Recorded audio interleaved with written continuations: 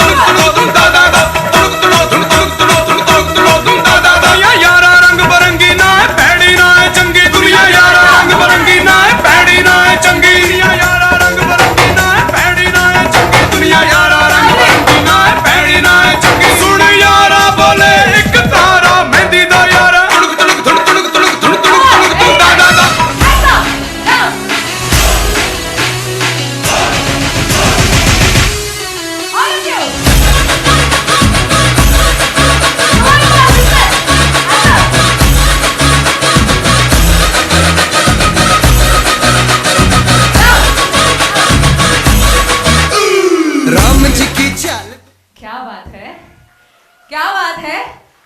इसलिए मैंने, before I started the event only I knew that my audience today would be fantastic. इसलिए मैंने बोला लाखों लाखों लोगों को, कंपनियों को देखा है मैंने, पर आप जैसा वेंगर एंड वॉटसन जैसा कोई नहीं. You have been fantastic. Thank you so much. So all of you, request you all to please be seated. Okay, let me talk to who is very popular here. Huh? Huh? Bala. Bala ke liye we have something special in store for you, Mr. Bala. Let me talk to Shivani. Shivani, hi. The world is yours. Let's give Shivani a huge round of applause. Looking gorgeous in pretty sari.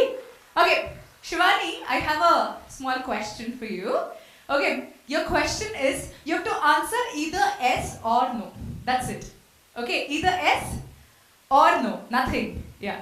The question is dash. Fill up the blanks. Are you ready? Are you ready? Okay. The question is dash. I am not a woman. Yes or no should be the answer. Dash. I am not a woman. She's thinking so much. Either yes or yes, I am not a woman. yes. You're not a woman? Pakka? Then what are you? My words are different. Anyways, let's give Shivani a huge round of applause. Come on. Okay. What's your good name, sir? Vivek. Vivek, you have to get up from your chair. Come on. Okay. Vivek also deserves a big round of applause because there is a special gift for dancing that should go for Vivek. All the steps he danced so well, so meticulously done. Very good. So Vivek, the task for you is you have to twist your tongue. Okay, let's give Vivek a tongue twister. Okay, tongue twister. You have to be quicker. I've heard you very quick, fast forward in everything. Yeah, right? Yeah, right? True. Okay, so the tongue twister is big man blue, big blue bubbles. What? What? It's big man blue, big blue bubbles. That's it.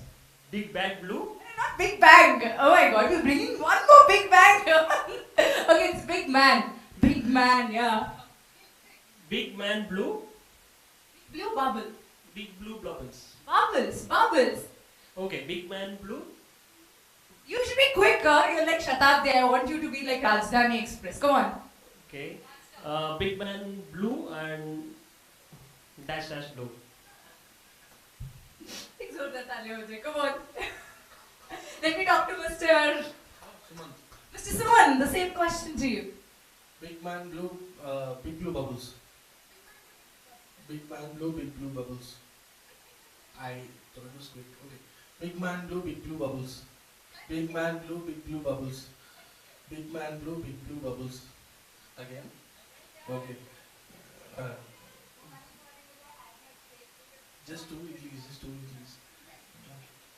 Big man blue, big blue bubbles. Big man blue, big blue bubbles. Big man blue, big blue bubbles. Lovely. Let's give Sumant a big round of applause and thank you, Sumant. So may you keep the same energy the whole day. So ladies and gentlemen, it's been fantastic. Once again, a warm welcome to all of you to the 20 years celebration of WENGER and Watson. They say that a journey of 1,000 miles must begin with that single step. It was that single step that was taken by our visionary founder, Mr. Harish, 20 years ago. And his vision was to create employment opportunities, right? Main thing to build a nation, to build an economy is that to have employment, to create employment, right? To create jobs. If you have an opportunity in hand is when you can feed your family, right? If you're earning is when you can feed your family. That's the foundation of anything, and realizing the huge potential here, realizing a huge gap here, that's when 20 years ago, it was not easy, Harish started WENGER and Watson, and joining hands with him was his beautiful wife, co-founder Amita. Today,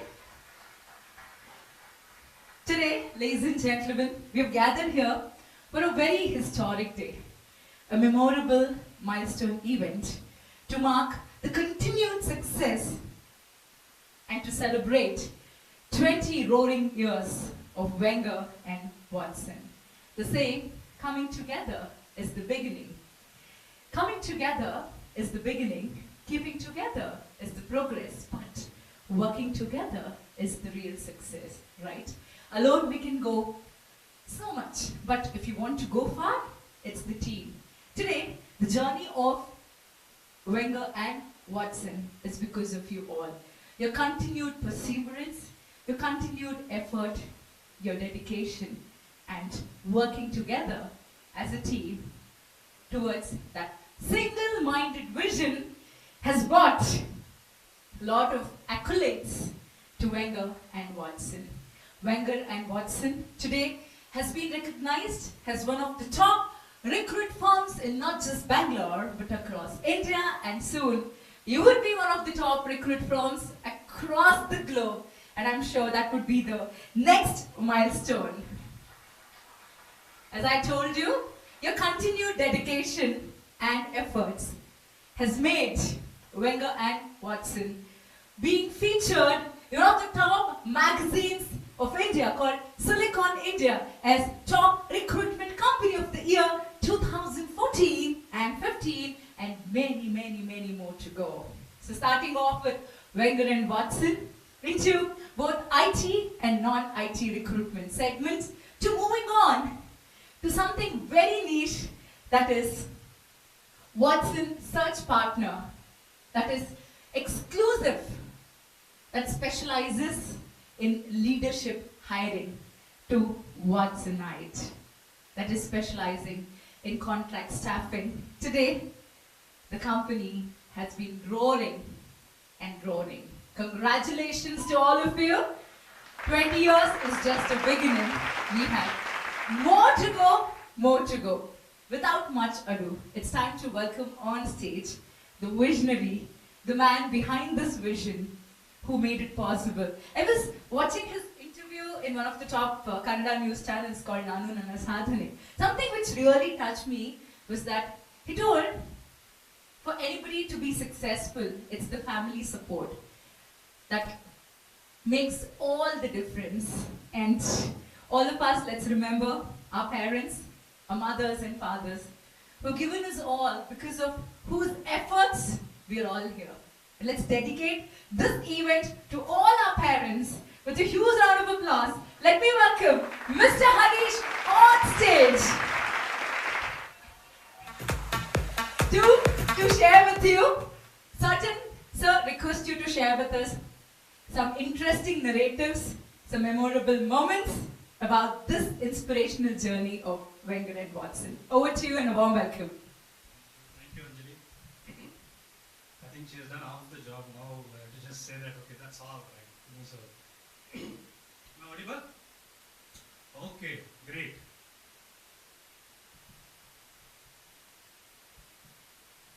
How to dance? Nice. Do it again. Do it again, no? Take it. Okay, you're right. Is it featuring clearly? The focus light can be switched off. Yes. Thank you. Now, Amita said, let's look back and then see what's happening. You know, what was the journey? The journey of 20 years. How did it all start? And let's tell them a story, how it began in the year 2002. Who was there with us? How did we start? And how's our journey? Right? In the next few minutes, I'll take you guys through that entire journey.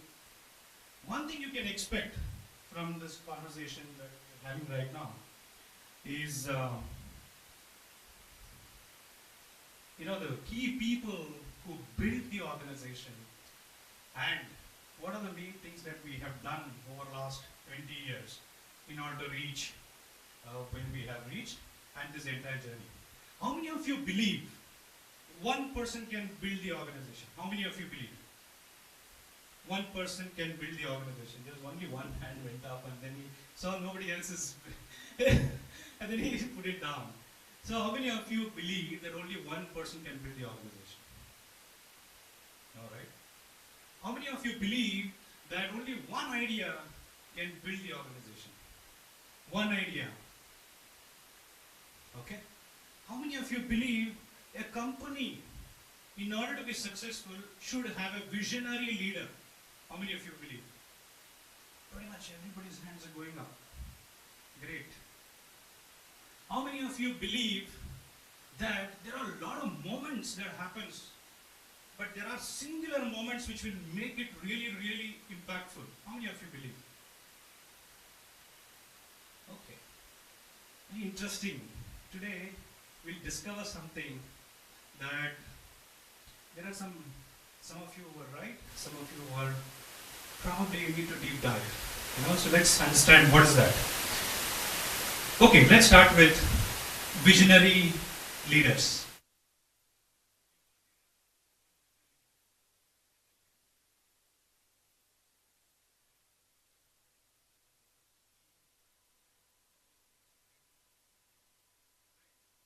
There is a book written by Jim Collins. Have you heard of that? Right. He writes a fantastic book, bestseller. It's been there as a bestseller for several years. It's called as Built to Last. So in that, he has studied over 1,000 companies and figured out what are the tenets, what are the main aspects which makes an organization successful or not. Right? Should it have a visionary leader, a great orator, an ability to engage thousands of people? Should they have? They try to figure out what makes a company last for ages, like 50 years. Can you give me the names of companies who have lasted for 50 years and 100 years? Any names? IBM, fantastic. Second, you read the book. Hey, you work for the IBM as well. Great. You read the book. Great. Yeah. 3M, fantastic. I think I have made those presentations quite a few times, I think. Yeah? Tata's, fantastic. See, if you look at all these organizations, who started IBM? Who started IBM? Only one person could say tell the name. But none of us remember, right? That's because the organization grew beyond founders. Who started Apple? Yes, there's a person who know. But there are few companies who have lasted for generation. They didn't know, we don't remember their founders. Yes? ISC, who's the founder? Any idea? Indian Institute of Science. Tata, who's the founder? Yeah, we've been told about all these names. But honestly speaking, there are many. 3M, who's the founder? I don't remember, don't ask me that. So, to be very honest, all these organizations have been growing because there is a team which takes care of the organization. There is no one singular leader who makes it all. And if he ceases to exist or if he loses his motivation or whatever, then the organization should not survive, right? That is the reason why a lot of companies have also, sort of ceased to exist. Have you heard of companies called Sun Microsystems? It's one of my favorite company. Have you heard? Very few nods. Have you heard of Java? Yes. So if you remember, Sun Microsystems is the one which started Java. Now, do you remember which company acquired? Which company acquired? Oracle, correct? Okay. Have you heard of BEA Systems? No? WebLogic? Do you know who? That was one of the big company back then in 2002, right? They don't exist now. Millions of dollars of revenue. Why they don't exist now? Somebody else has acquired.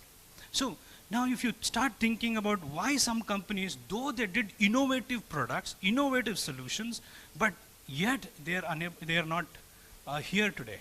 And why some companies have lasted for decades. Why some companies have lasted for centuries.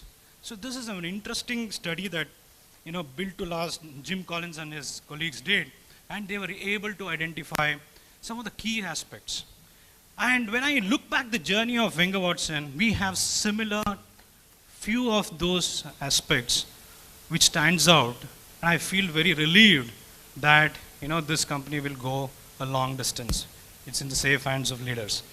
Guys, if I think about it, when in 2002 when we started, we had small office. Just going back to the down the memory lane, we had small office as big as 100 square feet with 4 of us who started. In fact, I'm not the only founder. There are 4 founders we started together, and that's another reality. And 4 of us came together, and then started this firm. Gentlemen by name Ramesh Sadashivan, Amita, Priya, and Harish. Now, all of you are wondering what happened to the others. When did they? What really happened? There's a wonderful company. Okay, I'll answer that.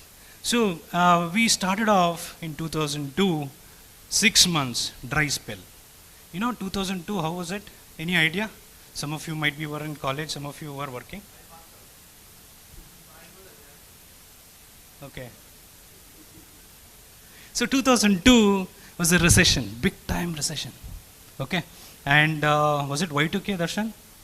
So only a few of us can remember those, So it's Y2K. Because of that, there were no companies who were hiring. So we had an audacity, or call it as, is it ignorance or the courage? And I leave it to you guys. But we started.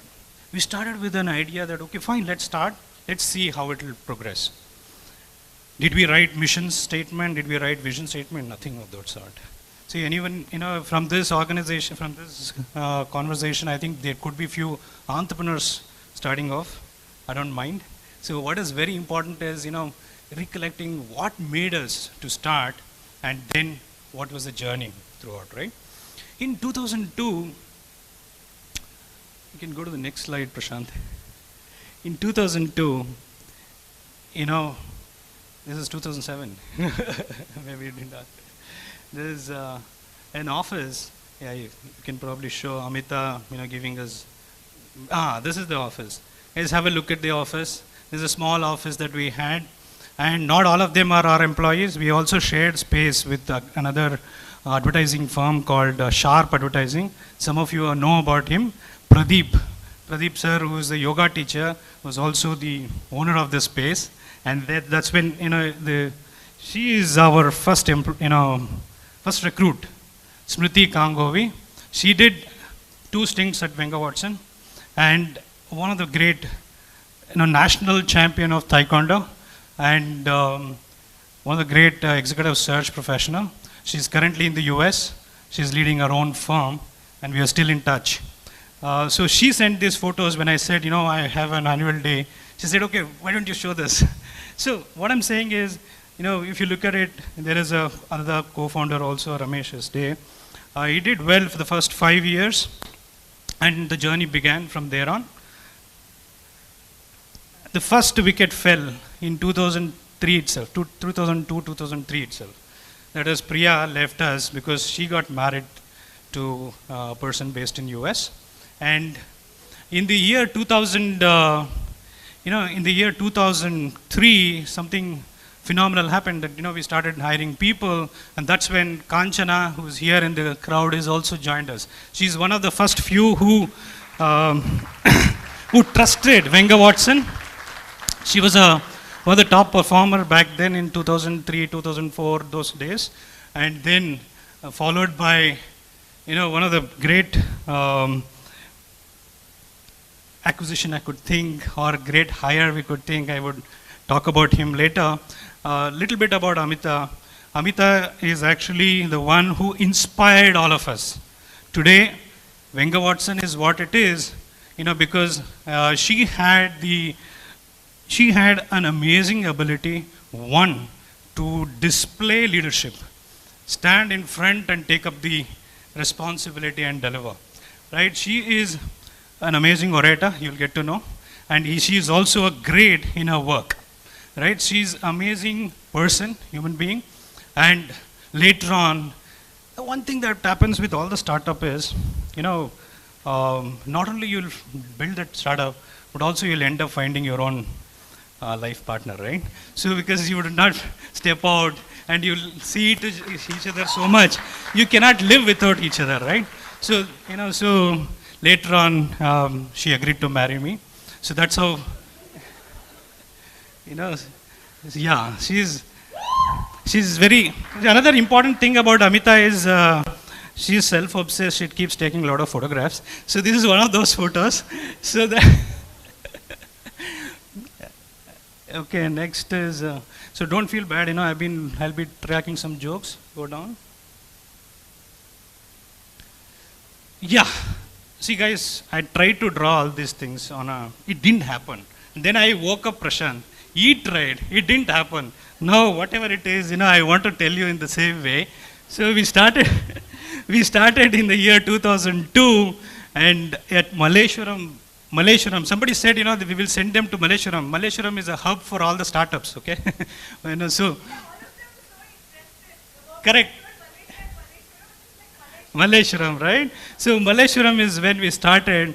Smriti, Kanchana and Nisha were the first few who trusted us and joined us. And I have a great sense of gratitude for those who trusted us when we didn't have anything to show, right? We didn't have any office. We didn't have swanky office or, the P&L to show. And that's when they trusted us and then joined us. They've been there for several years. And that's when another very important event happened. That is, Darshan Godbole joined us. So, what to talk about Darshan? I think all of you know more than me now, because he talks to you guys more than me nowadays. Darshan joined us as a trainee, management trainee. His story is also extremely inspirational. Somebody who joined as a trainee and so dedicated in his life, So, maybe he was well trained by his parents, thanks to his parents, the way they had trained him. The make of a person is extremely achievement oriented and someone who can constantly think of improving himself and the team around, right? So there was a stark difference between the people who joined during that time and him. So he was undistracted. To be very honest, we are a very fun-loving team. We used to have, we used to play carom. Now also we have a carom board at our office. And we used to play maybe shot cricket, everything possible in the small space. But one person will never join us. Who is that? Yes. He'll say, I have some work, I need to complete that, and I'll complete that and come. So and we used to think that, okay, fine, why is he not joining? But when he joins after 6 o'clock, he's fully into it, right? He completely enjoys that moment. So some of the characteristics of Darshan is, I realized that, this guy is going to be the key for Wenger Watson. Little selfish. Identified him as one of the prodigy who can grow really, really fast. And then in 3 to 4 years, he started working like managing partner. And in matter of 7 to 8 years, he was the CEO of the company. I felt that he is better than me, and he should take it up. He should run the company. And I'm there as a coach, and I'll continue as a coach. Right? So I felt that, he has it in him, the ability to, one, inspire others, ability to get into the details, ability to have those business acumen which is required to actually decipher what is distraction and what is the focus that we need to have. Right? So, Prashant? Sorry. Some of the photos I can show you. See, whenever I try to distract him, how he sees. You got it? So he's like, I'm working, right? So that was in business trip that we had in Dubai. We went to explore opportunities in Dubai. And serious guy when he is working. And Bala knows his calendar cannot be taken for granted. Right? So at the same time, when he is enjoying, there are a lot of other videos and photos where he will thoroughly enjoy. So true great leader, and thank you Darshan. Today on this platform, let me tell you that, without you and many other leaders who joined, this company wouldn't have been what it is today. Thank you.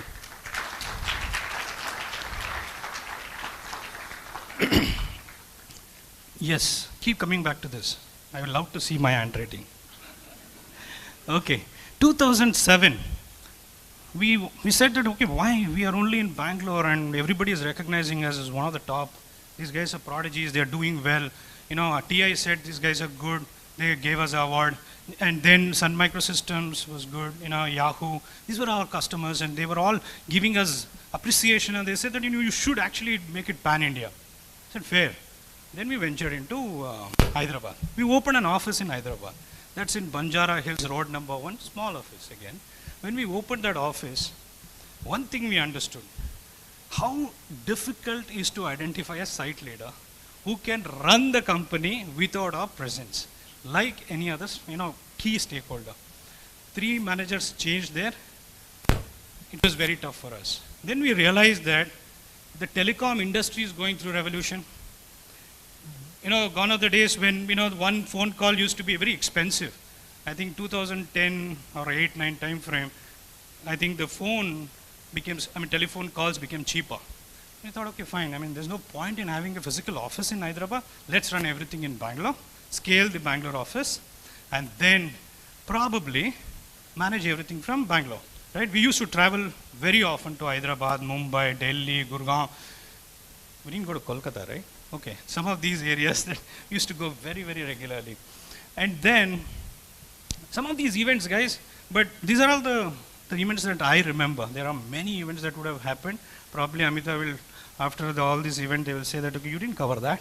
Darshan will say that, I think probably you could have covered it. So, some of those things will come, but whatever I could remember from my memory, I would have jotted it down.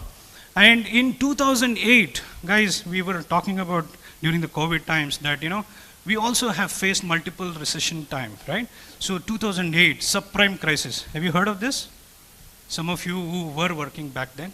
Subprime crisis was again, job loss, and it was painful. We didn't have requirements to work on. Everybody were supposed to do sales. What happened after that? Something that I realized. These are all learnings, right? When there is tough times, everybody gets together. Have you seen that? Even at home, even everybody. When there was COVID, there was no difference of all these things that are going on at the moment outside. You understood what I'm saying? Everybody was supporting each other. So in tough times, people come together, right? One good learnings that we had was, during that tough time, zero attrition. Zero attrition for 2 years. That's how people stuck together. We wanted to stay together and then see through the entire crisis. And soon after it's opening up, and then we thought, okay, fine, let's make a first mover advantage, let's expand quickly. We were a little early to the market, but we did that. We expanded by having more offices, hiring more people.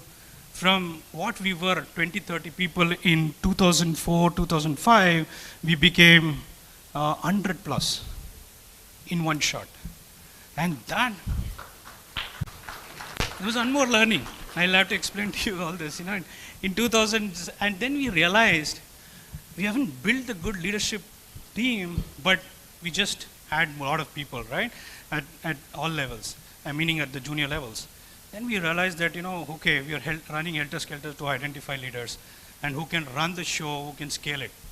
So that was another learning that came out of 2009, 10, 11 experiments. And then we said, okay, fine, let's not have 2-3 branches, people moving from one branch to another. BEL Road was another very important landmark office for us.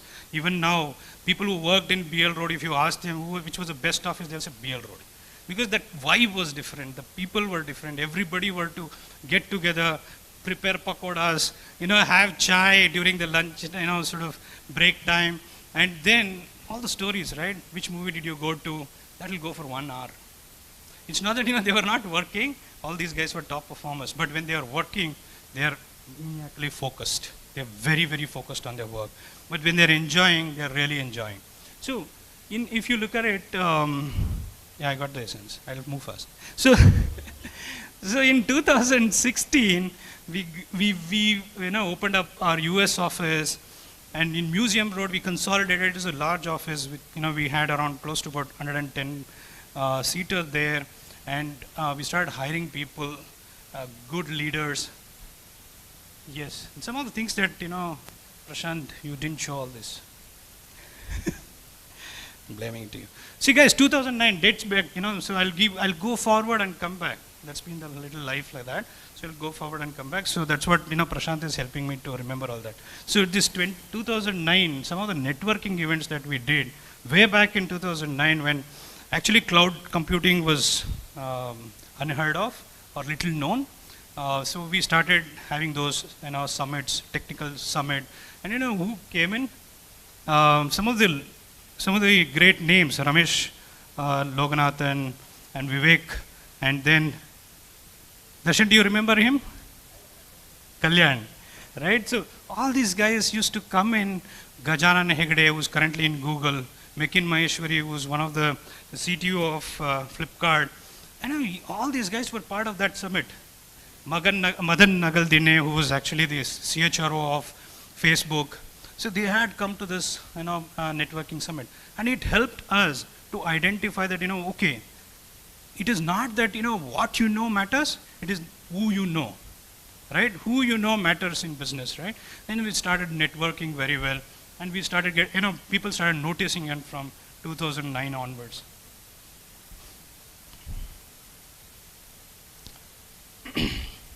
Yeah, next. Okay, so without family, I think Anjali did mention that without family we don't achieve anything. So I just wanted to try to talk about Amita's family and my family here. All, in fact, Amita's parents have been a great support for us throughout the journey. They have been a great support, and they've been a part of Wenger Watson family, I would say, because they have always accepted us, whether we are going low or highs, and they've been very, very encouraging. So that's Amita's parents, and my father-in-law and mother-in-law, and this is my parents. Unfortunately, one member is not there in this group, which is my father. So, I think you guys know about it. So 2021 we lost him. But my sincere gratitude to my parents and her parents and all the family members and parents of all the employees who joined us, who actually blessed us to be successful today. Whatever it is, right? Today, I'll tell you, whenever I meet Sangeeta in of the function, her parents, the way they kind of give that vibe about Wenger Watson, that's a special feeling, right? These are the things that probably which made us a family where all companies write that welcome to the family, and we truly believe that this is a family and we have to run like a family, and there are a lot of those key elements of family that you will see in the fabric of Wenger Watson. Now if you look at this is when one of the major event happened. Okay, so Prashant is, don't laugh, you don't know me. Okay, so here you see Vanishri. Can you see Vanishri here? I can't make you zoom in, zoom out, but there is Mariam. Mariam there? Yes. Mariam, second innings, welcome back. So Vanishri, second innings, welcome back. And if you see that, Vinodini worked with us for 9 years. Many of them have worked for 5, 10, and so on and so forth. See guys, the amount of gratitude that I will express today, it is very less. Without all of you, Wenger Watson would have been nothing, right? And all of you have contributed immensely in building Wenger Watson. Go forward. I'll go a little faster. Then in 2017, Sushil Punjabi joined us. A great leader, great human being, fantastic human being. I know him more than just business, like the way I know Darshan now, and for several years. Sushil comes with great abilities of sales. We all look up to him for sales, actually. The way he closes the deal and so on. Not only that, the way he engages with the customer, the way he creates that customer loyalty, and the customer comes back to us and keeps giving us the repeat business. I'm sure he will take us through the journey of WSP, how it started, what happened, what are the key milestones, and what is it today, and what will become, what will be the future for WSP and so on. So I won't steal your points. So Sushil, thank you very much for joining us. And that was, no looking backwards. I think the leadership search has got a lot more to offer. And just to, sort of give some context, 2003 is when we had our first director, closed. That was in Amazon. And we closed all 3 directors in Amazon. Director for Bangalore, director for Chennai, director for Hyderabad. So all these guys have gone on to become great leaders. Jay Valliur, we didn't make them, but we feel proud that those leaders have stayed on with the clients for a long time. Then Deepa came in and she started working with ML. And she is a fantastic, aggressive leader. I'll need to fast forward mostly another guest. Venkatesh Prasad sir has arrived. Sorry, I took a lot more time initially only, I think. So Deepa came in, and today she is one of the fast-growing leader. And she fast-tracked from being a recruiter to VP with her ability to win each and every awards possible in every year, right? So, and truly inspirational, and she sets high standards for and highly determined individual. So thanks Deepa for joining Wenger Watson and continuing as a leader. Now, this should have come a little early. Bala joined us during 2009-10 time frame, and 2 important people joined us, Sangeeta and Bala, and Nidhi. The next slide will be there. But if you look at it, yeah, so Bala has been a great leader, great listener, amazing person. He works like yet another founder who takes up anything and everything on him, like Darshan. He is the one who puts up his hand for whether you want to do admin, operations, finance, HR, and probably, if required, he will do sales also, right? So that's the kind of person he is. He is, it's a blessing for me to have Bala in our team. Thank you, Bala. Thanks for joining. Now he's pushing me to. Okay, Nidhi joined us in 2009 and so on, and she is currently AVP at working with WSP, and she is an amazing leader. I think Sushil has given a complete write-up about how she has been impactful, and she completed close to about 11 to 12 years, and Bala completed 12 years, and then Sangeeta is showing me how many actual years, right? So 13 years. Sangeeta has completed 13 years with us. She started, hers is another inspirational story, guys. She started as a front office executive, and then she has played key roles in HR and in admin, and then today she's heading the sales for Watsonite. So she is actually one person whose story can be stitched and told many times. So she is very inspirational that way. And yes, we have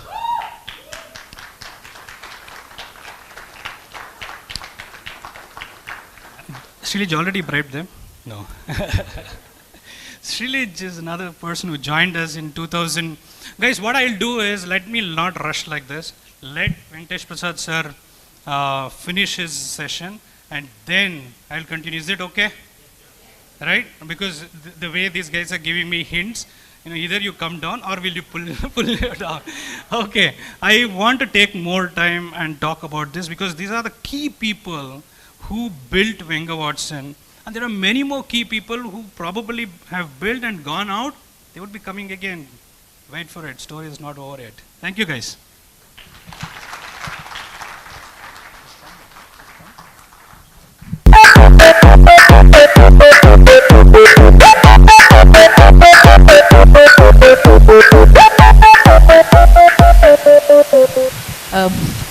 Thank you, Mr. Harish. It was truly wonderful, no, to really get back into our memory lane and reminiscence those days of how we grew and today where we have reached. And I'm sure this was something which was so inspiring to kickstart something more bigger and more bigger. So thank you, Mr. Harish. We have more to talk about the journey, more to share with you about WENGER and Watson.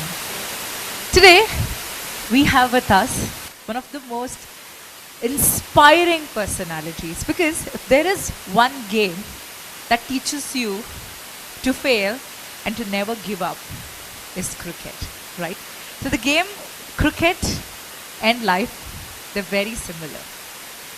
Cricket is that you have to be present every moment on the field, right? And in life also, there'll be a lot of challenges. There'll be a lot of hardships. You think you're winning the game, but last minute you lose it. You think you're losing it, last minute you win it. That's life, right? It's not predicted, it's very unpredicted. And similarly is cricket. But we have with us, why do we really worship cricketers in India and across the world? It's because they have taught one important lesson in life is to never, never give up, right? So that's why they stand apart. With us today is one such very inspiring personality, someone who is very close to all of us, a very beloved fast bowler or former Indian cricketer and Indian fast bowler, Mr. Venkatesh Prasad.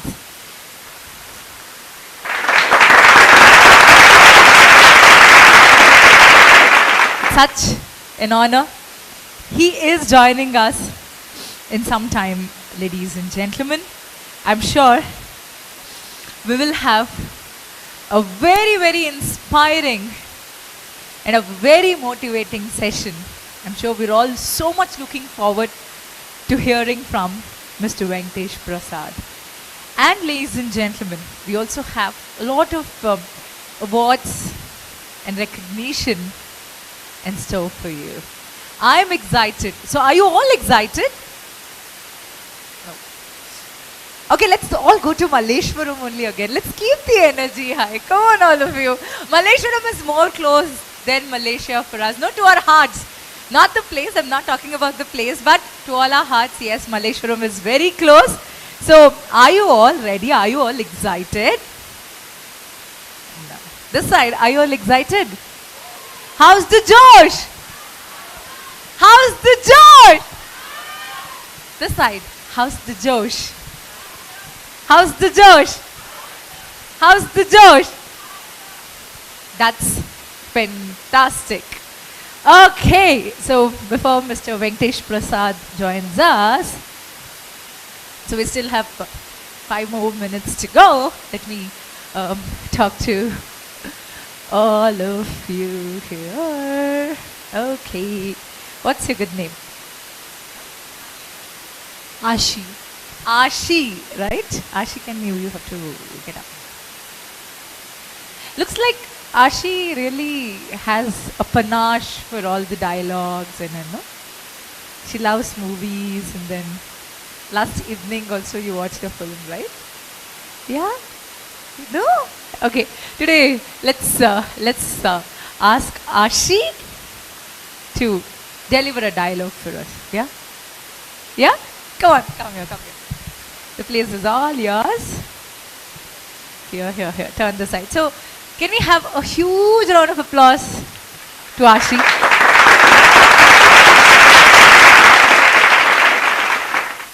Okay. Ashi, your dialogue is. So, which movie did you watch very recently? Recently I watched RRR. Triple R. Okay, then KGF 2. Who haven't watched KGF 2? Who haven't watched? Quite a few. You have not watched it yet. You have to watch it. Huh? Who have watched KGF 2? Come on. Aha.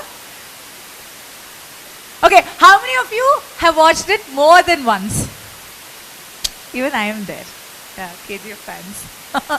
Lovely. Okay, okay. The dialogue for Ashi is एक चुटकी सिंदूर की कीमत तुम क्या जानो तुम क्या जानो तुम क्या जानो Ramesh Babu.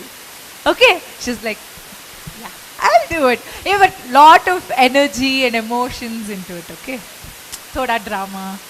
Oh, she's ready. Oh, hey, I'm ready. What are you teaching? No, no, I'm ready. Come on, come on. Let's give her a big round of applause. Come on. Yeah.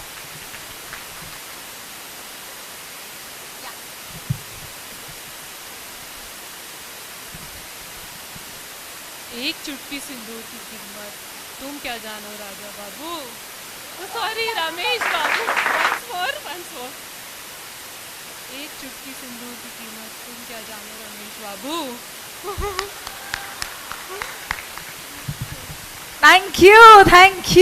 Thank you so much, Ashi.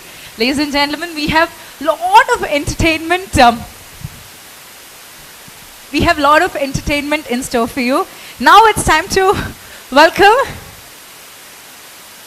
the renowned Indian cricketer, the very inspiring Mr. Venkatesh Prasad. He's there. I request you all to please stand up as we welcome Mr. Venkatesh Prasad.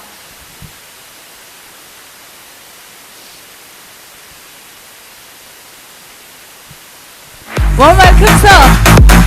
We have with us the very inspiring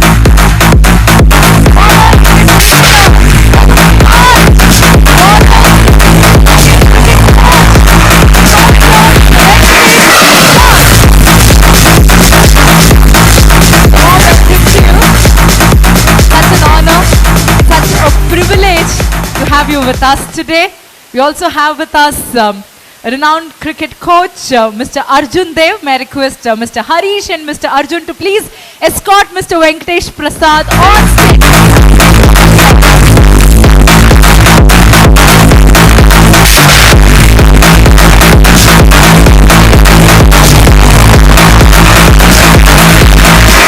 Namaste and a warm welcome to you, sir. Such an honor, such a privilege to have you with us today. And Mr. Arjun, warm welcome to you too. So,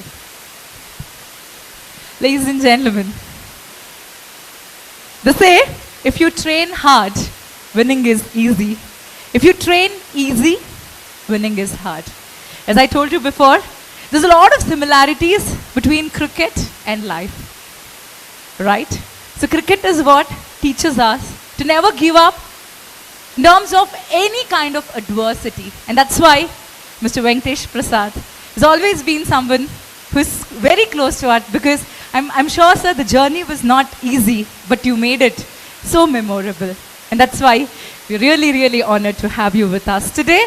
And we also have with us Mr. Arjun Dev. I take this my privilege to introduce Mr. Arjun to this August gathering, and Arjun will be moderating the session with Mr. Venkatesh Prasad. So Arjun Dev is a cricket coach by profession. He was the team manager of the Rajasthan Royals and the head of cricket at the Padukone Dravid Center for Sports Excellence. He has now co-founded NICE to pursue his dream of coaching girls and boys who will go on and play for India. So welcome, and warm welcome, Mr. Arjun, and over to you.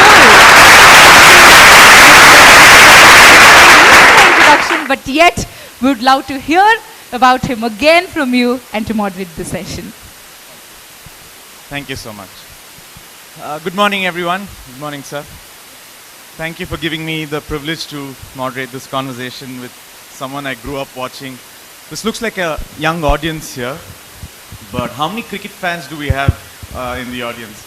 Okay, that's a decent number. For all of us who followed cricket in the 90s, one of our happiest, memories or happiest moments in the game was when that right arm would go up and you run towards the wicket keeper after you get a wicket, and that's the picture they've chosen as well. So that was a moment which we all waited for, and it's really nice to have you here, sir. Thank you very much, and very good morning to you all. Pleasure being here. Thanks for the awesome welcome that I had. Thank you very much. Really appreciate this. Yeah. I hope you're all having a good time.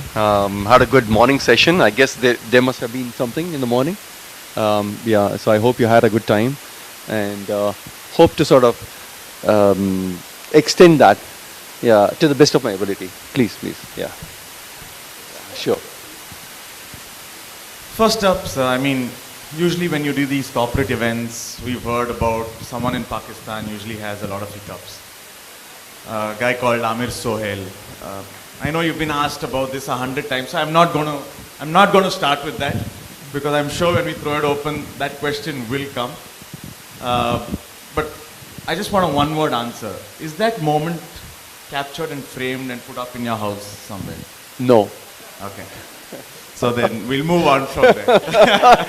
What else can I say? You just asked for one word, so I said no. I just wanted to start with that as a Cool, good luck moment. Cool. Chennai Test match against Pakistan, 1999. Everyone who followed cricket here remembers it for the heartbreak, for Sachin's epic innings in that fourth innings. But before that, to set up, to get us into that position, you got 6 for 33 in Pakistan's second innings, including a spell where you got 5 wickets and gave away no runs.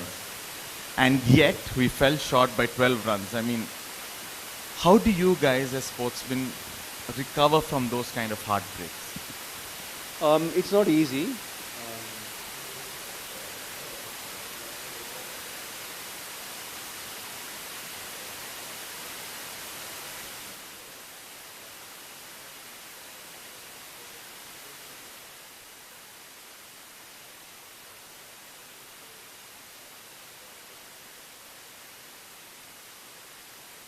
Thank you.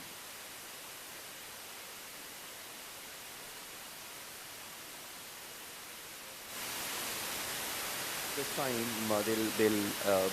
they can sort of understand what I'm talking about. And of course, when you play against Pakistan, the expectations and of course expectations of the performance of the players and expectations from the team and the media expectations and so on, or the spectators for that matter, or the billions of followers that both India and Pakistan have got, the expectations is sky high. So it's not easy to sort of relate to. It's definitely a heartbreak, I would say. Not winning the test match, having come close to winning the test match, but I believe it's one of the best test matches when it was voted. I think it was one of the best test matches that they saw, or something like that. And having been part of the test match, having played my role, I think, yes, at one point of time it looked like they were just running away with the game, like the 196 World Cup. Of course, it was a one-day game, but here it was a test match. They were clearly in control of the game, Pakistan. They were batting extremely well. And of course, as I said, before, the expectations, I was just then also named in 97, 98-ish, I was named the International Cricketer of the Year. So now having the tag, well, having the tag and wearing that crown, it's not easy actually. So you had to live up to that standard, live up to that expectations. Over the moment you are somebody, the people's expectations are every time you walk onto the ground, whether it's me or Sachin or Rahul or whoever it is, every time they see it's a 5-wicket haul from a bowler, it's 100 from a batsman. So in that sense, I didn't have a good first innings actually, just maybe a couple of wickets if I remember right. I don't keep anything in my mind. I just tend to be in the moment. That's why I'm just saying I think it must be a couple of wickets in the first innings. Then, obviously, I was bowling well, and I was not amongst the wickets then. And somewhere that doubt started creeping in my mind, saying that, am I really good? Am I really, those sort of doubts start coming to you, and you've just been named international cricketer and so on and so forth. Then you start sometimes when you're not amongst wickets as a bowler, and when you're not performing consistently, you're bowling well, but then again, you don't know. I mean, the outcome is not in your hand, right? So that's what sports is all about. So you start doubting at some point of time, and that's when, I don't know what happened. I just had 1 wicket in the second innings, before the 5-wicket haul. 1 wicket in the first inning, rather in the second innings, first spell and so on. And then somehow I felt that there was not much of confidence, from the captain on me.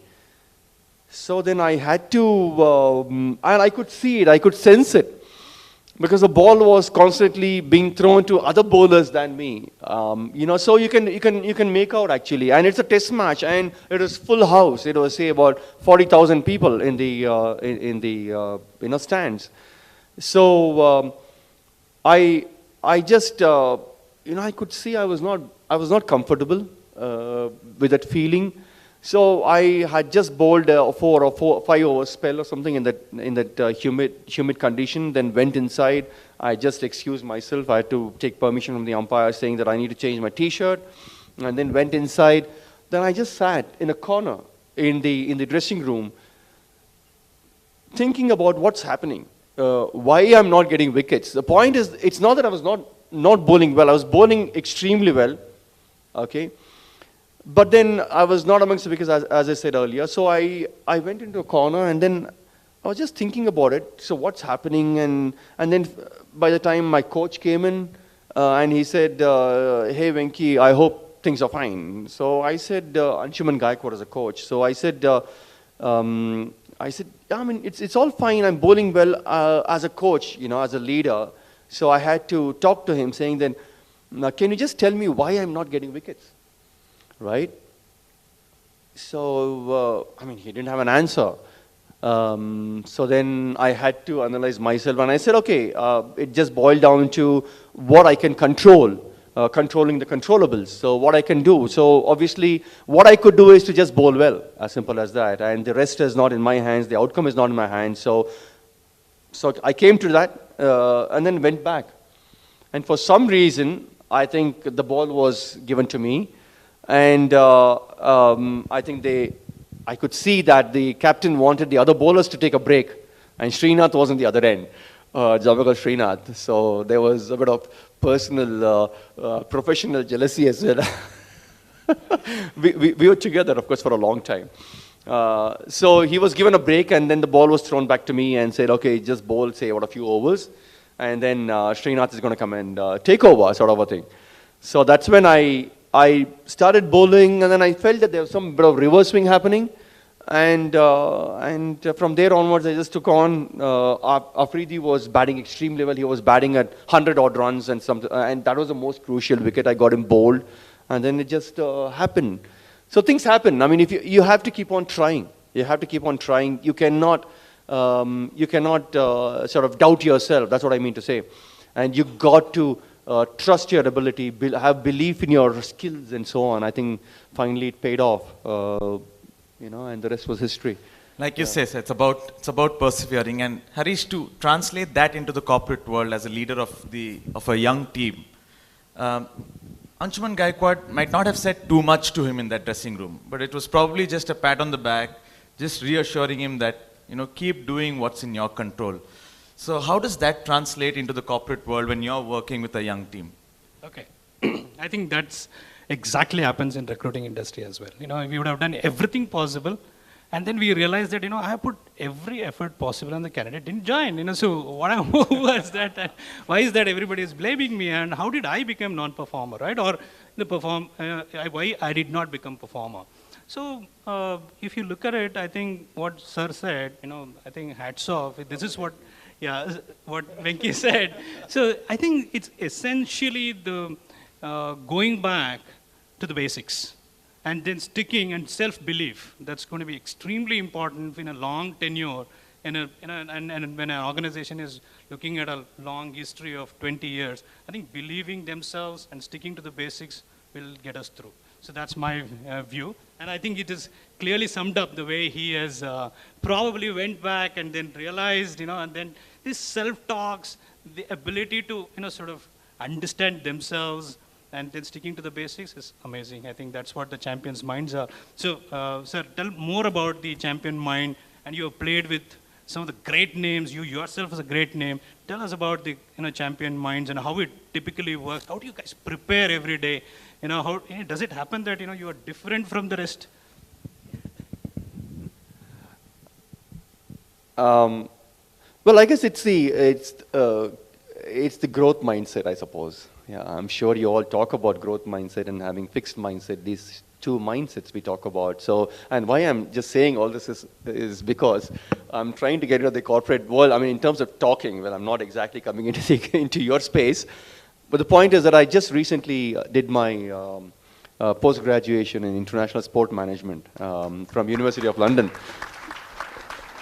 So luckily it was an online sort of a course. So I was able to refer to a lot of things, but then it was just amazing. It was just amazing, and we did touch on McKinsey's strategic framework 7S, where it's strategy, structure, shared values, or a staff and skill, and so on and so forth. That's where I started reading about growth mindset and the fixed mindset, and of course I have in my own field, in my own, boiling it down to fast bowling. Okay, in my category, in my department, I've seen so many of them who were far more skilled than I was. Far more skilled. I'm telling you, I was probably somewhere below the ladder in terms of the skill I'm talking about fast bowling, because I also went to MRF Pace Foundation as well, which gave me the foundation as far as fitness is concerned, but I had this natural ability of fast bowling, and that's why I was selected. So there I saw, numerous bowlers who were far better than me. They had great control in their lines and lengths. They had great control in their swing, like what we see about Bhuvneshwar Kumar. I don't know, have you seen Bhuvneshwar Kumar, playing for Sunrisers Hyderabad, played for India as well. He's still playing. And Mohammad Shami for that matter, or Bumrah for that matter, and so on. So I was, I saw so many bowlers who were far more skilled and had the ability to do anything, and was far better batsman than I was. I was a number 11 batsman, of course. You 6 against Australia, I remember. Thanks for bringing that up. And I'm really happy that you still remember that. The point is that these people, I feel that they gave up when the situations demanded, when there was tougher situations and so on. So probably I was on the other side, where I always liked challenges, I always wanted to adapt. I always wanted to improve upon the skill that I had. So that's probably one of the reasons why I was able to probably, carry or climb the ladder and get into the Indian team, and of course stay there for some time. So these are the things that I've been seeing in my own field.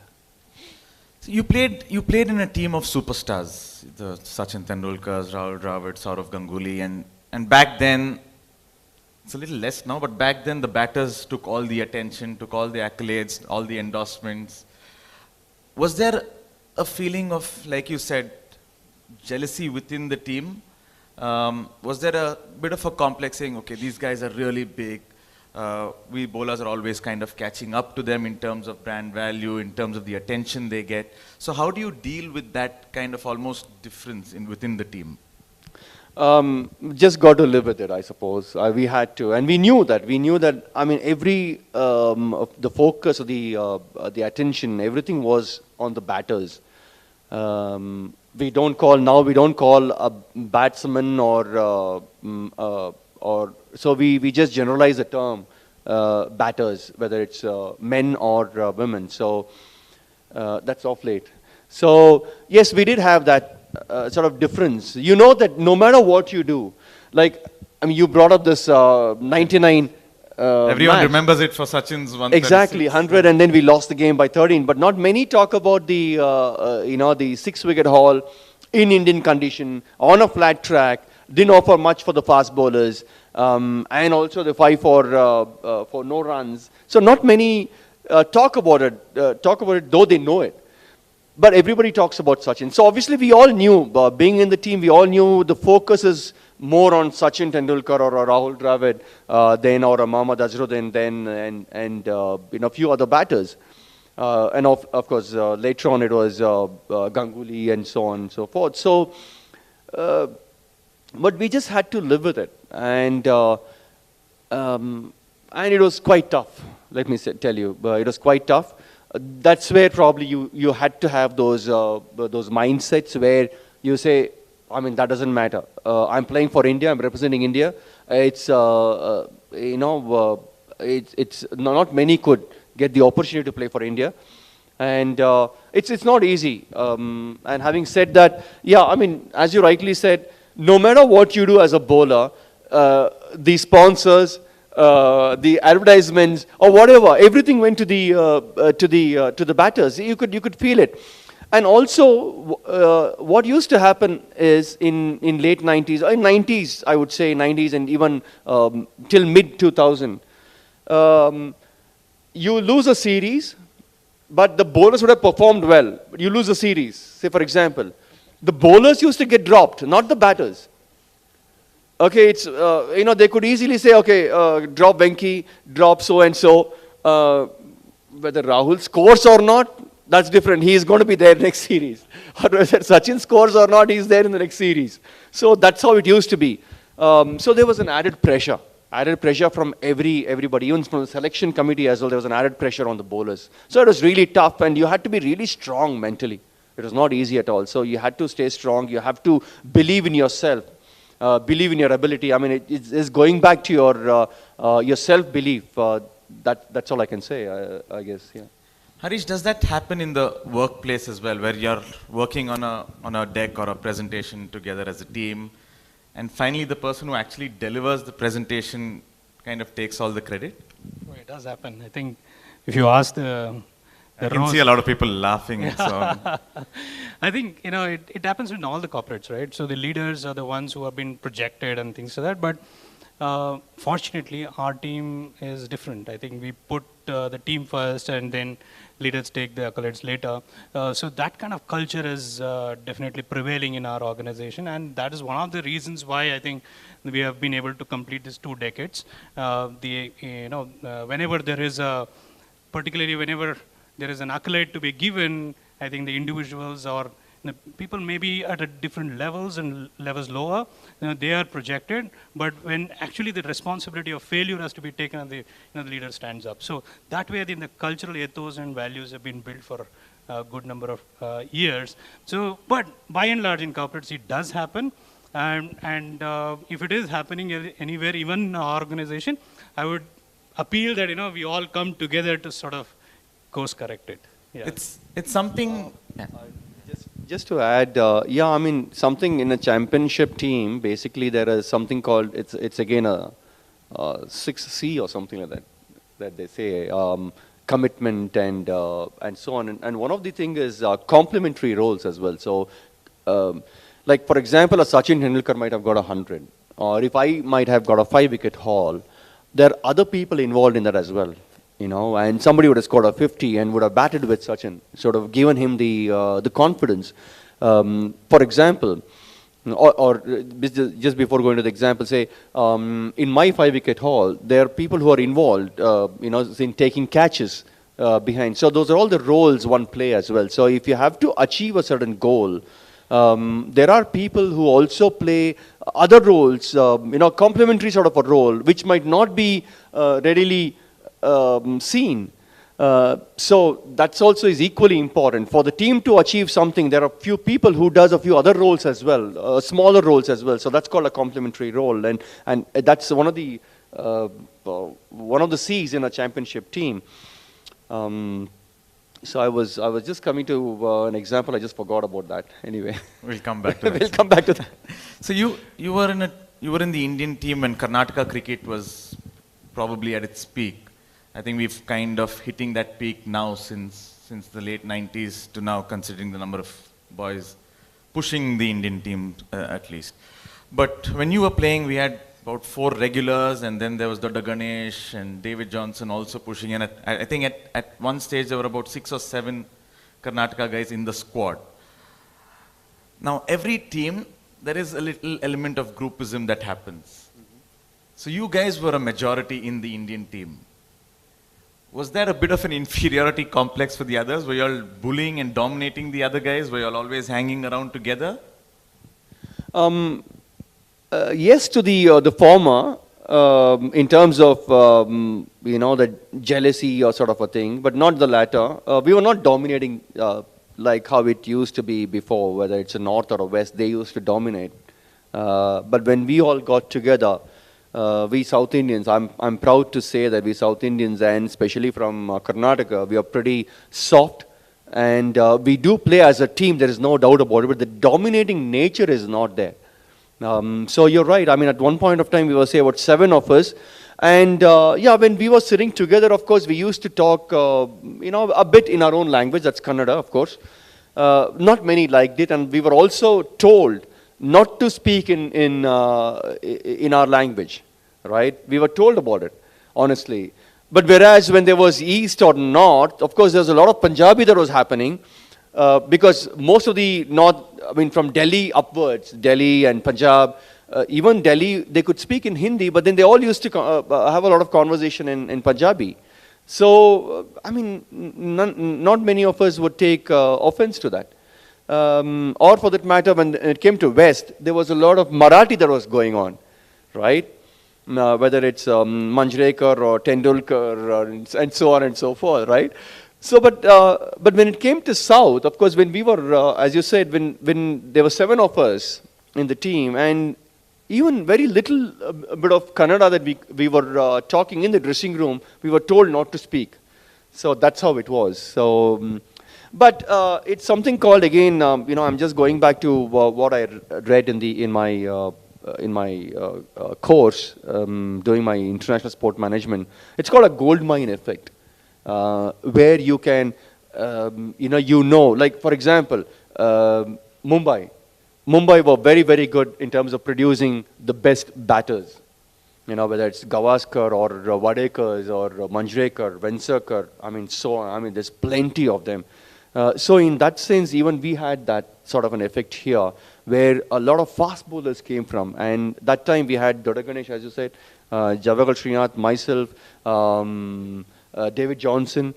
So the conditions are good here. The conditions are good for fast bowlers in Bangalore. The pitches were good for fast bowlers. So again, going back now, if you look at the athletes, the sprinters, they all came from Jamaica. So that's called a gold mine effect. So you can pick, if you're sensible as a coach, then you know where you can find these fast bowlers, where you can find these batters from. Or where you can find the boxers from, where you can find the footballers from in India. See, mostly northeastern sort of a thing. You find good boxers and footballers, right? So that's how you need to go about. I feel, that's what it's all about. Makes sense. So you moved on from playing to then coaching the Indian team. You moved on. One of your first few assignments was the 2017 T20 World Cup. We all know what happened in the 2017 T20 World Cup. It was a fairy tale run. But sitting in the dugout, when it was the last over, as the bowling coach of the Indian team, were you happy that Joginder Sharma started that over, or were you like, what the hell is MS Dhoni doing here? Honestly. You didn't expect that, of course. You didn't expect Joginder to bowl the last over. But I knew that there was something going on as far as MS Dhoni was concerned. I mean, he had taken up the leadership just then, and knowing MS Dhoni and having known later on also working with him with Chennai Super Kings and with the Indian team, I knew how he was thinking. Basically, he's somebody who works with just instinct, absolute instinct. No matter what you plan, what sort of plans you have or strategies you have for a particular batsman or during the game or the phases in the game, he just works based on his instinct. So obviously he wanted to take the game till the end, right? And for some reason he started finishing off the best bowlers by 18th, 19th over. So the only available bowler for to bowl the 20th over was Jogendra Sharma. So yeah, it was important for him to take the game till the last. I think that's where you need to give him that credit.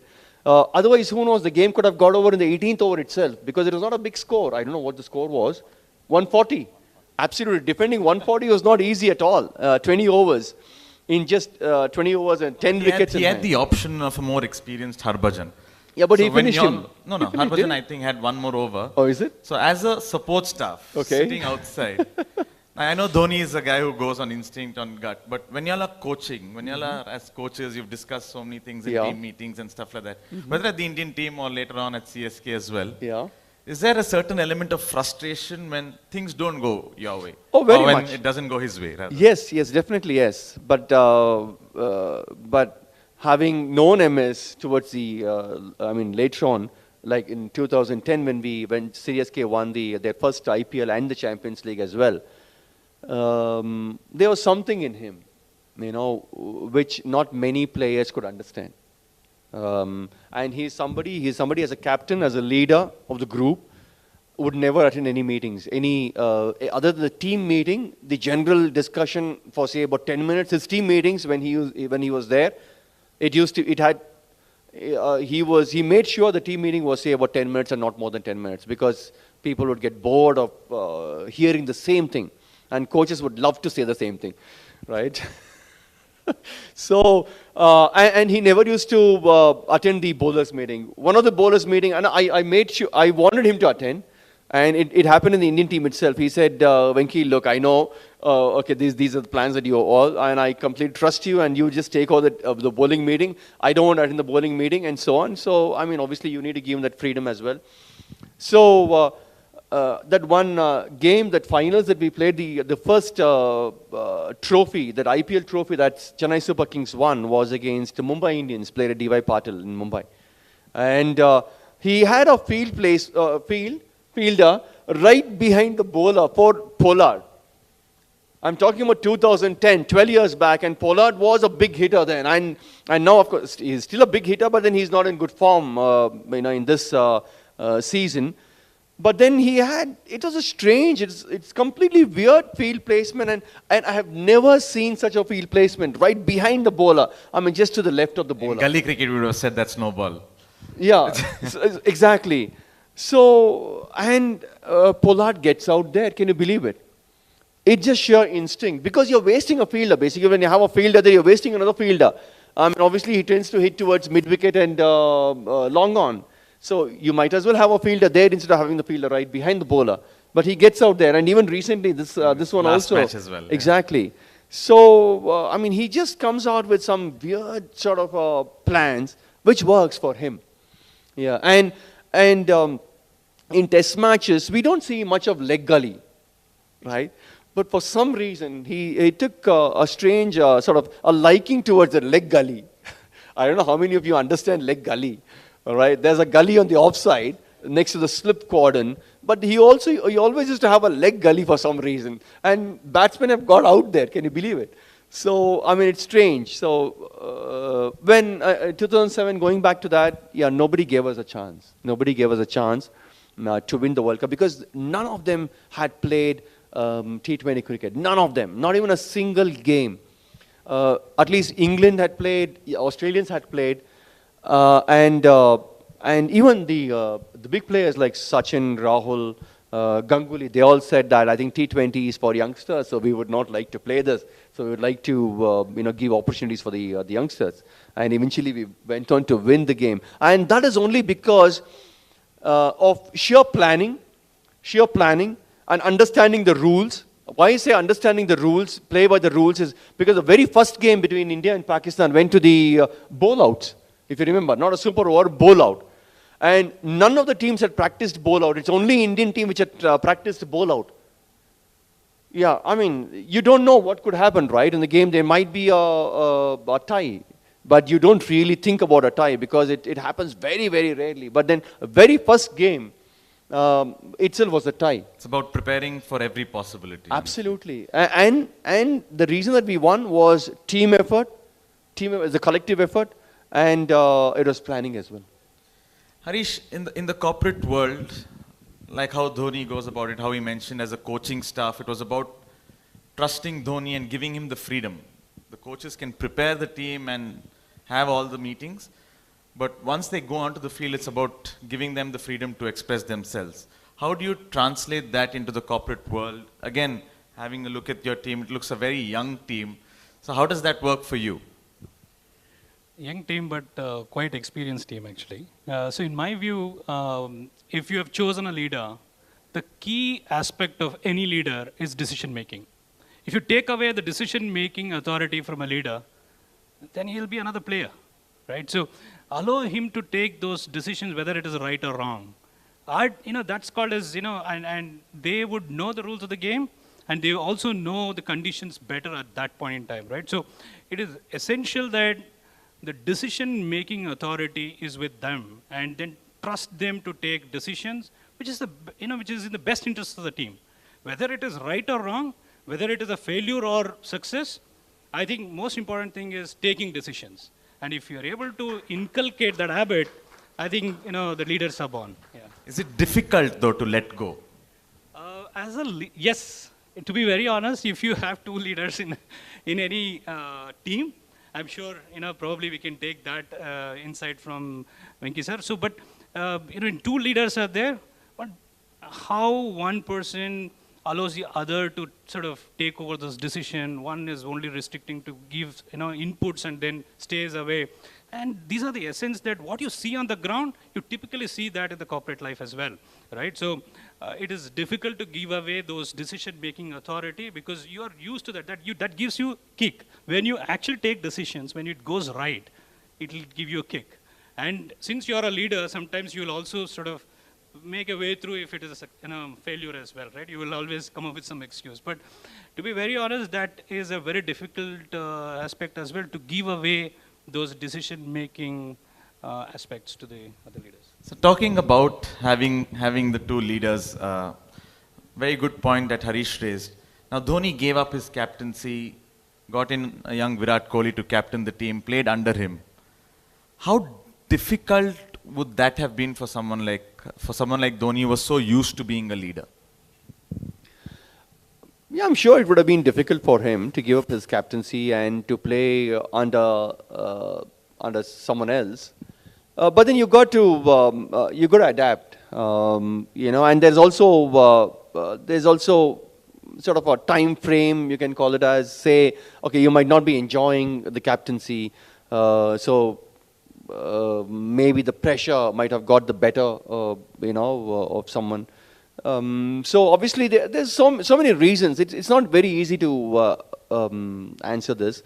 In fact, Rahul, I remember in 2006 or 7, you're absolutely right. In 2007 he gave up his captaincy because he didn't get the support from a few players, and he didn't get the support from the selection committee as well. So it's not easy to keep leading the side, even though you're performing. But if you don't have the support from your players or from the committee and so on, so it's not going to be easy.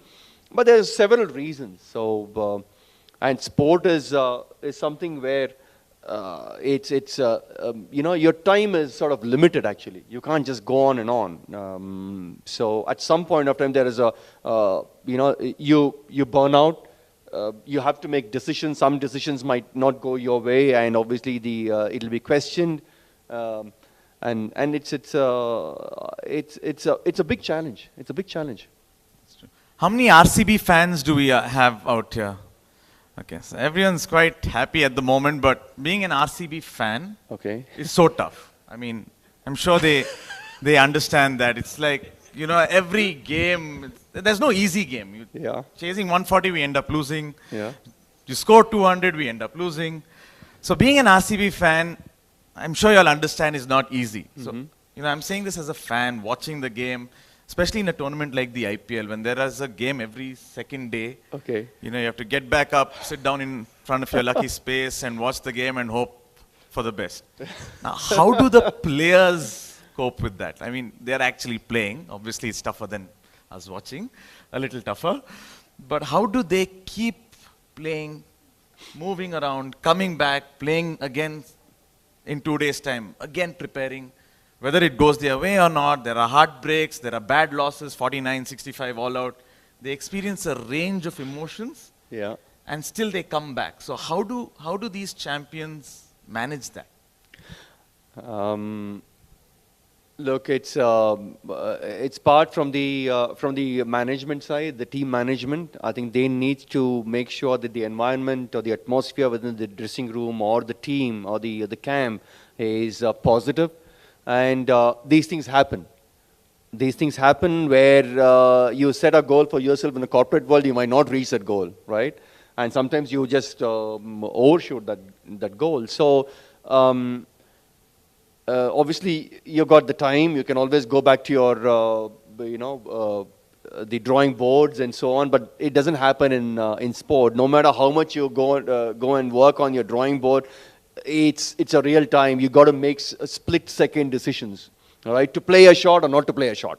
You don't have the time. The bowler delivers. Before he delivers, you don't have the time to make a decision, right? I mean, just a fraction of a second you have, millisecond, I would say, to make a decision to play it or to hit it. So a few things go wrong. Yes, I know that you all have waited. The fans out here have waited for 14 long years. But I would like to ask you all, where is RCB going wrong? Because we keep talking about RCB a lot. But I think if it can come from them in terms of where they're going wrong, they'll know, I guess. But it's not easy to come back after a loss or to come back after a good game and still losing, ending up on the losing side. It's not easy at all. It's very challenging. And of course, IPL is different. Playing for the country is different.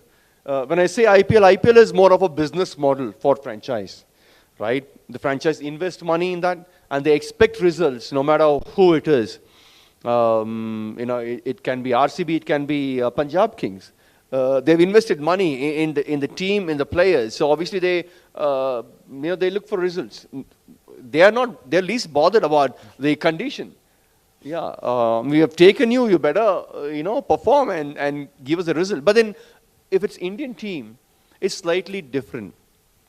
The emotions are high, and they know that. I think people here can still understand when it comes to the Indian team. They know they're putting their effort, and I can see it in the players as well. When they play IPL and they play for the country, when they play for the country, they put their lives on that, on that particular game. When they play an IPL, they're still okay, fine. We get 14 opportunities, 14 matches are there. If I don't do well for this franchise, maybe some other franchise might take me next year. I just need to be above average, sort of a thing.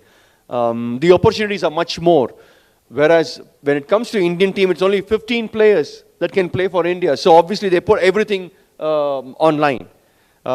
So that's a different ball game altogether. But that's what it's all about. But then I don't know why RCB is doing. Today is the day. Today is the day. Today's the day? Today is the game. Hopefully Virat gets some runs today. Well, I was part of Punjab Kings where we won in the first phase games. In 7 games, we won 5 games. So we were sitting pretty in the points table with 7 games, 5 wins, 10 points. You're not supposed to say such things. I know we know what happened next, but we don't want to hear that. I just hope it doesn't happen with RCB. No, but talking about the IPL, staying with the IPL, you've coached at a couple of franchises. I'm sure there's a lot of pressure from owners. I mean, being at the Rajasthan Royals, I've seen that as well, where the owners kind of get a little involved in terms of selections, in terms of strategies, when things don't really go your way. But as part of the support staff, how do you kind of keep that pressure away from the players? It's again difficult. It's very difficult, but we try to manage it. So there need to be a structure which has to be followed. I mean, if the owners feel that the players are not performing or certain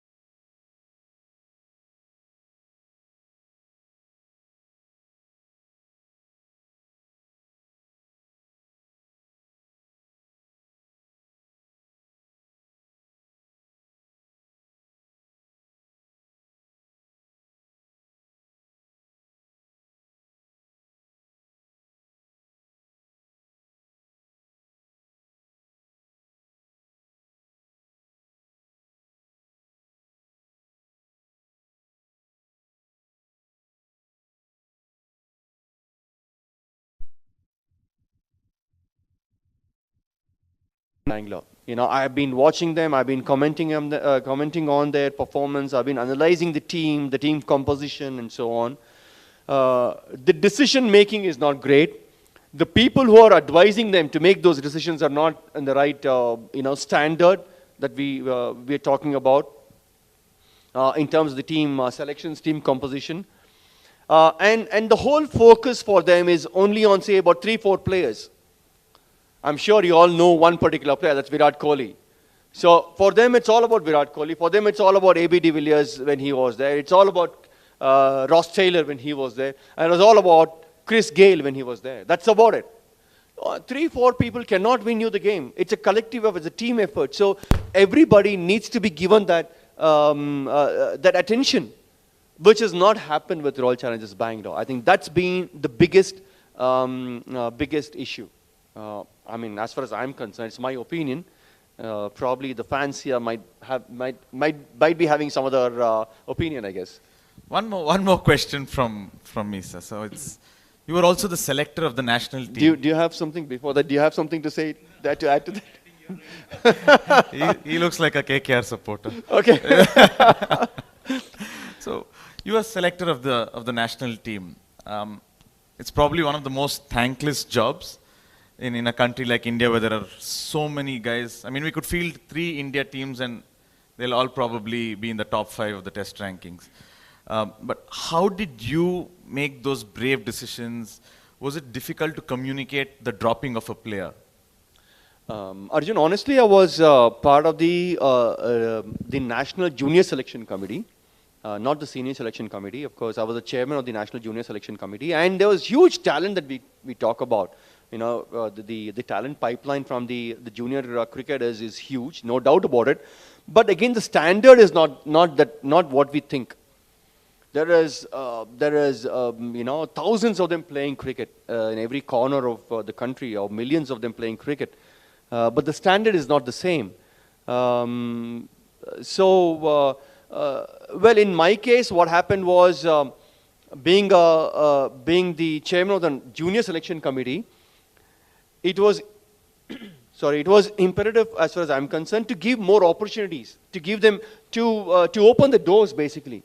So I think during our time as the selection committee, we gave a lot of opportunities to a lot of players. At least I tried out somewhere close to 50 players, who could call themselves as the junior India player. So I think it's not right for us to, select only a few players. I think we don't know. Somebody can be a late bloomer. For example, it's Srinath or myself, for that matter. We never played under 19. We never played under 19 cricket at all, whether leave for the country, even for the state, we didn't play. But still went on to play for the country by playing, university cricket and Ranji trophies and so on. So, and it's not that all of them who play for India juniors, under 19 for India, would play for the senior Indian team. No, that's not the case as well. So it's important for us to give as many opportunities as possible when it comes to junior cricket. That's what we did. But again, the standard of cricket, I still feel that there's huge scope for improvement there.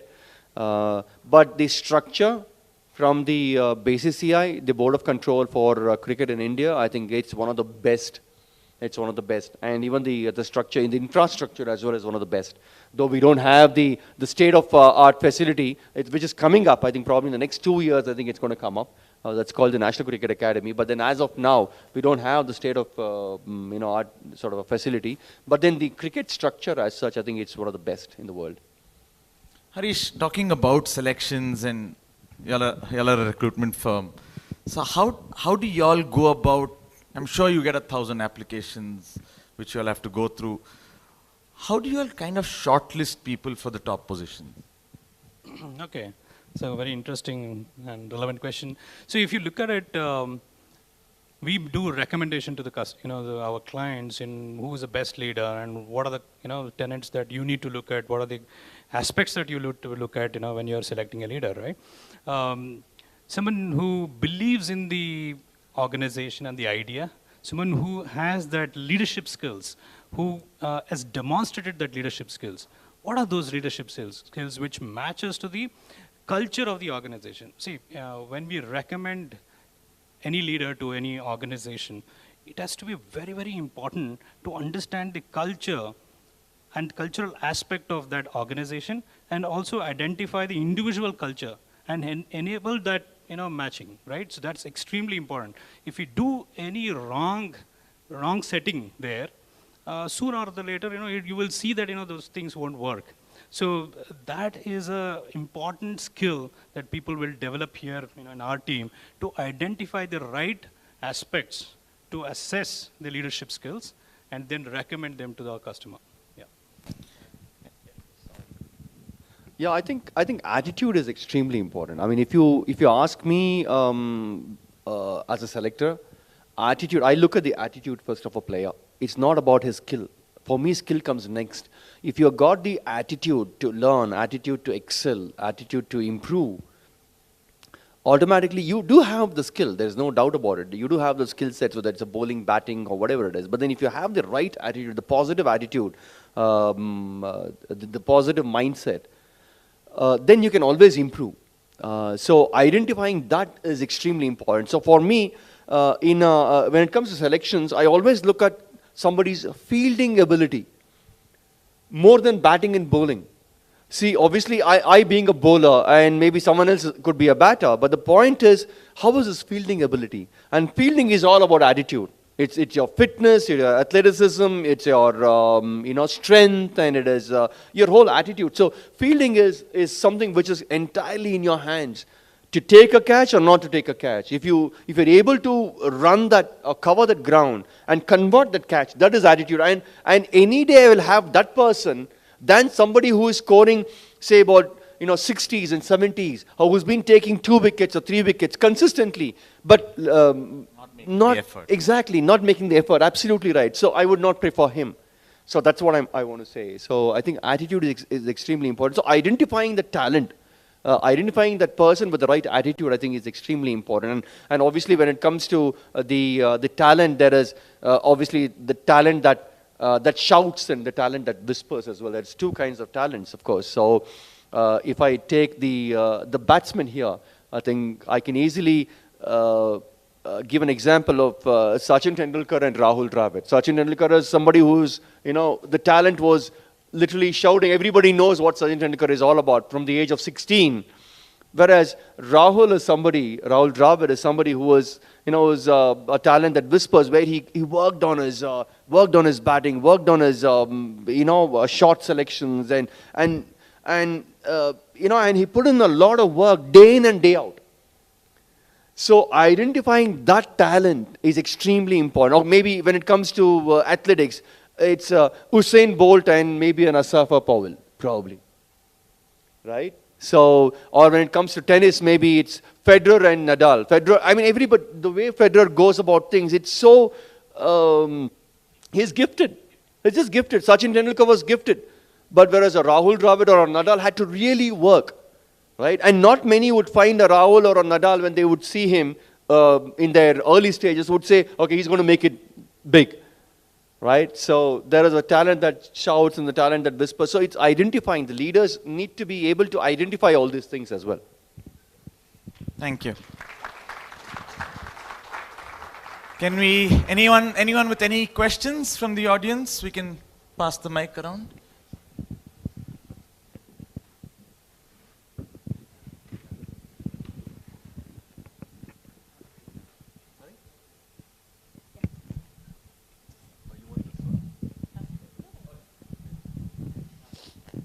So it's been a very inspiring session.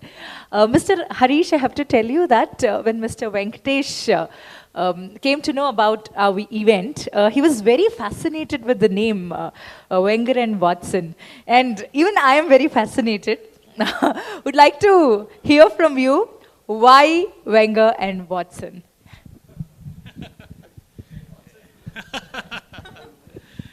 All right, I think, I didn't know this global audience also, I have to, spin the same story.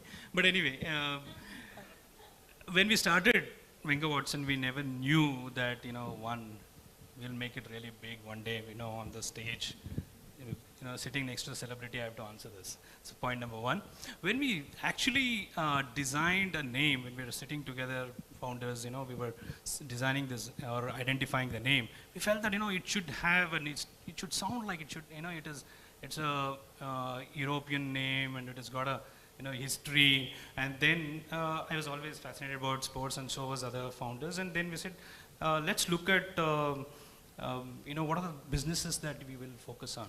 One was coaching, the second one was search. We were good in search, and we were too young for coaching back then. Right now, in 20 years, I think we can at least speak about few aspects of management. So Wenger happens to be Arsenal coach. He was one of the most successful coach. Now, don't tell this to Wenger. I think he will come for some trademark. So Wenger happens to be the coach of Arsenal club, and we picked the name from there. And the Watson is Sherlock Holmes' character. So we combined these two names and said, Wenger and Watson, how does it sound? We were like, instantly there was a connect. And we did some Reiki as well, So, and then we figured out this name will last for long. And we no looking back, we just went ahead with that.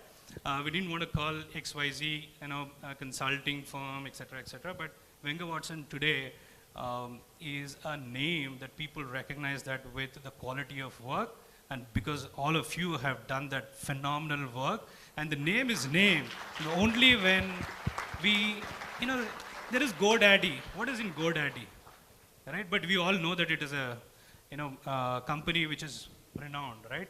And GoDaddy and what they are trying to do is different, So if you look at it, I think Yahoo, what is Yahoo? All of us know. But the name gets the power from people and the services that we offer and the quality that we manage for several years, year after year. Thank you, guys. Thank you. And without much delay, a lot of them here are hardcore cricket fans, including me. So we have a couple of questions for you from our audience. We have Mr. Manohar, who has a question. Mr. Manohar?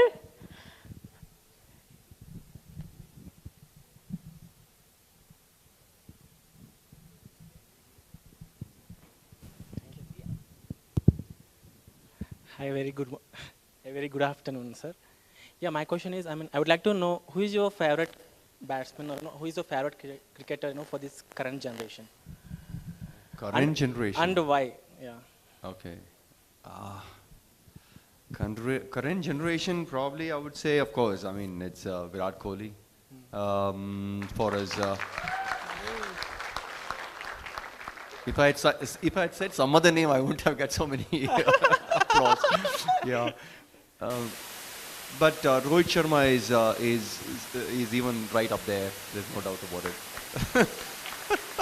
I worked with Rohit because I worked with the under-19 team as a coach, India under-19 team as a coach, and that's when Rohit Sharma came in. He played under me as a coach. Rohit Sharma, Jadeja, then Cheteshwar Pujara, and quite a few players. So Rohit Sharma is somebody again getting to the talent. Virat Kohli is somebody whose talent literally screams, whereas Rohit Sharma just whispers. But Virat Kohli, for the simple reason that I've been watching him from 2008 when he came in he came into the Royal Challengers squad, Royal Challengers Bangalore squad, where I was the head coach in 2008. And he came in straight from the under-19s, having won the under-19 World Cup in Malaysia against South Africa, if I'm right. So he came in straight, into the team, and from there onwards, I've seen him grow, evolve, mature. I think he has taken his game and his as a person as well to a different level. He's much more matured now. Very matured, of course. He understands what pressure is all about. He is able to handle pressure. He works on his fitness day in and day out, because it's not easy to play all three formats. His commitment to the game, his passion towards the game, I think is phenomenal. And the kind of passion that he brings onto the field, people might say it's arrogance, but then for arrogance, I think it's in a positive way. I think people need to see it in a positive way. It's important to have that arrogance, and when you have that arrogance is only when you are very confident about yourself, You can take on a bowler, you can say something and again and start focusing on the immediate next ball that is being bowled at you. So I think his skill set and everything put together, I think it's a superb package, I would say. And for example, if you take Rohit Sharma, Virat Kohli and Dhoni, one thing which we can learn from each of them separately. They were different in different ways, right? So one thing, if you are taking things separately, I mean one quality from Okay, each of them. Rohit is slightly laid back. But when it comes to bat, again, I mean, you can see him on the field as well. You can see him move slightly slower, and you can see him bat slightly, slower and so on. But then he has got that elegance. I'm telling you, it's sort of a lazy elegance, and he's got a lot of time. You might bowl at 150, whereas when somebody is bowling at 150, Rohit Sharma can play it so easily. I mean, it doesn't matter for him. But someone else could be a Virat Kohli or someone else had to play, have to rush onto the delivery. But Rohit Sharma plays it very, very late. And that laziness you can find in his timing. But still, the ball travels. Okay, he times the ball superbly well. But then, which are the other cricketer you said? Virat and Dhoni. Dhoni. Dhoni is, of course, completely different person. He's not, when it comes to the batting order, he's not right up there. But then, his reading of the game, the situation, is brilliant. Just, being a captain, being a batter, being a finisher, I don't think anybody has performed that sort of a role the way Dhoni has done. And I think probably he's one of the best keepers India has ever produced. Right? Do you agree with me? Right? But I have not seen him keep at all. No, I have not seen him keep at all in the nets, not does any sort of keeping drills. Like batsmen, they keep on, after playing the nets, after finishing the nets, they come and do some drills, like cover drives or playing full shots and those sort of things, right? As a bowler, they bowl at the spot or, bowl to the stumps or yorkers and so on, different skill sets. Dhoni is someone who doesn't do any sort of a keeping drills at all. He just wears his gloves and pads and goes and keeps there. He loves bowling in the nets. He doesn't keep at all in the nets. So he's completely gifted, I would say, as far as keeping is concerned. Keeping is very hard work. You have to be focused every ball. If it is a test match, 90 overs, and every single ball, you have to be focused there. So it's not easy. Yeah, especially for cricketers, they have to leave their family and they have to travel and they should be in bio bubble for a long time. So how will they manage? Because they'll feel stressful. Like for example, if working professionals are traveling from one place to another place, leaving their family, sometimes office pressures and all, similar to the cricket only. So how do we handle that? Yeah.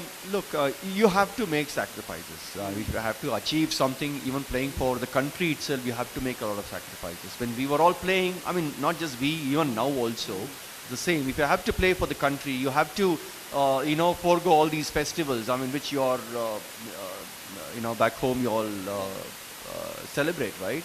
And I don't think I've ever been part of my Ganesha festival or whatever used to happen, or Diwali. Every time we were playing matches, we had to travel. And of course, now at least the board does provide, the spouses or girlfriends or the kids, families can go with the team. But back then it was very, very difficult, honestly speaking. And when my son was born, I saw him after 10 days after he was born. So I was in West Indies then. So those are sacrifices that you have to do if you have to do something. But now you don't. Now, I mean, they have got this maternity leave even for the players as well, because they want to go and be with their wives and so on. So that now things have changed, of course. So it's not much of a challenge now. Earlier, it was a huge challenge. Taking your wives or the girlfriends though, it was no, yeah, definitely. Wives, yes, okay, maybe, yeah. Sorry, yeah, that's what I'm saying. Yeah, oh, wives. So So that's how it was. So back then was even more challenging. Yeah. Now at least they've got a lot of things happening around. They've got different coaches for different yeah, fields, batting coach, bowling coach. Earlier there used to be just one coach. I had to sort out my own bowling. I have to plan my own bowling. Everything I had to do on my own. Fantastic. Thank you. Thank you, Manohar. So we have another question from Mr. Bharat.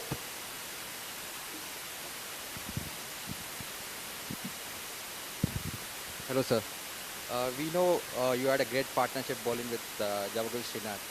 So how was it bowling with them, representing India, especially the first, now it is power play. So first 15 hours, the huge pressure, especially bowling in the World Cup in 1999. So can you just give us some insights about bowling with them? Yeah, sure. I mean, it was just wonderful bowling with Javagal. He's a senior partner, and he's again somebody whose talent was screaming, and I was somebody who had to work my way up. Because in the very first year of representing itself, the state, Srinath made it to the Indian team. In 90 he played for Karnataka. 91 he was playing for India. So that's how quick he climbed the ladder, and it was sheer pace, and I don't think anyone would have seen that sort of a pace that he generated. Actually, Srinath is one of the, even today I would say he is one of the quickest bowler India's ever produced, with so much of consistency. Javagal, I'm telling you, he was just brilliant, just outstanding bowler, coming from Mysore, and excelling in fast bowling was something which was unheard of. So one of the best fast bowler that I have seen countries ever produced, and of course there are many bowlers as well later on, but then Srinath stands out without a doubt. And being a senior partner, of course, he helped me a lot because we came from the same state, we played together for the state, we bowled together, and he was sort of an inspiration. I would say Anil Kumble and Javagal Srinath were sort of inspiration for us. Though we all played together, Srinath was a couple of years older to me, but still, and Anil and I were at the same age group, and Rahul was a couple of years junior to us, Rahul Dravid. But then Anil and Srinath both played in 90 and 91. That's when they represent the country, and they were sort of an inspiration for the whole group later on to follow them. And they provided great insight about the game in terms of how to read the pitch, how to read the batsman, how to bowl in different conditions, how to prepare yourself as a player for big matches. And they brought in professionalism actually in Karnataka. I think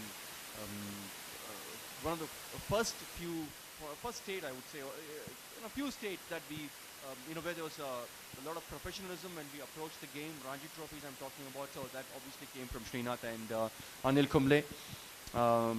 Going into practice or how to approach the practice sessions and so on, I think it was wonderful. And of course, Srinath, when I played for when I played for the country together, I think he helped me a lot with in terms of bowling. My first wicket, I think I need to dedicate to him. My first test wicket, where I was playing at England. Then he was standing at fine leg, and I was bowling, of course. And my strength was bowling that good length and taking the ball out swingers. So I was just constant because I was pretty nervous. My first test match playing for India, and that's when he's standing at fine leg. After a few overs, he screamed at me from fine leg. I mean, in England you can hear, because the crowd is completely different. They're very quiet in test matches, and they just keep watching, and there's not much of noise or and so on. So he screamed and he said, in Kannada he said, bowl a bouncer now. He said, bouncer haki ivaga, he said. That's exactly what he said. I don't know how many understood here, Kannada. Did they understand? Yeah, bouncer haku ivaga. That's exactly what he said. So that's how I bowled that bouncer. And then I think it was Nasir Hussain who was the batter, and he played that full shot, and it eventually went on to Srinath at fine leg. So my first test wicket I need to dedicate to him. So, I mean, he's been a great mentor. Thank you, sir. We have a few more questions. We are literally enjoying this session. It's becoming more interesting for all of us. We have Deepa who has a question for you. Deepa?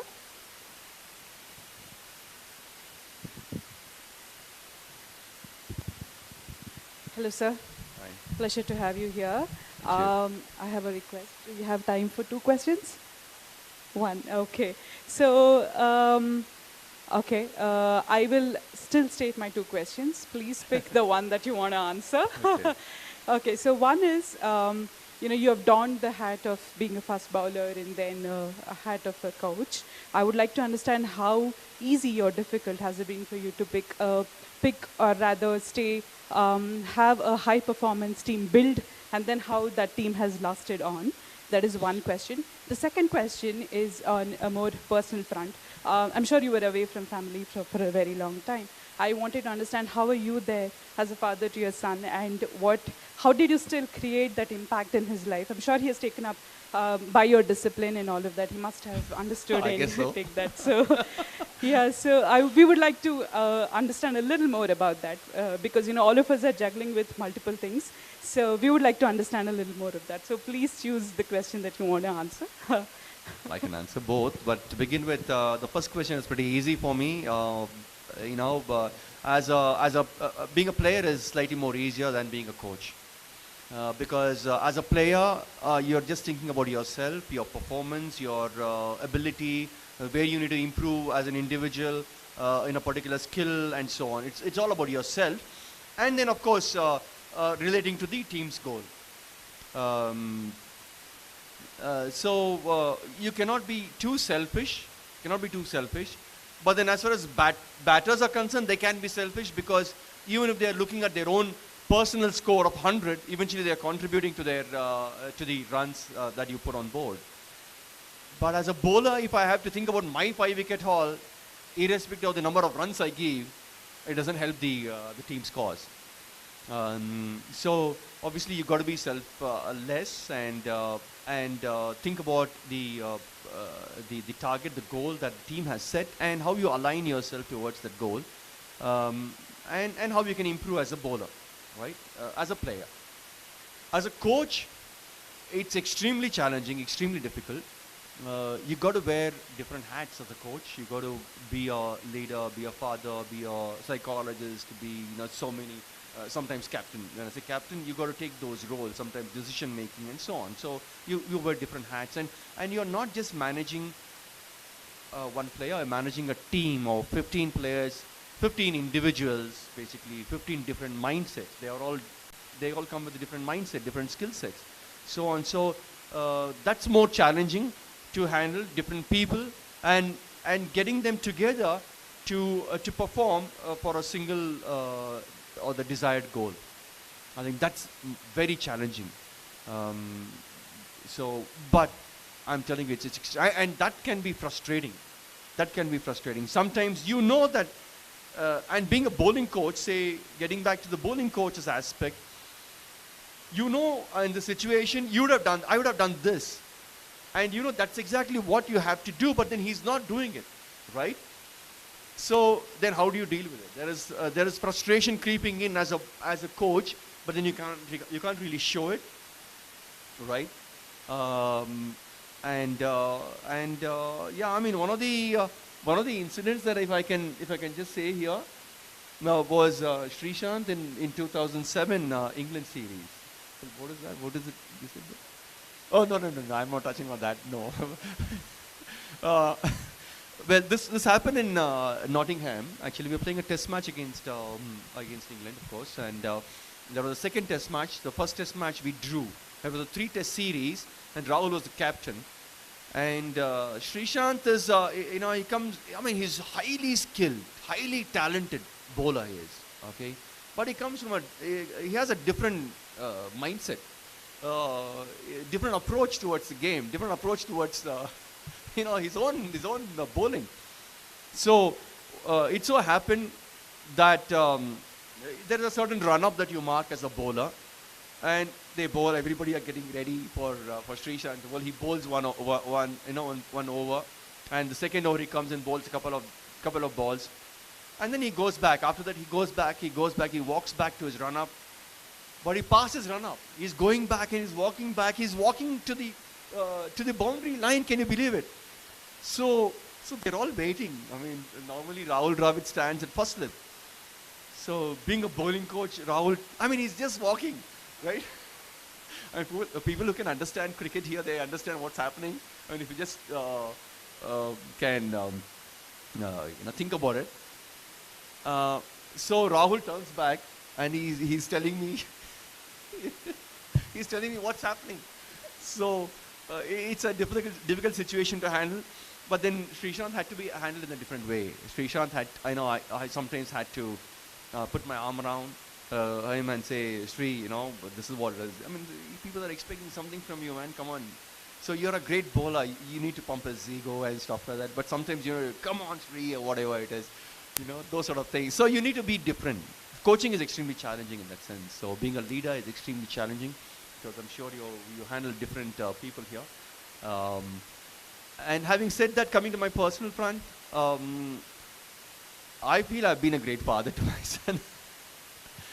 Because, as I said, there are certain sacrifices that one has to do. I was out because, as I said, when my son was born, the last 5 months, honestly speaking, the last 5 months before he was born, I was not there at home.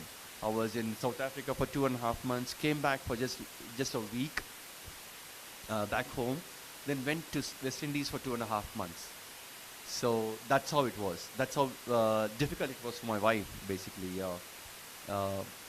I could, I mean, it was in '97. There was no mobile phones then. So she had to call the hotel and they had to connect to my room in a few of the resorts that we stayed in West Indies. And I could see, I'm sure the women can understand this.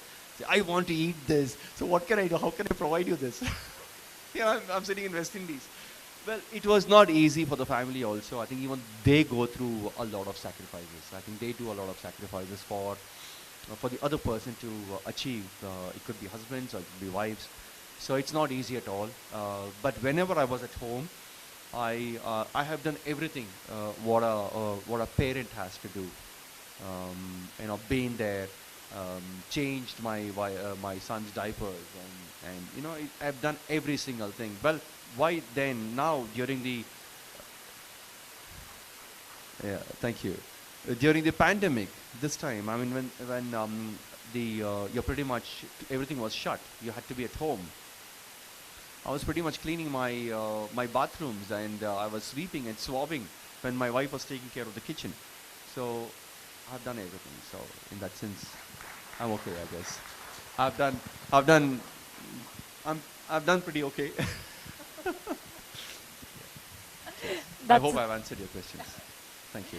Lovely, sir. We have 3 more questions, 3 more interesting questions. And there are some awards as well to be given, isn't it? Yeah. Yeah. So one question is from Mr. Darshan. Darshan, over to you. Thank you. So one question I have. So you will see always a set of great performers, and you will also see a set of non-performers in any company or in a team, right? How important is to take a decision or a tough decision, keeping organization's interest in mind, right? Maybe in Create, you need to keep nation's interest in mind, and you may have to select the best among the performers, right? So how important is to take those calls, and if you can share your experience there. Okay. Yeah, sure. I think the organization's interest is the utmost important. So nobody is bigger than the organization. Similarly, when it comes to team as well, nobody is bigger than the team. No individual is bigger than the team or the organization, if I can answer it rightly. Okay, that's what I feel. Having said that, there are a few times where you need to give the benefit of doubt based on the skill set, based on the attitude of a person. Maybe you might be not performing because of some reasons, maybe personal reason, maybe something else, maybe. I think you need to just go slightly deeper into it. When you know that he is qualified enough to produce a result, All right, you cannot straight away make a decision saying he's not performing. So I think we need to let him or her go or something like that. So, but I mean, if your energies are draining, obviously because of some other issues of the person, maybe he's not fitting into your into the scheme of things, then you need to make a tough call. But before making those tough calls, I think you need to give yourself a bit of time and to analyze basically what's going on. Probably a one-on-one would do a lot of good, I guess. You know, having a personal interaction, calling that person instead of addressing that in a group, calling that person, talking to the person on an individual thing, and making him feel comfortable. And then getting him to open up. When I say him, it's that person who I'm talking about. So asking them to open up in terms of they might be having some issues which they might would not like to discuss in a group, or maybe if he's not comfortable enough to discuss about it. So I think you need to make him feel comfortable, and then see how you can progress from there. I think the best way, probably, I guess, to make him feel comfortable is to ask him about his family, in terms of how your family is doing. I guess that's a little bit I've learned in doing my coaching course in ECB, English Cricket Board. I did my level 3 coaching course, so that's where we were taught about one-on-one coaching, which we never had here in India. Now slowly things have changed, of course, but I was the first one to get this one-on-one coaching. Of course, we do a lot of video analysis and other planning and stuff like that. Even the way we do video analysis has changed, so I was the first one to get it. And the one-on-one coaching is extremely important, where you touch upon the personal front and make him feel comfortable, and that's when he starts opening up to what he wants to know, what he wants to learn, and so on. And that's how we can progress, I feel. But the organization, the team's goal is of utmost importance. Or the values that you have is what is extremely important. The mission or the vision that you have is the most, it's very sacred. Just to wrap this up, it's a question I've been dying to ask you for the longest time. So a couple of your roommates have shared stories about, when you all are in hotels and you give laundry, normal people just dump the clothes in the laundry bag. But apparently you used to fold the dirty clothes and put it in the laundry bag. Is this a true story? And if yes, why? I don't know. I just I would, if I have to really go deep into it, I think I need to. I always felt that I need to respect no matter who it is, no matter who it is. Just have to respect them. Yeah. So I feel I talk to person who serve or person who sweep the same way the way I speak to anybody else. I do say my please and sorry. If I made a mistake to someone, I don't mind saying sorry to them. I've never gone back on that. So I always felt that it's important to give something, even as it's soiled sort of a cloth, it's full of sweat, and it's not, so you feel sorry. Somebody's somebody's doing a job for you, so might as well give it nicely to them. So, and they feel happy to take it. That's what I've always felt. Yeah. So I always kept my things very neat, and I've always been very organized, basically. Disciplined, yes, and maybe no, to a certain extent here and there. But I've always been extremely organized when it comes to planning, or as I said, I had to do all my planning myself. When it comes to bowling, we didn't have analysts, so everything I had to do. Draw a cricket ground, draw a pitch, make sure that you have fielders placed, and okay, for Sanat Jayasura this place, or Kaluvitarana this place, Ranatunga, and so on. So I used to do it. I've not seen anybody, or not many do all those things. Then and even now, because now everything is spoon-fed. But then I make sure, and people used to not like to share rooms with me, because I was so particular about my bed and my stuff and my footwear. It has to be here. Your footwear has to be there, and those sort of things. So they didn't like it. Very few wanted to. So of course, one of the player also said, You make a very good housekeeper, he said. Cheers. My memory, 1996 World Cup semi-finals. I mean, we didn't touch upon that, but I still remember fondly four friends of ours, we were all together. One go on to become a good doctor, another lives in, Sydney. All of us remember that one incident. We ran on the road and, the flags were flying high. The man who's responsible for that is, Venkatesh Prasad. So he took that key wicket, and even today, when I'm talking about that, I get goosebumps because that was that amazing emotions that we went through that time. Thank you for that.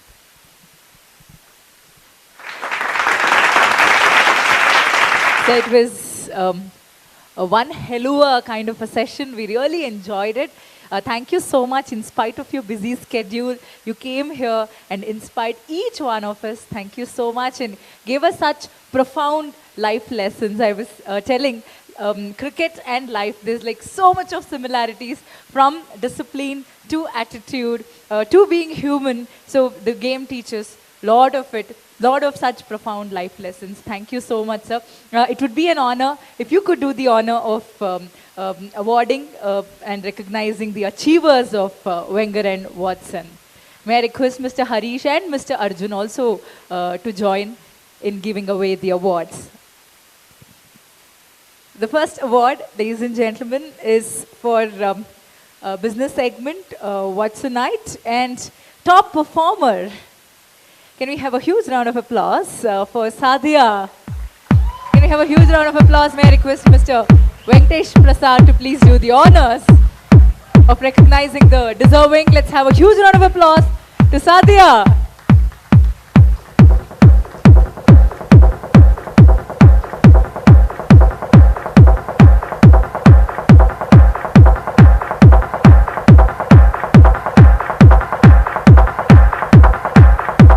Congratulations.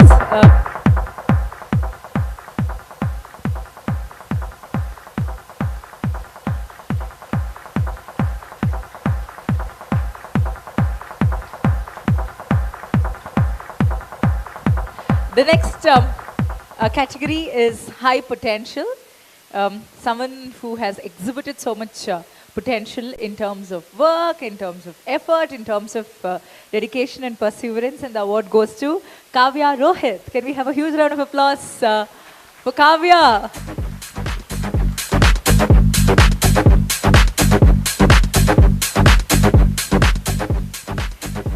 Next category is high impactful, and the award goes to Munish Malhotra.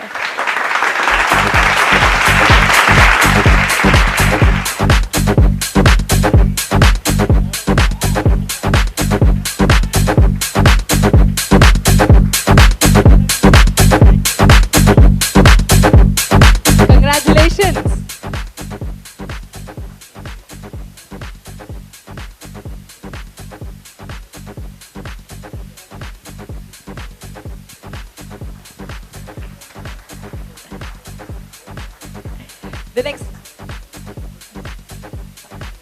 The next category is for the best account manager, and the award goes to Niresh Kumar.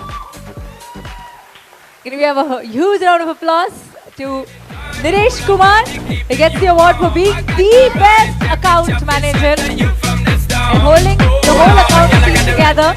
Congratulations. Wanna be the papa, you can be the mom.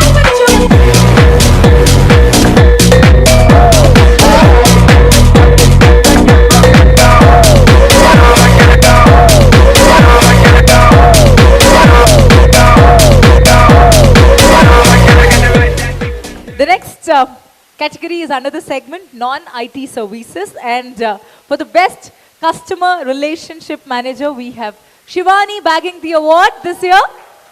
Congratulations, Shivani. Can we have a huge round of applause? Come on, everybody.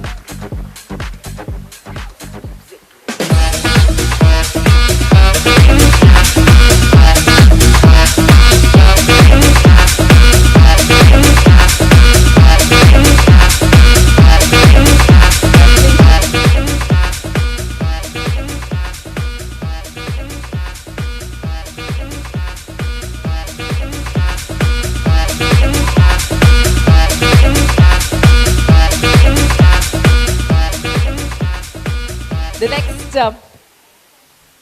the next category is most impactful member, and the award goes to Shubha from non-IT services team. Shubha.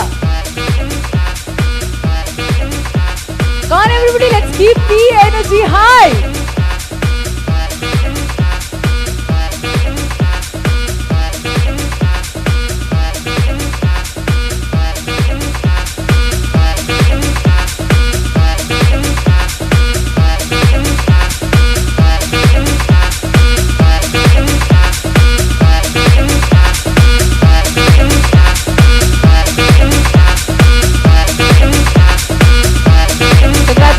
And moving on to the IT services, we have a special award for support in IT services. It's a nomination from IT services team and it goes to Shilpa.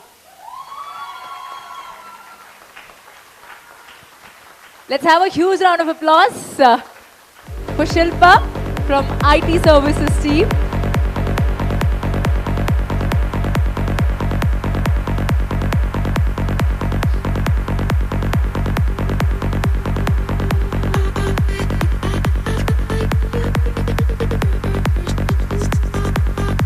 The next category is top performer, a recruitment coordinator, and the award goes to Lekha.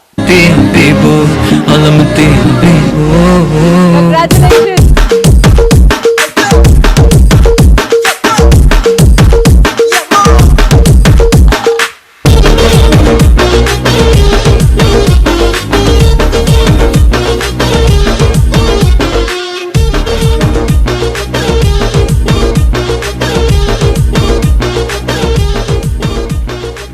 Congratulations. And the next category is from IT services team again, most impactful member. We have Sona Nandi getting the award. We have two members receiving the award and one among them is Sona Nandi. Go on, go on, go on.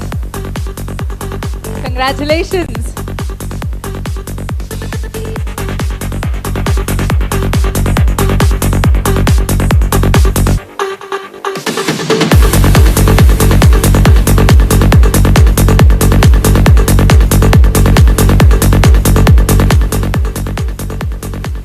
And Ashwini.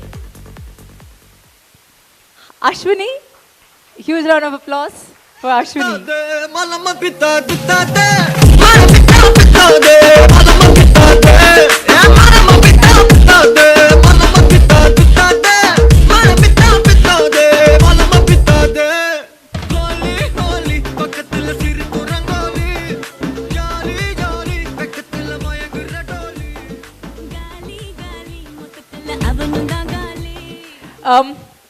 The next segment is WWRPO services segment, and for the best customer relationship manager under revenue, we have Suprada receiving the award. Can we have a huge round of applause for Suprada?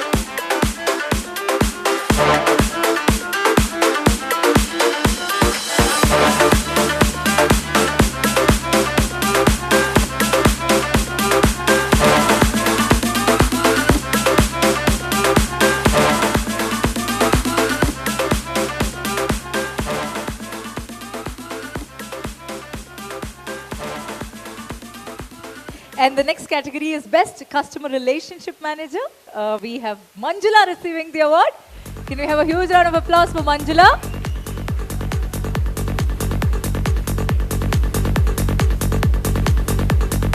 Congratulations.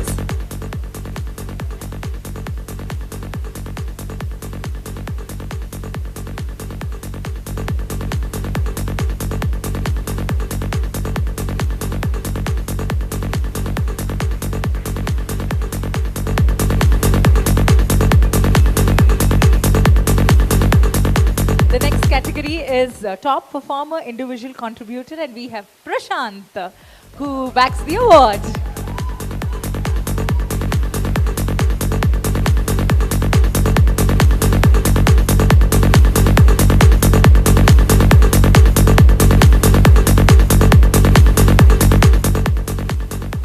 Congratulations. For top performer revenue, we also have Poonam bagging the award. Poonam.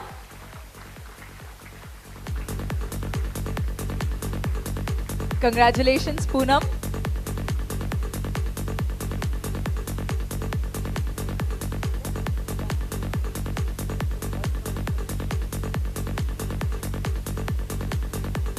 The next is most impactful member, and the award goes to Vivek. Most impactful member, Vivek gets the award. Congratulations.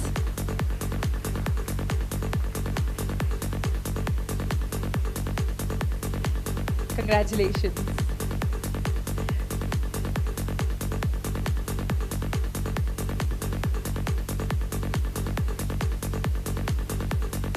Next comes our permanent staffing category, sir. In that, top performer under revenue category is Akshay, bagging the award.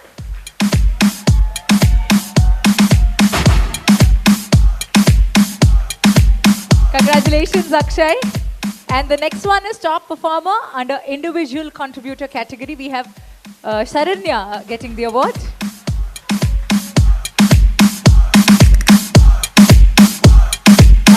Sharanya also backs the award. Congratulations. Under high potential permanent staffing segment, we have Abdullah bagging the award.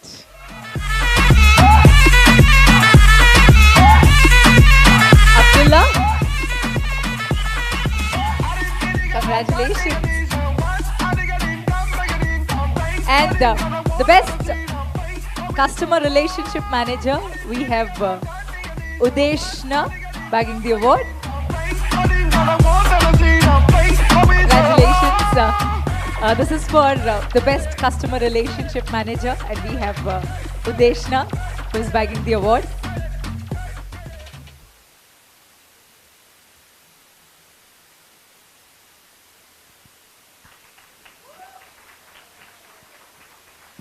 The next category is WSP. WSP, and the top performer under revenue segment goes to Rashmi. Let's have a huge round of applause for Rashmi.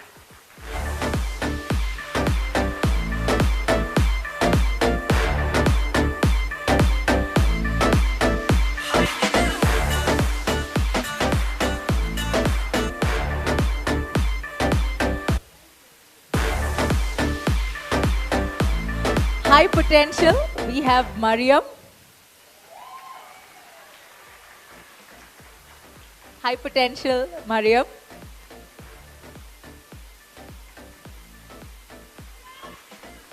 Congratulations. Come on, everybody. Keep the energy higher. Another high potential member from WSP team is Mehtab. Mehtab also gets the award.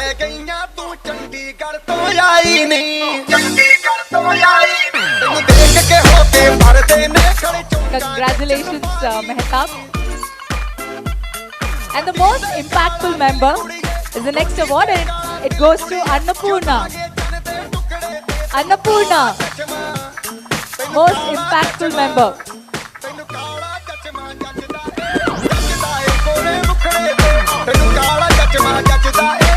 And the special recognition under WSP category goes to Anjali. A special recognition award is presented to Anjali.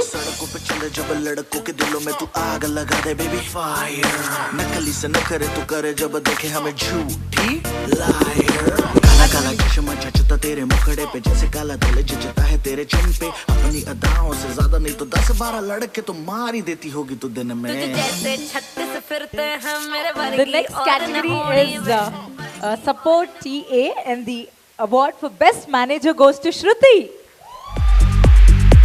We have a huge round of applause.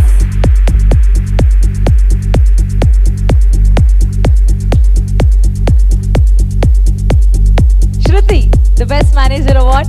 Let's have a huge round of applause to Shruti.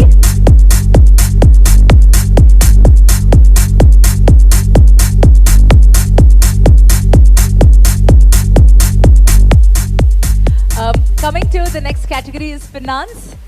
For top performer, individual contributor, we have Vani from the finance team bagging the award. Have a huge round of applause for Vani.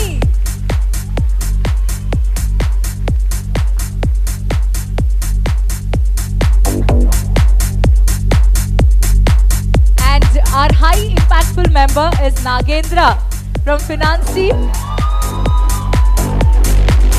Nagendra.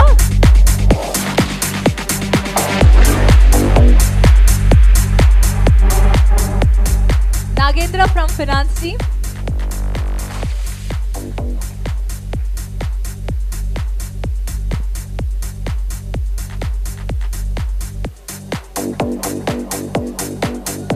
Congratulations.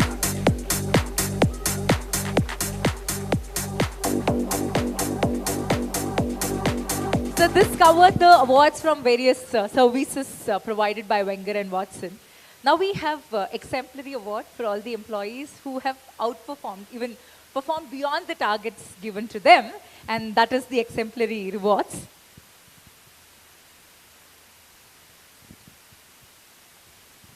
So the first award goes to Akshay Kumar. He's from Permanent Staffing segment. May request Sandhya Devi from RPO to please come. Sandhya Devi. Poonam. After Sandhya Devi.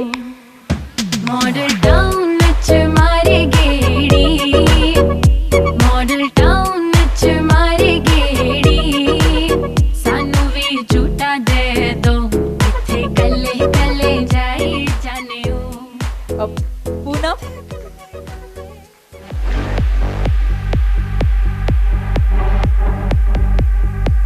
So we have Sandhya Devi with us on stage, and pose that Poonam.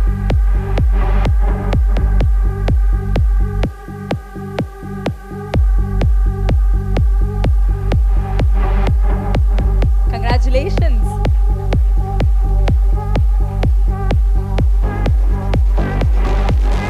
Congratulations. Poonam from RPO team again.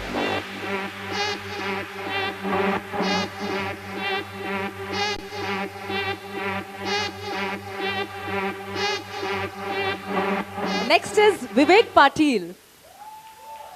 क्यों ना पास तू तो आती ढंग से सांस नहीं, चिड़चिड़ा सा रहता हूँ मैं, लगता कुछ भी खास नहीं, कब से मरने लगे हैं तुझ पे, बचने की कोई आस नहीं मेरी। ओ जिंदगी में आई तब से वाइब ही बदल गई, घूमता था मैं आवारा लाइफ सी संभल गई, दुनिया मेरी डार्क सी में लाइट सी एक जल गई है, तेरी बातों में तो कोसा गया। Devika R from RPO again. Devika R. Apurva M. Apurva. Let's have a huge round of applause for Apurva. समझ में कुछ न आए, बोलो ना क्या किया जाए, आंखों से नींद है गायब, खुश हूँ मैं इतना क्यों, तुझको तो पूछो मैं क्यों, जाने क्या हुआ मुझे, तेरे प्यार में चमकूं जैसे जुगनू।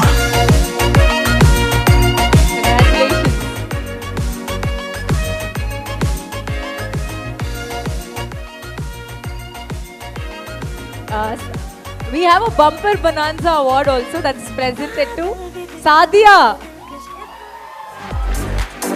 For Sadia gets the bumper bonanza award, sir, for being one of the exemplary members of the team. Congratulations. Let's have a huge round of applause for Sadia.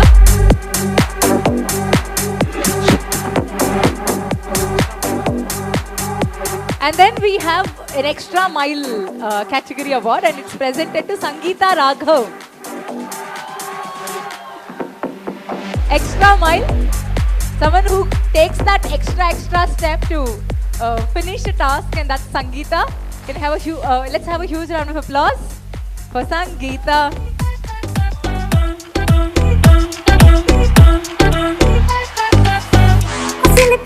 के ओ पलंग तोड़ दे परम छोड़ दे घबराना, चाहे थोड़ी दूर से होना,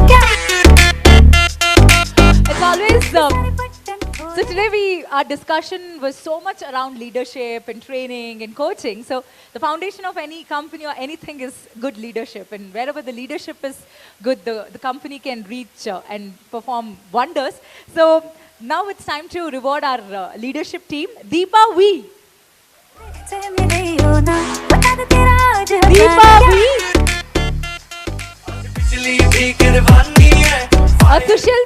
Sushil Punjabi.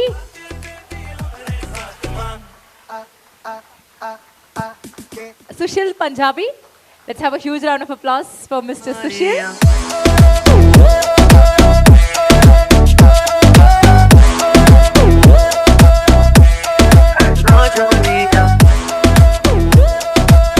Balaji R. Balaji R.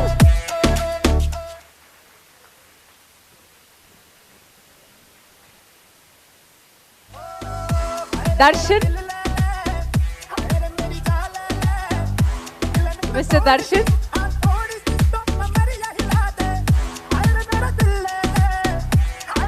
Ashish P. Ashish P.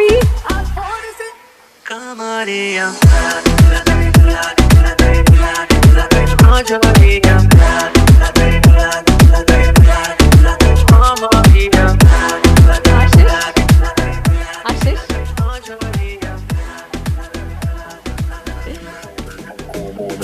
Let's Srilich.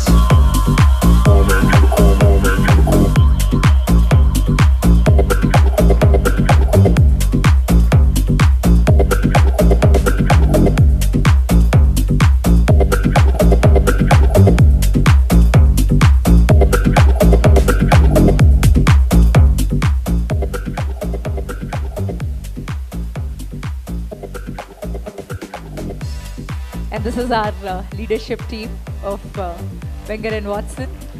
I also request Amita to please join.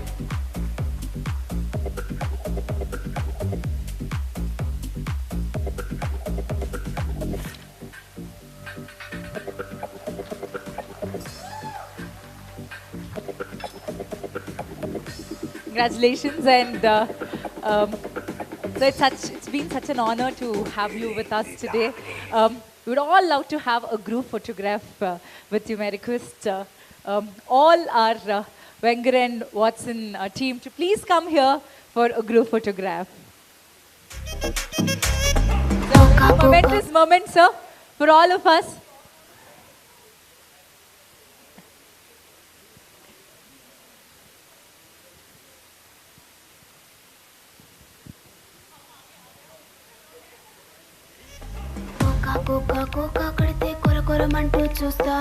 It's been such a exciting and a momentous occasion for us. I request the whole team to please come here for a group photograph with the legend himself who has graced this occasion today. We could have few also on the stage.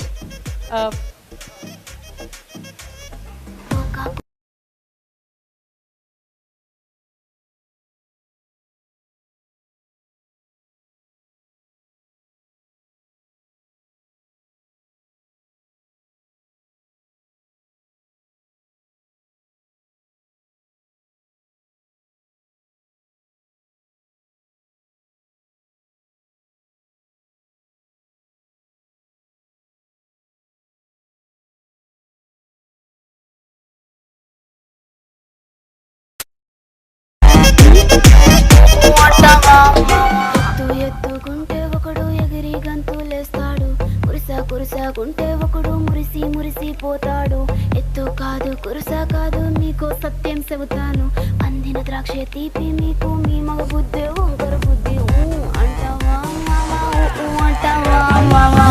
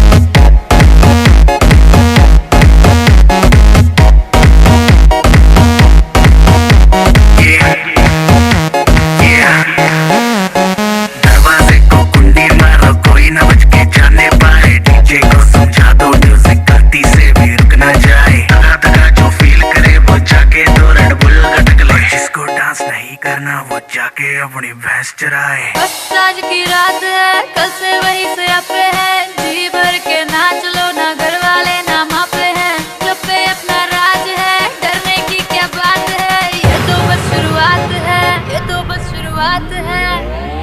Rejoice! तो party शुरू Hip हुई hip! है।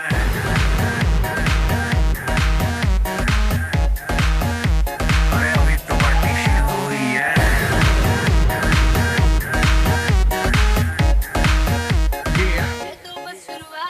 Lovely, thank you. Thank you all of you. I request all the team members to please quickly occupy your seats.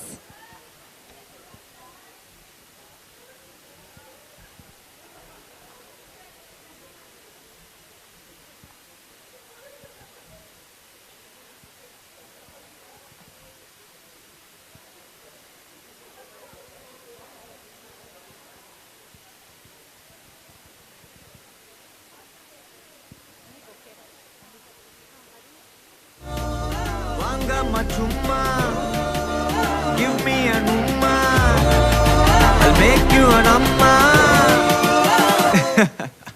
மயக்கிறியே சிரிக்கிறியே பாவமா இருந்த ஹாட்ட ஓட்டக்கிறியே மயக்கிறியே சிரிக்கிறியே அப்பாவி போல என்ன பார்த்து நடிக்கிறியே மயக்கிறியே சிரிக்கிறியே ஐடியாவளவ சொன்ன அடிக்கிறியே மயக்கிறியே சிரிக்கிறியே எல்லாம் நீயும் மாப்பு வச்சு தோட்டக்கிறியே. So, you'd be extremely glad. Thank you so much, sir, for coming here and inspiring all of us.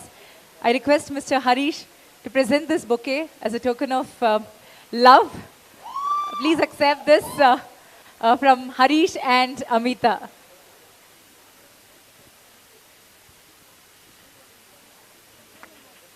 I request all of you to please be seated. I request all of you to please be seated. And thank you, sir. Wonderful having you with us today.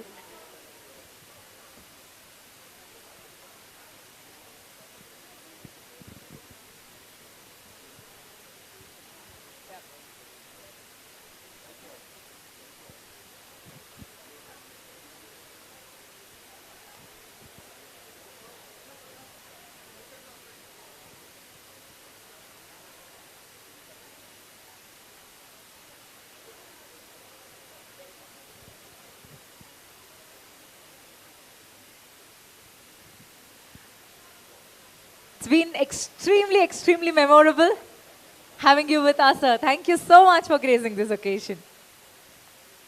Let's have a huge round of applause for Mr. Venkatesh Prasad.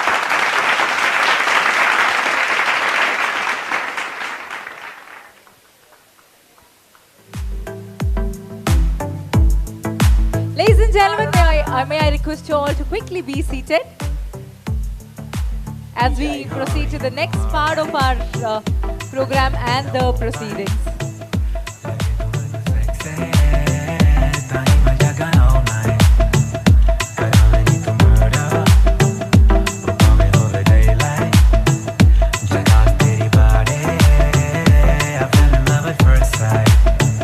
So I request all of you to please be seated. Okay, let's do this. On the count of 10, let's make sure that we're all seated. Come on, we have a lot of entertainment in store for you all.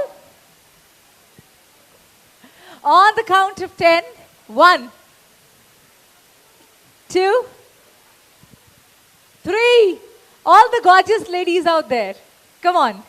4, request you all to please be seated. We have a lot of things in store for you all. 4. All the ladies, 5, 6, 7. All of you, 8, 9, and 10. Okay, how's the Josh again? Imagine. Look at her. What's a good name? I forgot her. Sangeeta. We have to give a big round of applause for Sangeeta. I need Balaji to help me with the next activity. So So next is a puzzler. So let's give our brain some job. So we had some very good and a long session. So let's unwind now. Yes? Yes? Yes, are you all there? All right. That's fantastic. Okay. The next game is called as the puzzles game. Okay. So we'll have a couple of jumbled words. And you have to put them into the correct order and say what it is. What does it symbolize exactly? Okay, so we'll be having it in the projector, all of you. So this is called as the jumbled words. And before that, may I request the whole team there to please be seated. Manohar and all the pretty ladies there. I know all of you are super excited. Let's keep this energy, excitement.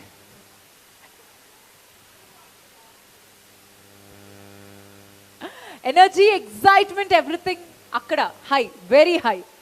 Okay, so this is called as the jumbled words game, and post which we have more exciting games and activities in store for you. Are we ready to start?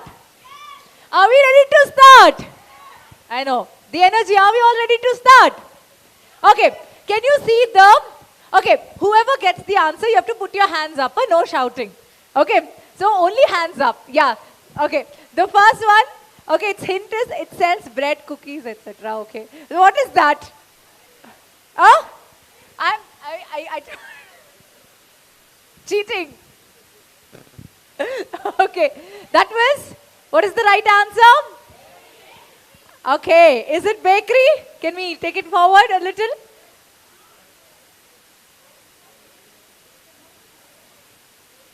Can you rearrange? Yes, you've already done it.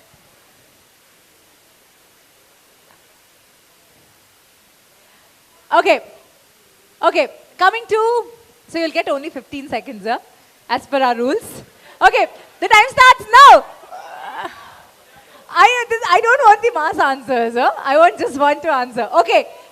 Potato. Potato was the right answer. The next one.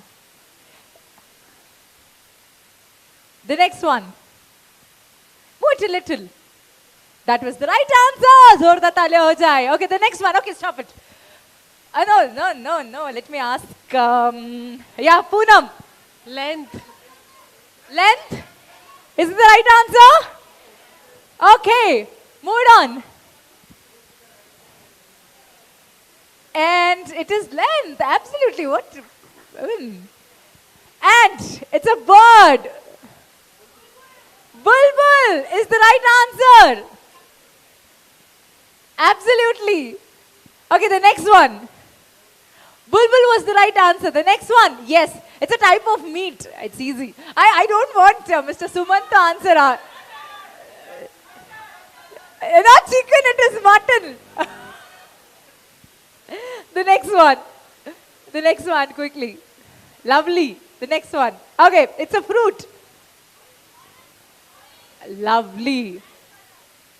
Lovely, lovely. And thank you so much. Now, okay, I want 5 energetic, young, I mean everybody, all of you are young gentlemen on stage. 5 of you to quickly join me here.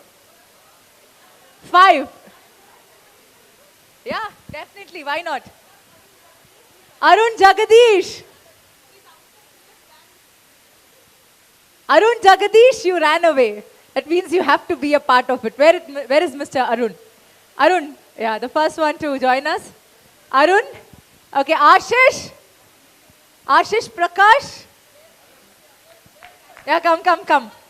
Yeah. Niresh. Okay. Munish. Where is Munish? Where is Munish? Munish, Mehtab. Yeah, I want everybody to join. I don't want to call out the names or specify anyone. The team out there, all 3 of you, yeah. Aye, come. Come. Lovely. That's the spirit. Come on. Come. Yeah, Manohar. Looks like his questions. Oh my God, so many questions. I had to say, okay, we have more questions. I'm so excited. Come on. Lovely. All of you, request you all to please join us here. Here. Okay, come here, all of you. Mr. Ashish also. So you were supposed to be here. Yeah. Okay. Oh, we have a lady, Rambo, also joining us to compete with them. Lovely. You will be doing a fantastic job. Okay, let me tell you the game first. Okay, it's only 4 of you. Vivek and Sumant. Oh, what's a good name? Yeah, your name? Huh? Raj Shetty. Aye. Come. Huh? I'm sorry. Raj Shekhar. Okay. So the game is very, very simple. It's a very simple game. All you have to do is sit on the chair. Yeah. No, not there. Here. Sit on the chair. Okay. I'll tell you, all of you, please be seated. Put both the hands in the front. Both the hands. Lovely. On the count of 3, all you have to do is sit on the chair. Ready? Yeah? Imagine a virtual chair. Because we're so much used to this virtual world, right? Virtual world, and I heard that this is the first time that all of you are meeting in person, right? So let's also get used to a virtual chair now. Ready? Come on. On the count of 3. 1, 2, 3, sit. Lovely, dear. Lovely, our lady Rambo is like full on. Whoever gets up will be out.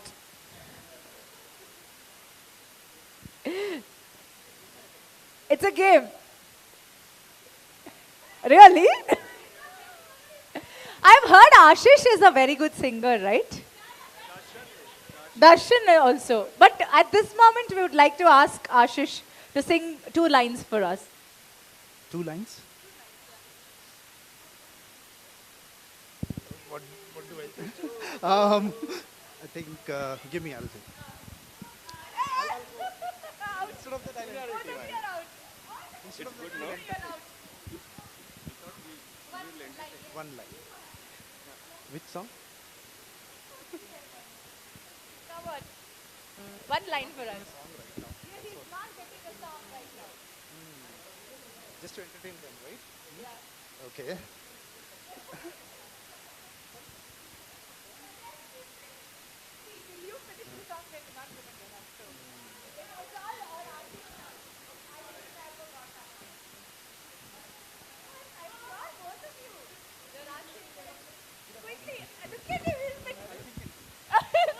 Come back. So, both of them, and the winner is,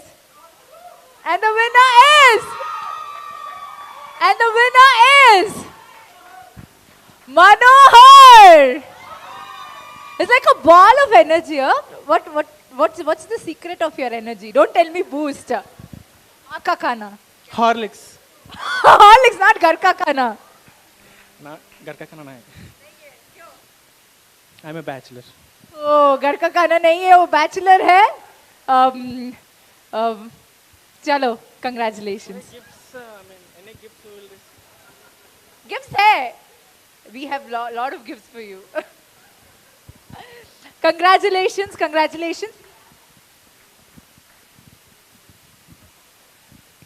Okay, that was fantastic. We have lot more things in store for you. So hope you're all having a great time ahead.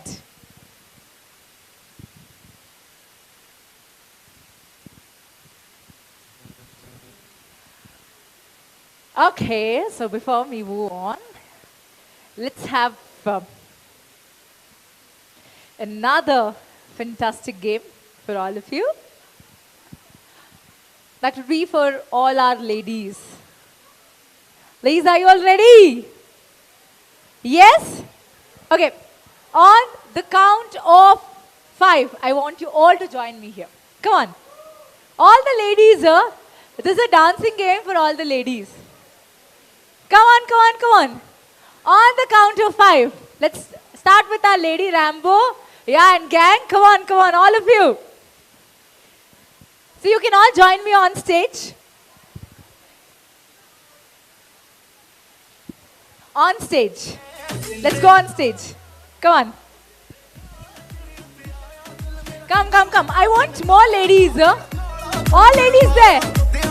Come. That's the spirit. That's the spirit. Come on. More ladies. Where is Sangeeta? Sangeeta, yeah. How can we dance without you? Come on. All the ladies there. Come. Let's give them all a huge round of applause. Let's give them all a huge round of applause. Come on. Lovely.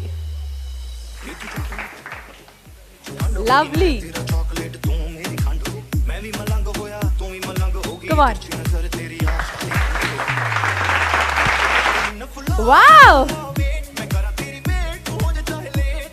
That's a big number, a good number here on stage. All right. So I have straws with me. Let me distribute the straws to you. Okay. So let's pass one straw each. Okay. So take one and pass one. So take one and pass one straw to all of you.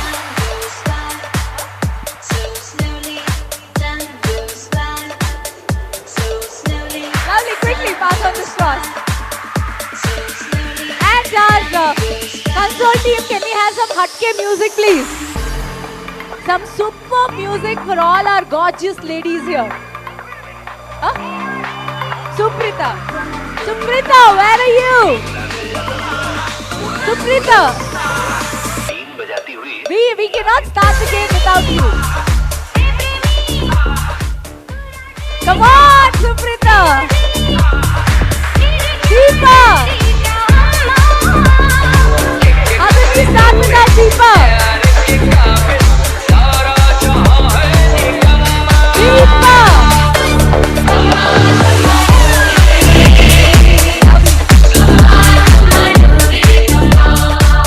Okay. You got this straw? All of you got this straw? Okay. So, what is the game? Let me ask Sangeeta. What's the game, Sangeeta?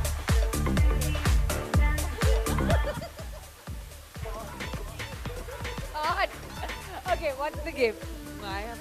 No clue at all? Oh, that's called passing game. Oh, lovely. What all can we do with this straw? What all can be done with this straw? Okay, you can blow. Then?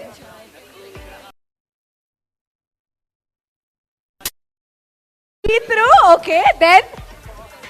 Okay, where is Mr. Darshan?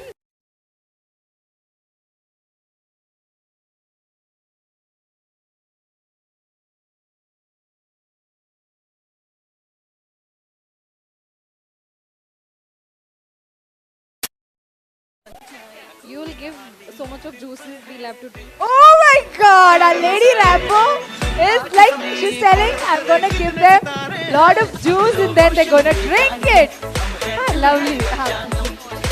Idea. If I were to tell you that you can dance with the straw, yeah, you can do that. Shall we do that? Yeah? No colata, you have to follow me. Okay, ready? Yeah. Okay, do what I do. Follow me. Can we have a song? A faster one. Which one do you like? कोई भी बजाओ पर गाना बजाओ. बजाते रहो. Okay, ready? Okay, do what I do. Okay, follow me, huh? So music only. Ready? Ready? Okay. 1, 2, 3, 4, 5, 6. You have to follow me. Do what I do.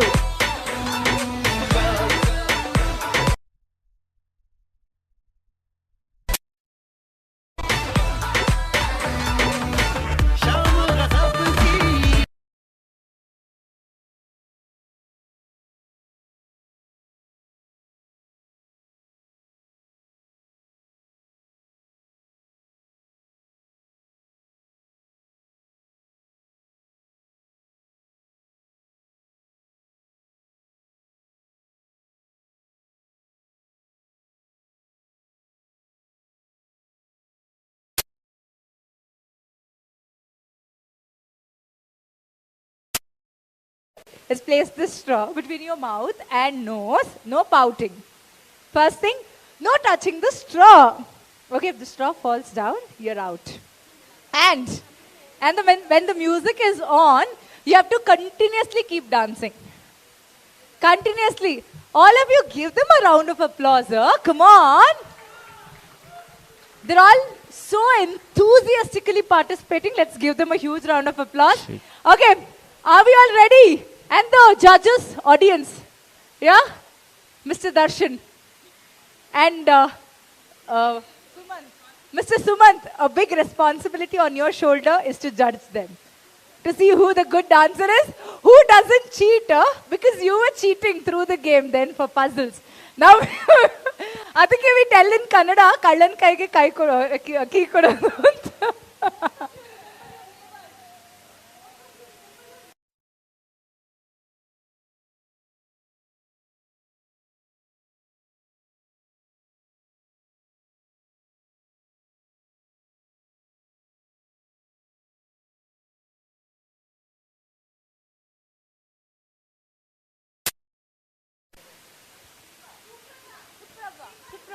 Okay, Suprabha is busy rehearsing. Good.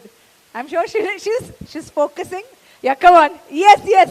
Yeah, our wishes are there. Come on, music please.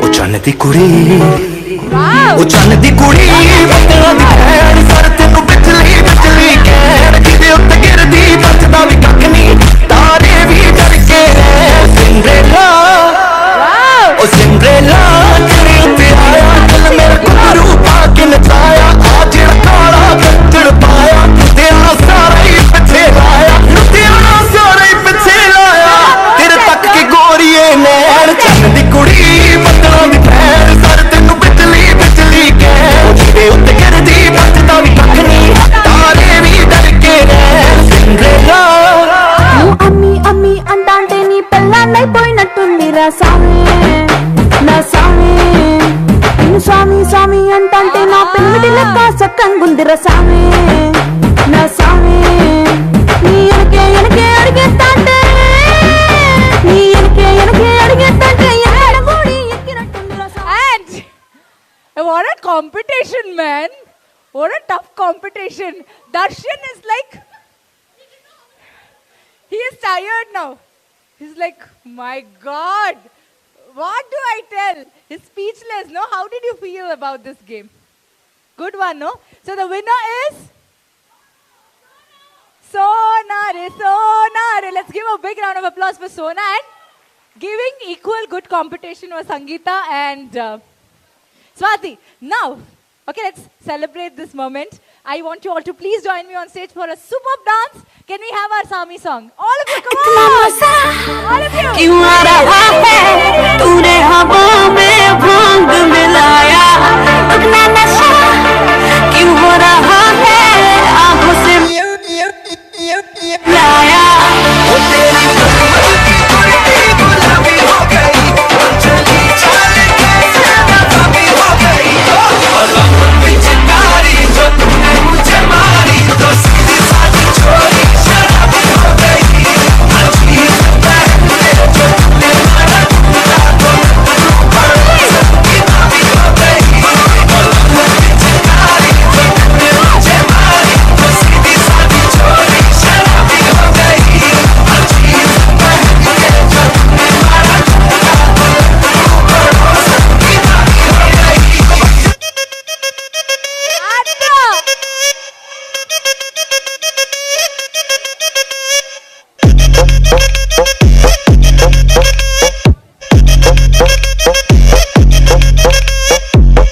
Cocoa cocoa కడితే కొరకొరమంటూ చూస్తారు పొట్టి పొట్టి కౌని వేస్తే పట్టి పట్టి చూస్తారు cocoa కాదు కౌని కాదు కట్టులోన ఏముంది మీ కళ్ళల్లోనే అంతా ఉంది మీ మగ బుద్ధి వంకర బుద్ధి ఊ అంటావా అమ్మ ఊ అంటావా అమ్మ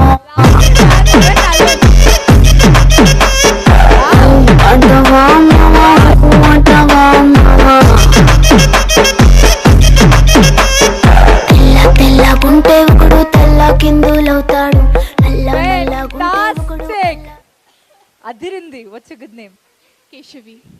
Keshavi. What a talent, man. So all of you,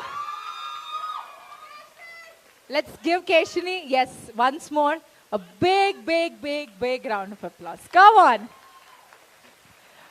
I mean, you all are so damn talented. Keep it up. Let's have another song.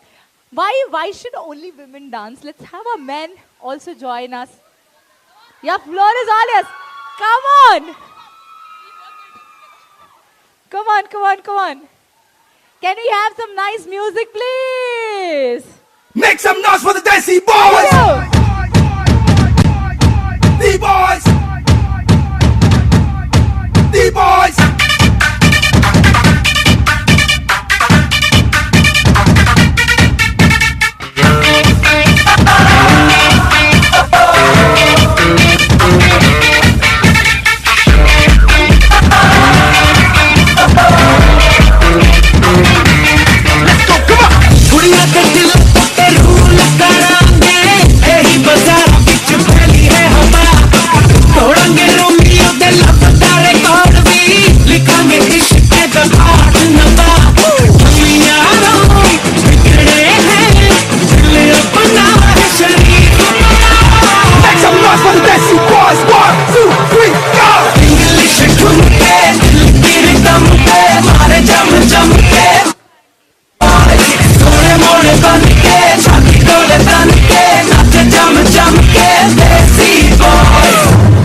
இது சப்பா பீட்டு கொளுத்துங்கடா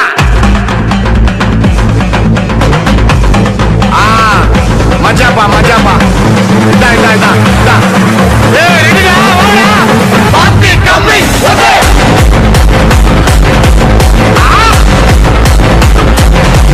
ஓடே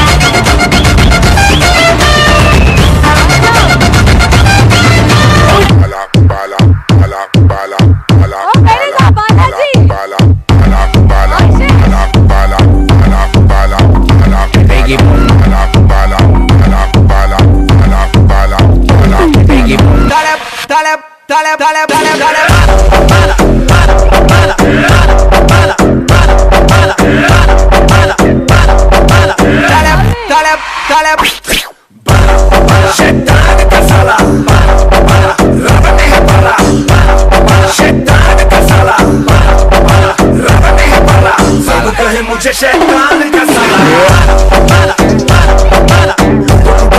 तो छपता हूँ माला सब कहे मुझे शैतान का साला बोले वाला क्या चीज है साला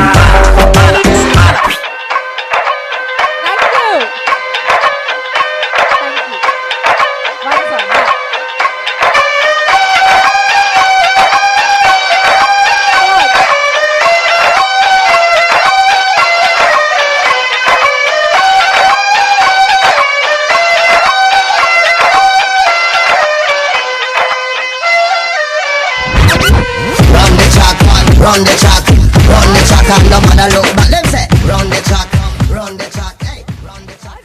You're all fantastic. Superb. Yeah, we do. We do have gift in another Bonanza game now. So I want you all to join me back. Okay, can I have 5 pairs of gentlemen here joining me on stage for the next game? I want Mr. Sumant to please come for this game. I want 5 of you. Your good name? Yash, Abdullah.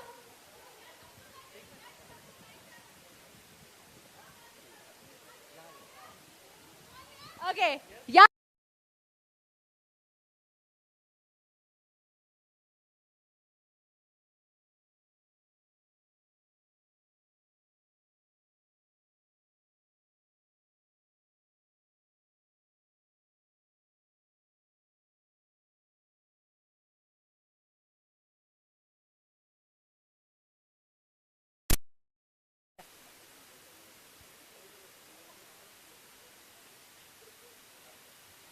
Okay, only 3 of you. We need more.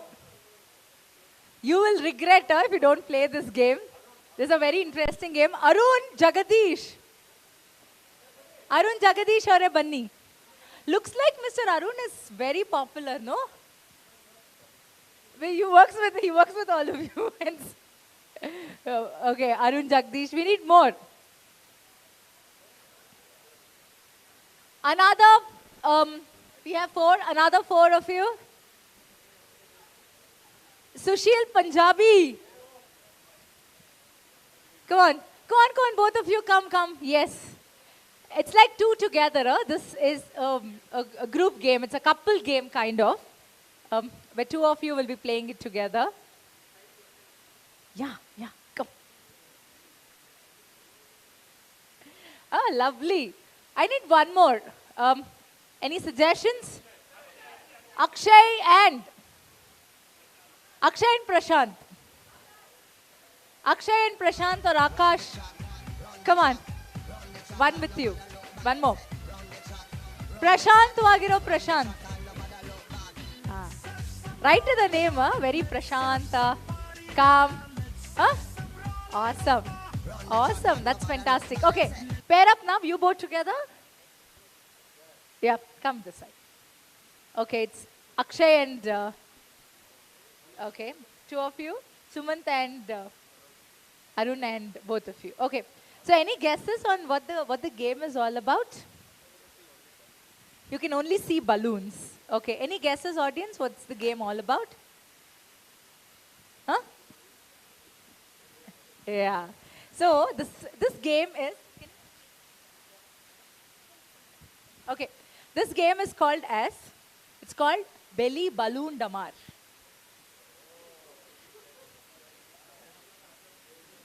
So, that's called preparation. He's already preparing for the game, Mr. Arun.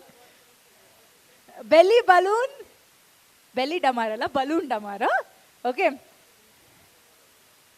Okay. So, all you have to do is, let's do a trial with Mr. Arun and Sumant. So, blow the balloon. All of you watch them carefully. Come on, Arun. Come on. Ayyo, Papa, balloon no.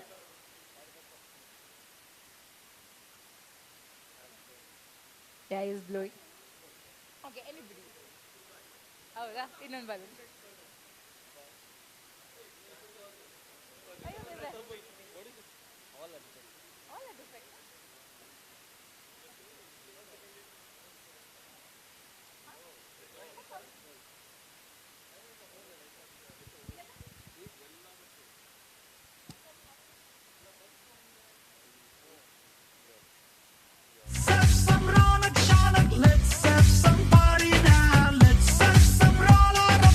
Run the track and nobody look back. Them say, let's have some Dhol Dhamaka. Let's call the Dholi now. Let's have some Madi Kaka. Chalo chalo ji, lak lak chalo. Chalo chalo ji, mauj manalo. Chalo chalo ji, nach lao galo. Pakad kisi ki wrist, Yeah, not to worry. We have more for you. So if this doesn't work, plan A doesn't work, there's plan B. Another interesting one, not to worry. Okay, there's some issue with these balloons. I did not know that. I just bought the packet. Okay, so the next game is, have you ever wondered, because I can see all the handsome gentlemen here. Yeah, very handsome. So have you ever wondered this? Haven't you questioned this anytime? That always we have this Miss India, Miss Universe, Miss South India, Miss North India, Miss Malleshwaram, Miss Bangalore, Miss Cochin, Miss Uttar Pradesh, Miss Delhi, Miss Bombay, Miss Universe. Everywhere it's Miss. Bechara, where should our Mr. go? Right, no? Haven't you questioned this? Haven't you all questioned this? No? Yeah, so let's now do Mr. Wenger and Watson now. Okay, and the judges are you audience. Okay, getting the best will be you. Okay, are you all ready to judge them? Yes? Okay. Game mein, this was just the trailer. Picture abhi baki hai. Main bolti hu kya hai game. Okay. So, the walk is, it's not this normal walk. Huh? You have to give some grace to it. Can we have Sheila, Sheila ki Jawani, all that grace, all that elegance. Ready? Yeah? We'll start with, whom do we start with? Audience, it's your choice. Arun, we are starting with Arun. Arun, you have to kill it now. Come on, all of them have so much hopes on you. Come on. Hey, no, this walk, it has to be very graceful. Suman, next to you in the line. Illa, namak ive beku. Ready? Come on, Arun. Ready? We want grace. Not this and all doesn't work for us. Right now, audience? So if they don't do that, you have to do this. What should you do? If you're doing superbly well then, chalo, Arun, over to you, come on. I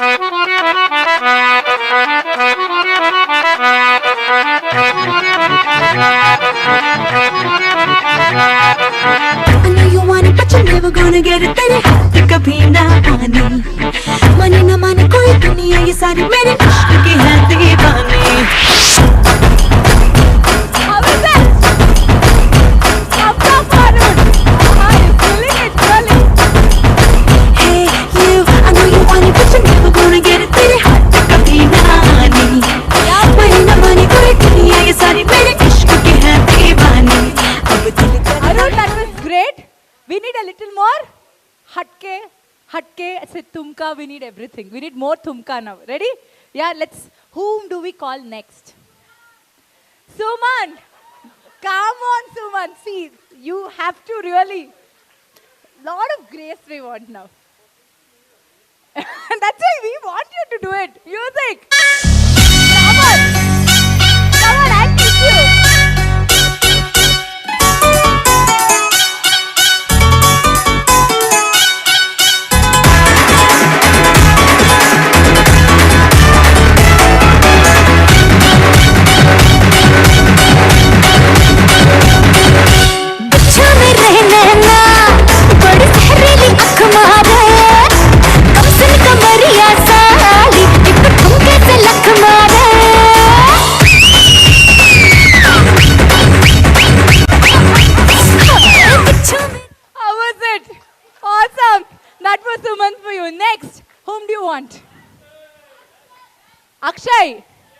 Akshay. More tumka. Come on, Akshay. Music.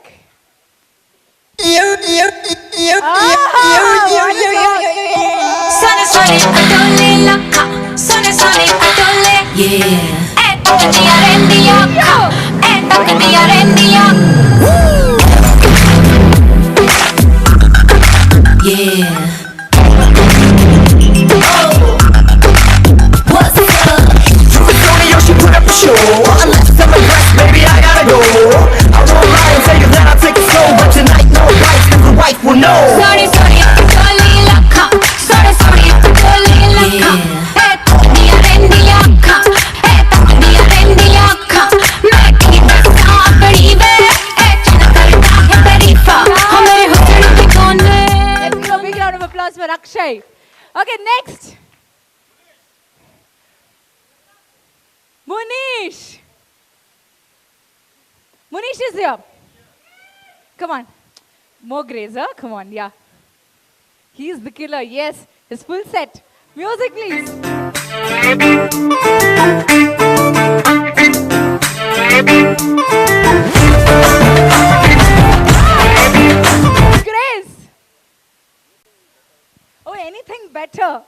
What do you?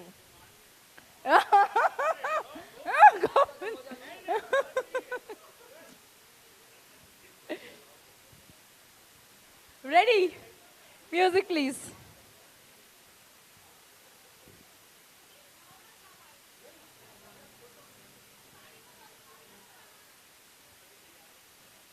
Come on, music.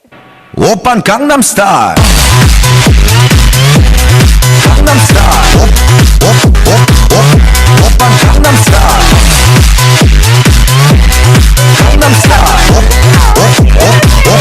Open Gangnam Style. Hey, sexy lady. Open Gangnam Style.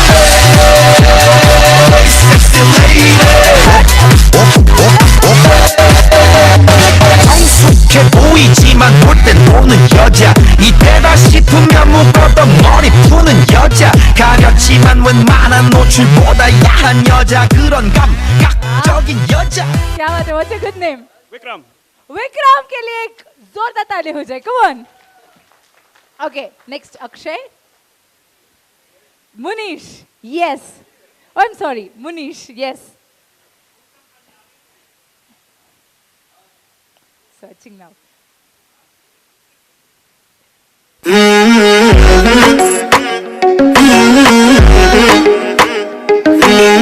Another song. Okay, so we'll have Anand. Abdullah. Yes, Abdullah के लिए एक गाना हो जाए. Come on. Yeah, definitely. Definitely, Abdullah. Music?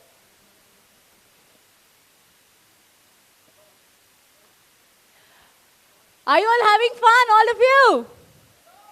Yes?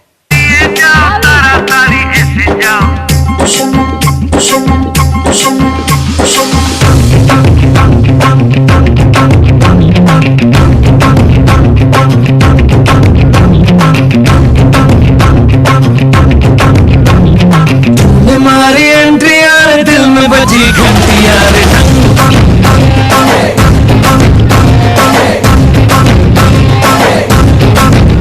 तुम्हारी entry यार दिल में बजी घंटी यार किसी कमेंट्री यार प्यार की गारंटी यार अरे दाढ़ दाढ़ी करना ना अब नहीं सुधरना टूटने लगा है अरे चाहतों का जलना दिल की ना मरम्मत हो ना कोई वारंटी यार Awesome. Give him a big, big, big round of applause. नाच ले बसंती. हलक तेरा पतला just move it round and round मैं तेरे तुम्हारा dollar euro pound मन ले तू किते याद शुकी मन किते याद शुकी tell me why don't you come and dance with me बड़ी नाल विशिक मिठा बड़ी नाल विशिक मिठा रब्बा लगना किसे नू जावे बड़ी नाल विशिक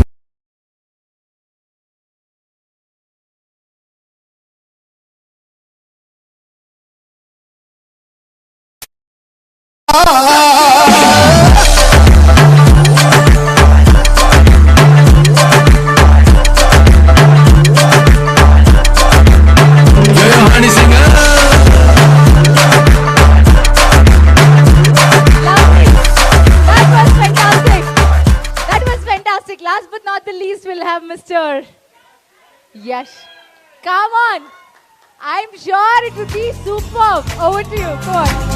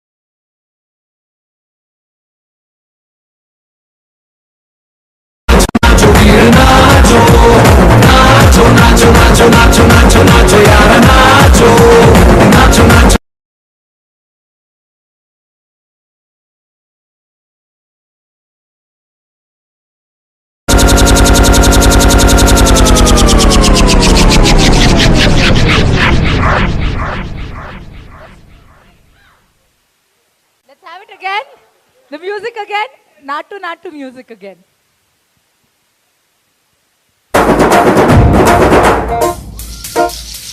बैल जैसे धूल उड़ा के सींग उठा के तुम भी नाचो बाजे जम के ताल ढोल बेटा राजू उड़ के नाचो हीरो से भी तेज कोई कर सके जो बेद नाचो अस्तबल में घोड़े जैसे भाग डोर छोड़ नाचो इतनी जो तो रोट मोटा मिर्चा खा के ऐसे नाचो हाँ जा छोरे हाँ जा गोरे हाँ जा छोरे नाचो नाचो नाचो नाचो नाचो नाचो वीर नाचो नाचो नाचो नाचो नाचो नाचो नाचो यार नाचो नाचो नाचो नाचो कच्ची कैरी जैसा खट्टा नाचो नाचो नाचो नाचो Superb! What an energy. They truly deserve a huge round of applause. Audience, didn't you feel all of them were great? Let's give everybody Mr. Wenger and Watson. Yes? Yes? Give them all one huge round of applause. Okay. Now, we have some fantastic performances coming up. But before that, let's all quickly break for lunch, grab our plates, and come here. Yes? Let's have a short, yummy lunch break, and we'll be back in some time.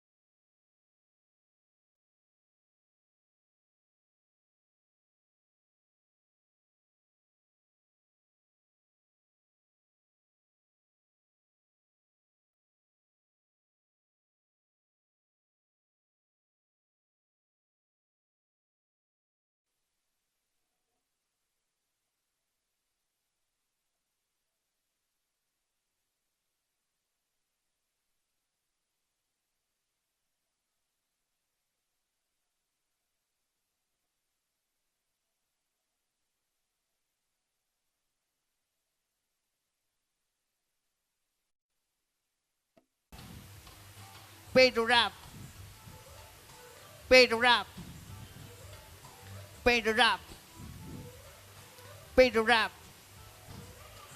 வாடகை current முறை வாசல் packet பல்லு புள்ள குட்டி school fees நல்ல மண்ணெண்ண ration palm oil பச்சரிசி கோதுமை பத்தல பத்தல காசு கொஞ்சம் கூட்ட பத்தலையே ஒரு அண்ணா ரெண்டண்ணா உண்டு எல்லாம் உடைச்சி என்னாலண்ணா எட்டண்ணா கடனை புட்டனை வாங்கி ஒரு அண்ணா ரெண்டண்ணா உண்டு எல்லாம் உடைச்சி நாலண்ணா எட்டண்ணா கடனை புட்டனை வாங்கி அண்டா குண்டா அடகு வச்சோம் 5-10 பிச்சை எடுத்து பதல பதல பதல பதல பதல ஞானப்பழமே ஞானப்பழமே நீ சவ்வாப்பேட்ட ஞானப்பழமே ஞானப்பழமே ஞானப்பழமே நீ சவ்வாப்பேட்ட ஞானப்பழமே செய்தாப்பிட்ட ராணிப்பிட்ட குரம்பிட்ட பிட்டரா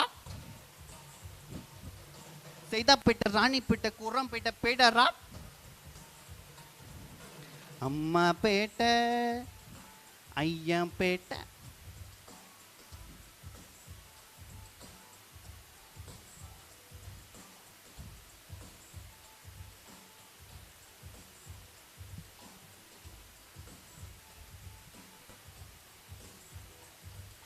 சாராயம் கருவாடு துண்டு பீடி வவ்வாலு குடிசை குப்பை தொட்டி பக்கத்துல டீ கடை ரிக்ஷா காத்து அடி பாட்லோடு மாஞ்சா கில்லி கோலி லுங்கி பணகான பட்ட பாடலாம ஆல அஞ்சல பஜாரு நிஜாரு கண்ணியப்ப முன்னியம்மா கிரி கஜா மணி எம்ஜாரு சிவாஜி ரஜினி கமல் பகலு பிகலு செவலு அவளு ஆஜோ சவுஸ் ஃபுல்லு pay the rap pay the rap pay the rap pay the rap Pay the rap. Pay the rap. Pay the rap. Pay the rap. Pay the rap. Pay the rap. Pay the rap. Pay the rap. Pay the rap. Pay the rap. Pay the rap. Thank you. Super! I like. Super! I like it. Give him a big round of applause. How was it? Wasn't it amazing? Superb, right? Now we have another super performance. So, let's welcome a very talented Rahul on stage for one dhamkedar performance.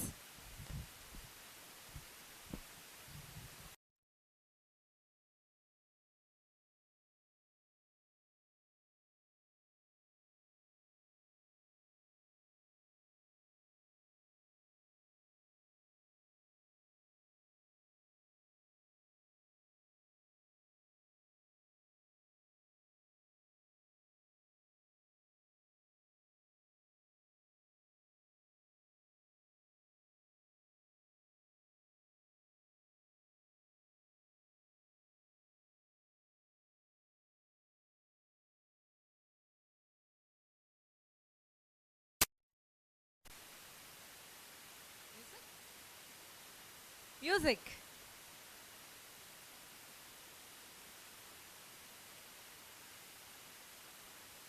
Song. Music. मेरी मैं तेरा amplifier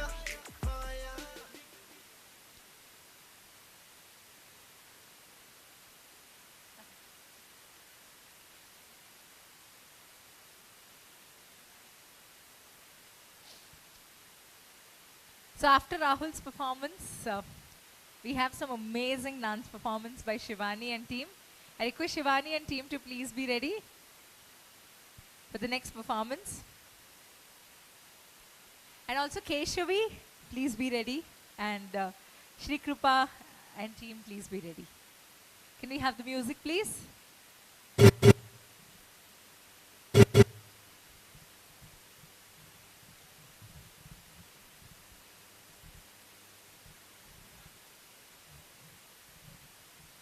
Music.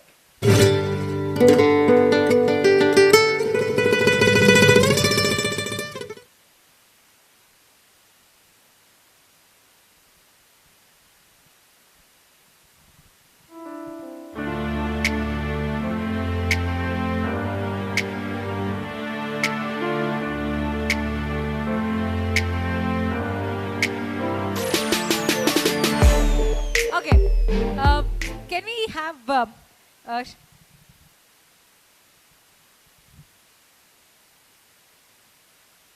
can we have Shivani and group? Let's give them a big round of applause. Is the music ready? Shivani and group, is your song ready here? Okay, let's have a big round of applause for Shivani, and then let's have Rahul's performance.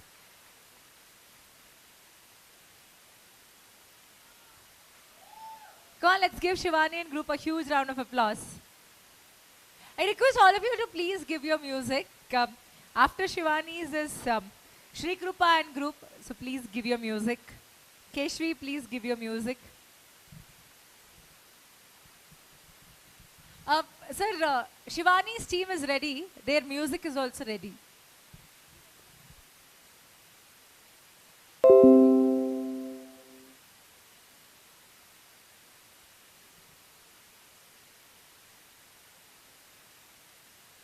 So after this, we also have some very inspiring leadership talks. We all are leaders in the company.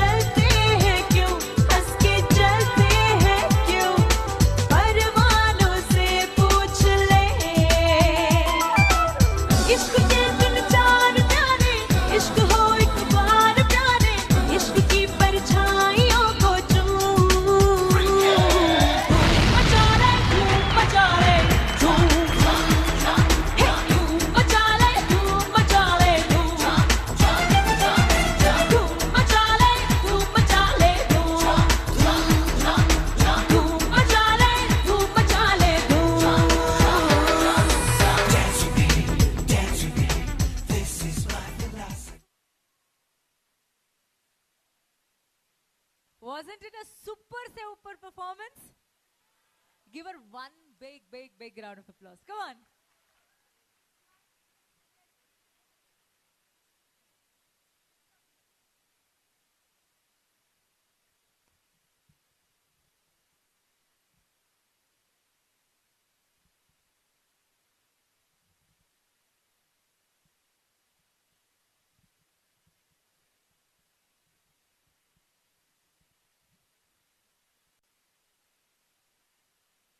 Okay, now the next performance is by Shri Krupa and group. We're all set to set the stage on fire with this dhamakedar performance.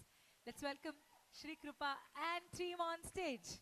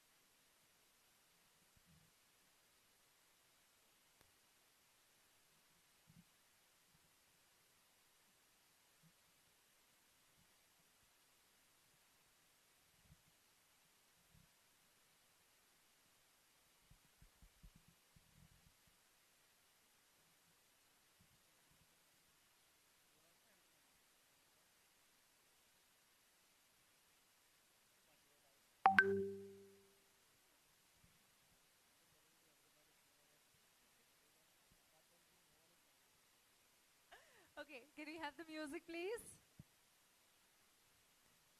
So which song are you performing for? It's a mix. It's a mix. Don't ask us, you watch. It's a mix. Three languages. Three languages. So what are the languages? Telugu, English, Hindi. You're all three. Then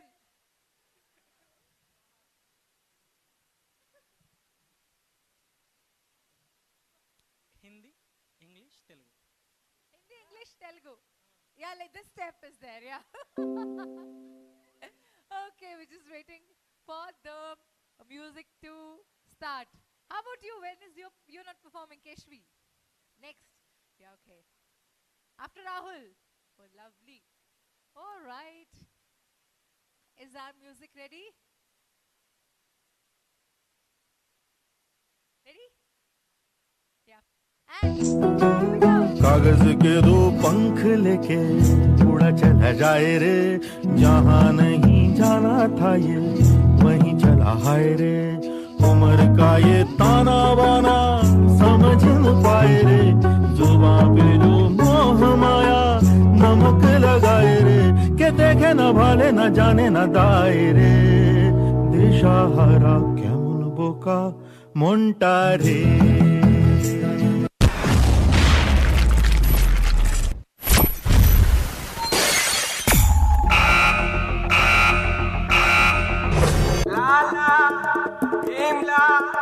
అడవి పోలే గొడవ పడే ఒడిసి పట్టు దంచి కొట్టు కత్తి పట్టు అదరగొట్టు గల గల గల గల గల లాలా గల గల గల గల గల గల భీమ్లా గల గల గల గల గల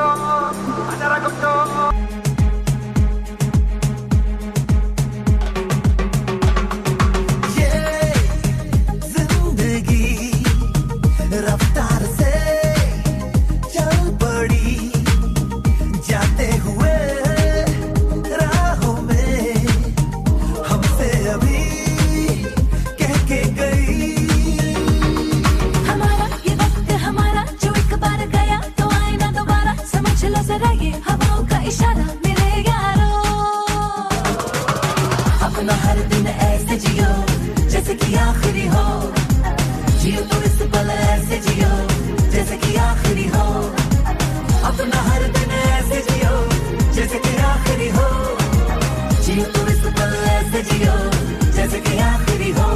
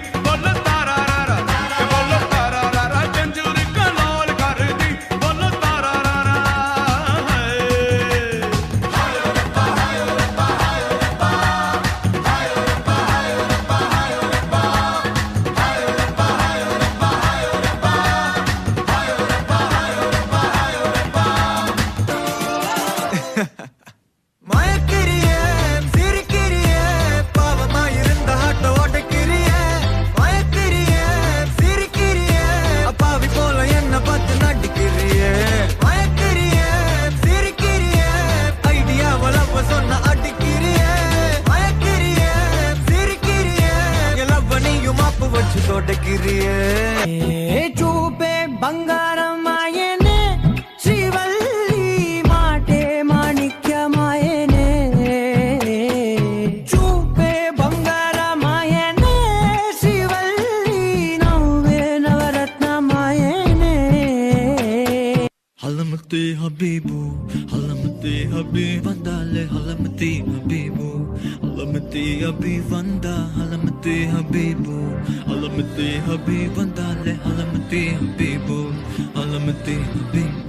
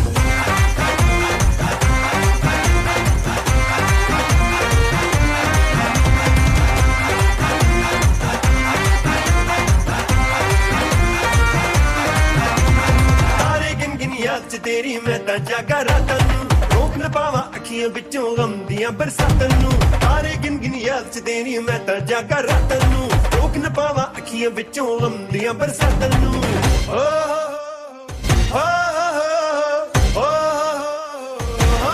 इश्क तेरा तड़पावे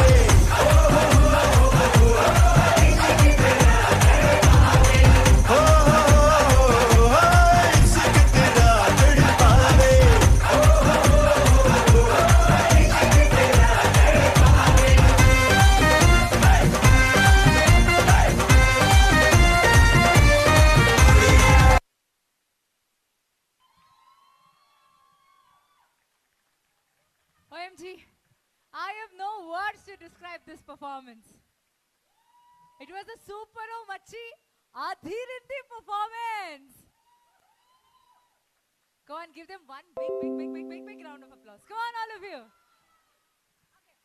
Now we have with us to bring some more grace into dance, Shivani and team Twinkle, ready to twinkle the stage with a beautiful performance.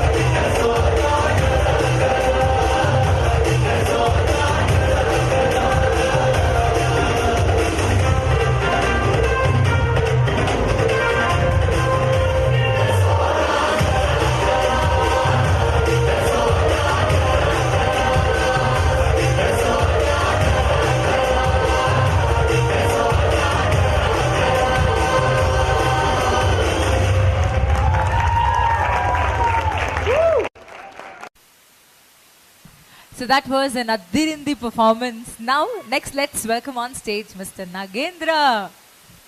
Where is our Nagendra? Ready? Welcome for... Okay, he's going to sing a wonderful song for us. Which song are you singing for us? Meri Hansini. Okay.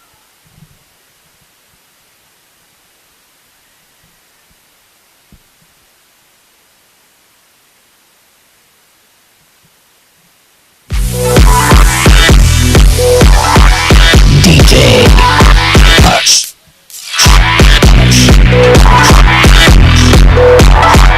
DJ Supreme.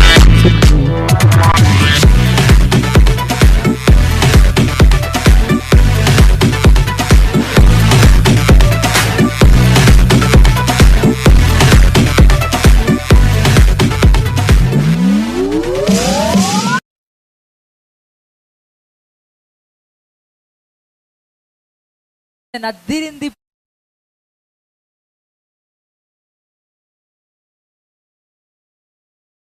So, Nagendra's music is uploading. So, meanwhile, let's have Bharat here. The very energetic Bharat. Oh, sorry, Rahul. I'm extremely sorry. I'm extremely sorry. I'm extremely sorry. छोड़ दो. बड़े बड़े शहरों में ऐसे छोटे छोटे बातें होती रहती है. चलो.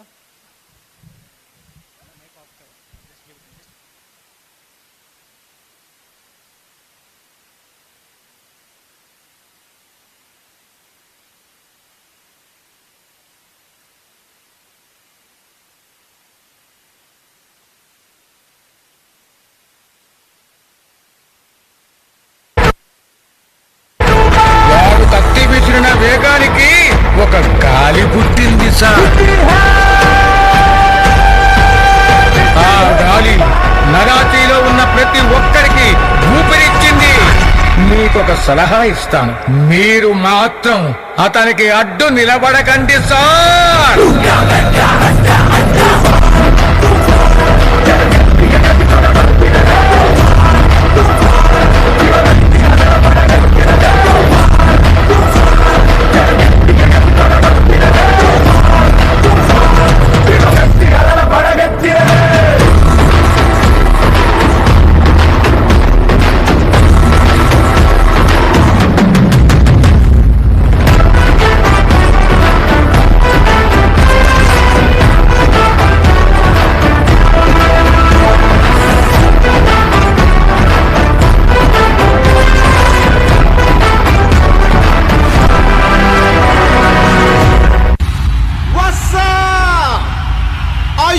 To break it down and keeping it real. Let's get ready to rumble. Stop! Stop!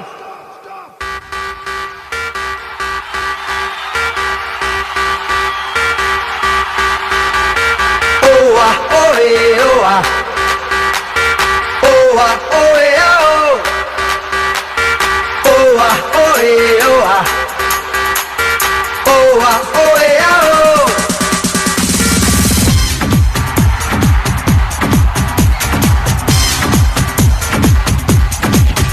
Ha!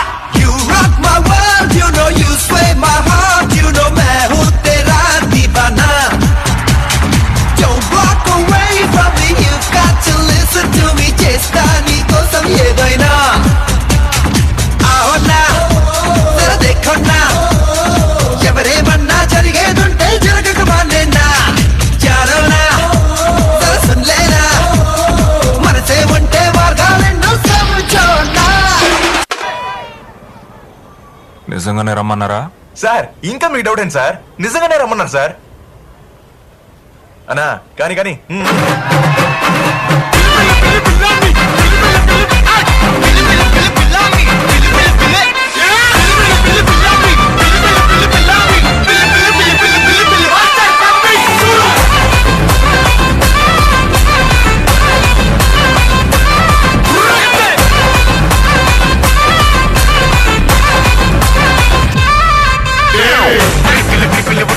సెల్ఫీల selfie తుట్ట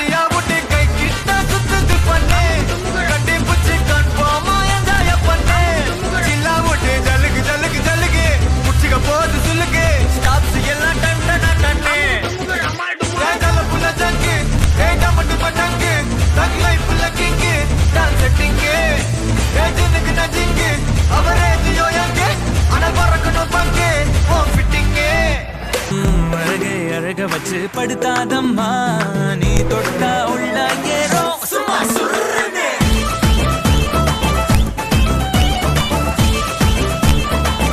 சும்மா சுருன்னு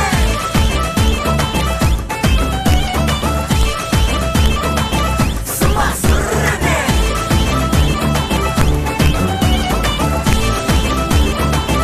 சும்மா சுருன்னு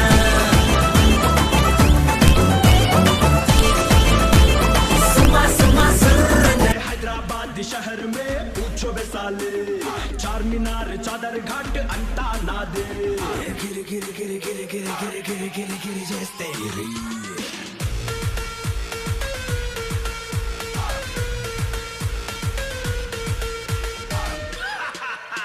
स्मार्ट शंकर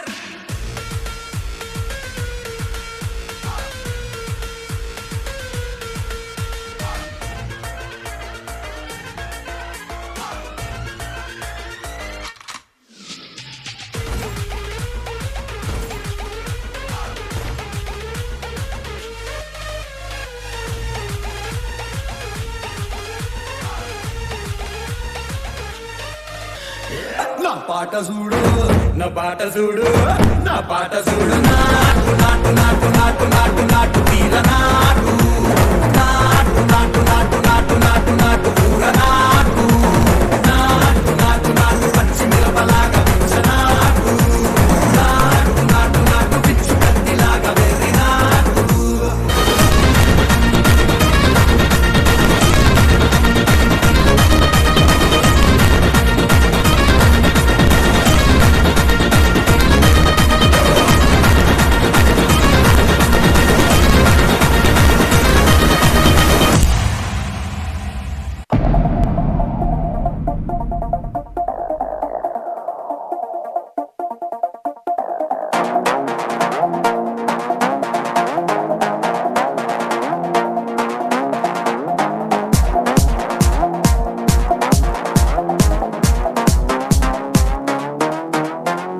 लैला ओ लैला आजा रे लैला लैला ओ लैला आजा ओ मेरी Laila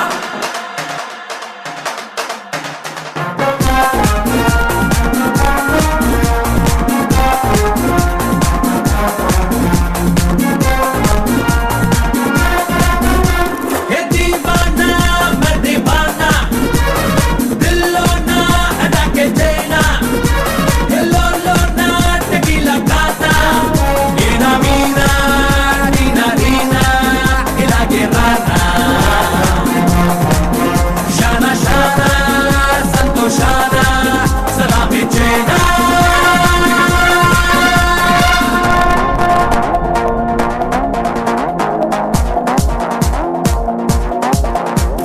Laila oh Laila Aja re Laila Laila oh Laila Aja oh meri Laila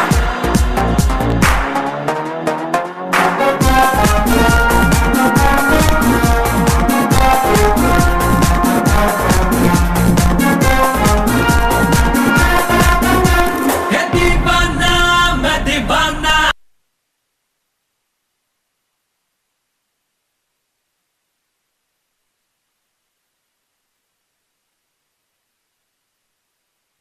OMG. No words. It was a superb, energetic, very neat in terms of the geometry or whatever it, with respect to dancing. The stances were so neat. Wonderfully done, Mr. Rahul. And let's give him a big, big round of applause.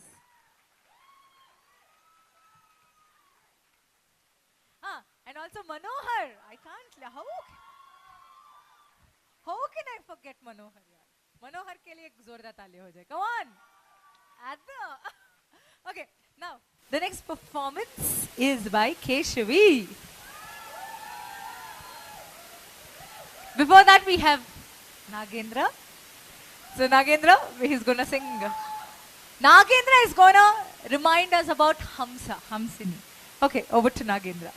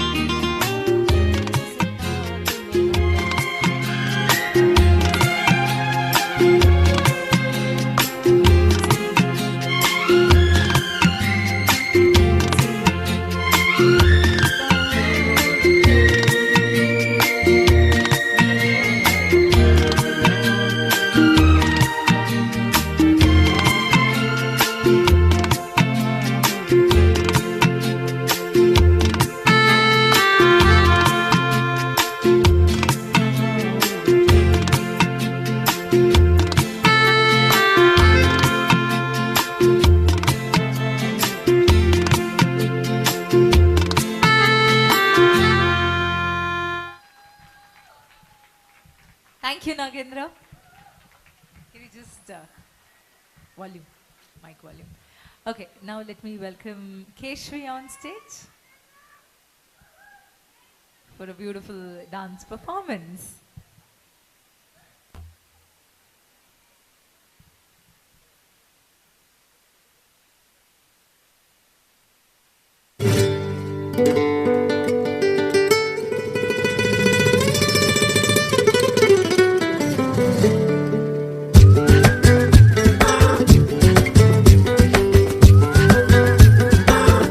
चलिए झुमकाना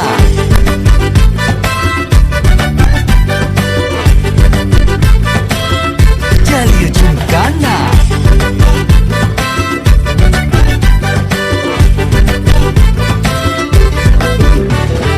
ரெண்டுல ஒண்ணு தெம்பா எப்ப உன் life திரும்பலாம் நம்புறியா நண்பா எப்பா ரெண்டுல ஒண்ணு பார்க்கலாம் நிக்கிறியா தெம்பா எப்ப உன் லைஃப் திரும்பலாம் நம்புறியா நண்பா யாரு இங்க வந்தாலும் பயமுறுத்தி பார்த்தாலும் அசராம சிரிச்சாம ஒதுங்கி போவாண்டா அத்தனையும் போனாலும் எம்டியா தான் நின்னாலும் பதறாம இருந்தாட பீஸ்ட் நீ தாண்டா ராவம்மா ஹே ராவம்மா ஜலிய ஜுங்கானா ராசம்மா ஹே ராசம்மா கெடுங்கானா ராவம்மா ஹே ராவம்மா ஜலிய ஜுங்கானா ராசம்மா ஹே ராசம்மா சொன்னது சரிதானா சரிதானா सरदापा ஜலிய ஜுங்கானா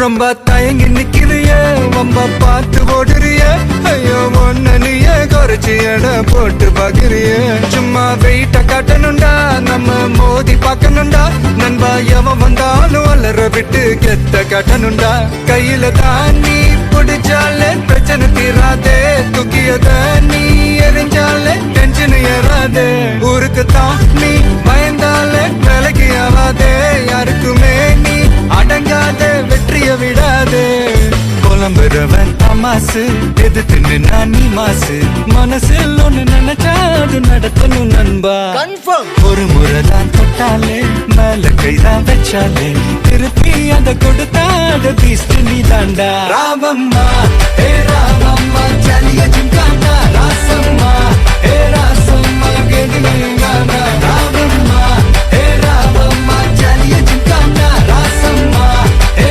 ராசம்மா சொன்னது சரிதானா சரிதானா சரிதான்ப்பா ஜலிய ஜுங்கானா अभी बंदा ले हलमती हबीबो हलमती हबीबो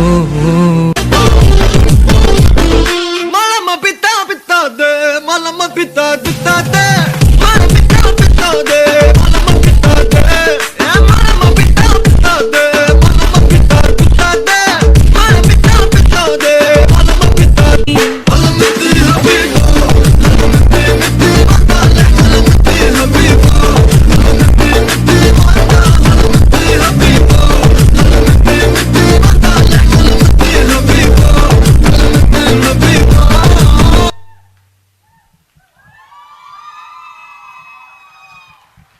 What a, I would say it was a very expressive performance, right? So what expressions and lovely. Let's give Keshvi a huge round of applause. Come on. So, ladies and gentlemen, it's again time to welcome our leader, a founder, visionary, Harish, on stage to take over.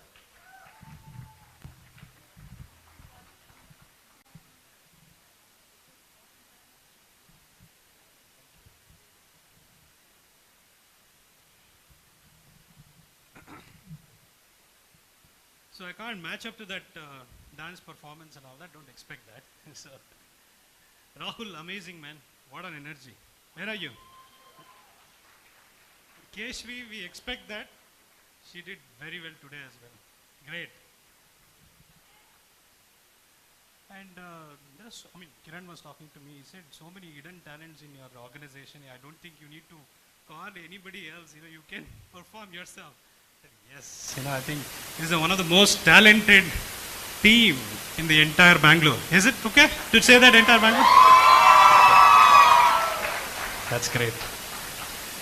So where I left, I'll take a few minutes to just wrap it up. Prasad, can you help me? Okay. Yeah, where are we? 2009. Okay. So in 2009, we started doing a lot of networking summit, and the way we invited Venkatesh sir, we invited quite a few industry heads. 2000, I'll just fast forward and then move to 2012, 13, 14, 15. That is a time frame when we were trying to get into a situation where we were doing the same thing again and again. We felt that 4 or 5 years we were cycling the same way. You understand that, the people who've been in the longer career, they understand that, okay, I've been doing the same thing, the same result, incremental increase, but not many, there is no leapfrog increase, right? That's when we sat together and we thought, what do we do differently? And what is that our competitors are doing? Let's try and understand. About the people, I'll come back. So then, one key thing that we did was to come up with 3 important steps. One, we started a company called Watsonite System, which is again into contract staffing and currently now focused on services, right? And guys, some of the things that we have thought about, so some of the things that we have thought about is, we are going to be, how many crores? Okay. One is milestone about revenue, but what impresses us is the, number of people we will have in our head count, more than 1,000 member team we will have in the next few years itself. So Watsonite team, here is for you. You have to think really big and probably, think of scaling the organization multifoldedly. Srilij, Arun, Bharat, Sangeeta, Yash, and all the team members. Suman, who has joined us as a director. Suman, say hi to everybody. Yes.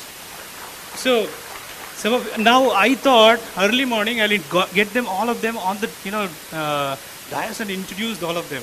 But what happened right now is everybody has got introduced to each other. Correct or not? Right? We know who is Suman, we know who is Arun, and so on and so forth. So people have joined us and made that organization strong. And we are growing multifoldedly, especially with respect to Watsonite.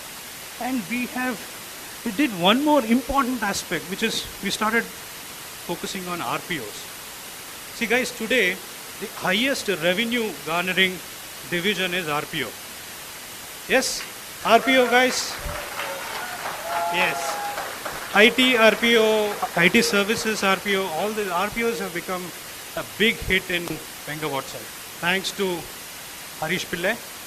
Today I would like to express my gratitude for him, for having given us the, the structure, the elements of how to start RPOs and so on. He, along with, Darshan and few other leaders. And I can never forget one person, that is Srini. You guys heard of Srini? Yes, I'll show you some of his pics, maybe a few people who have joined in a little later.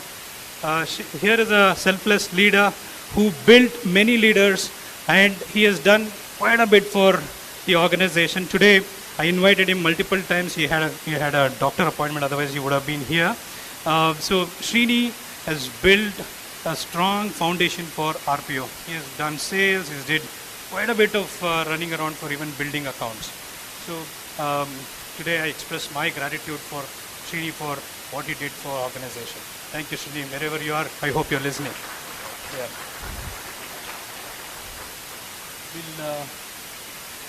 Yeah, this is Srilij. Initial, formative years of Srilij. The photos I have not given. Okay, I didn't give Srilij. so this, if you look at closely, there is Siddhi and few other leaders who, managers who joined, and Srilij from grounds up, he has built Watsonite. Thank you, Srilij. Thanks for your, focus, believing in us that, this is going to be an organization. Few years ago, I told him, we will become 100 crore, and he latched onto it. And then multiple times he was reinforcing. I was like, okay, he's become very serious.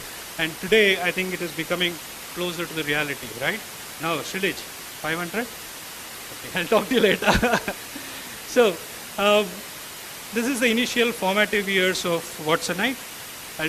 I'll probably, Schlaga and many others have been good leaders who joined us, and there are people who have been having second stint. So this is one more person who has moved out and come back.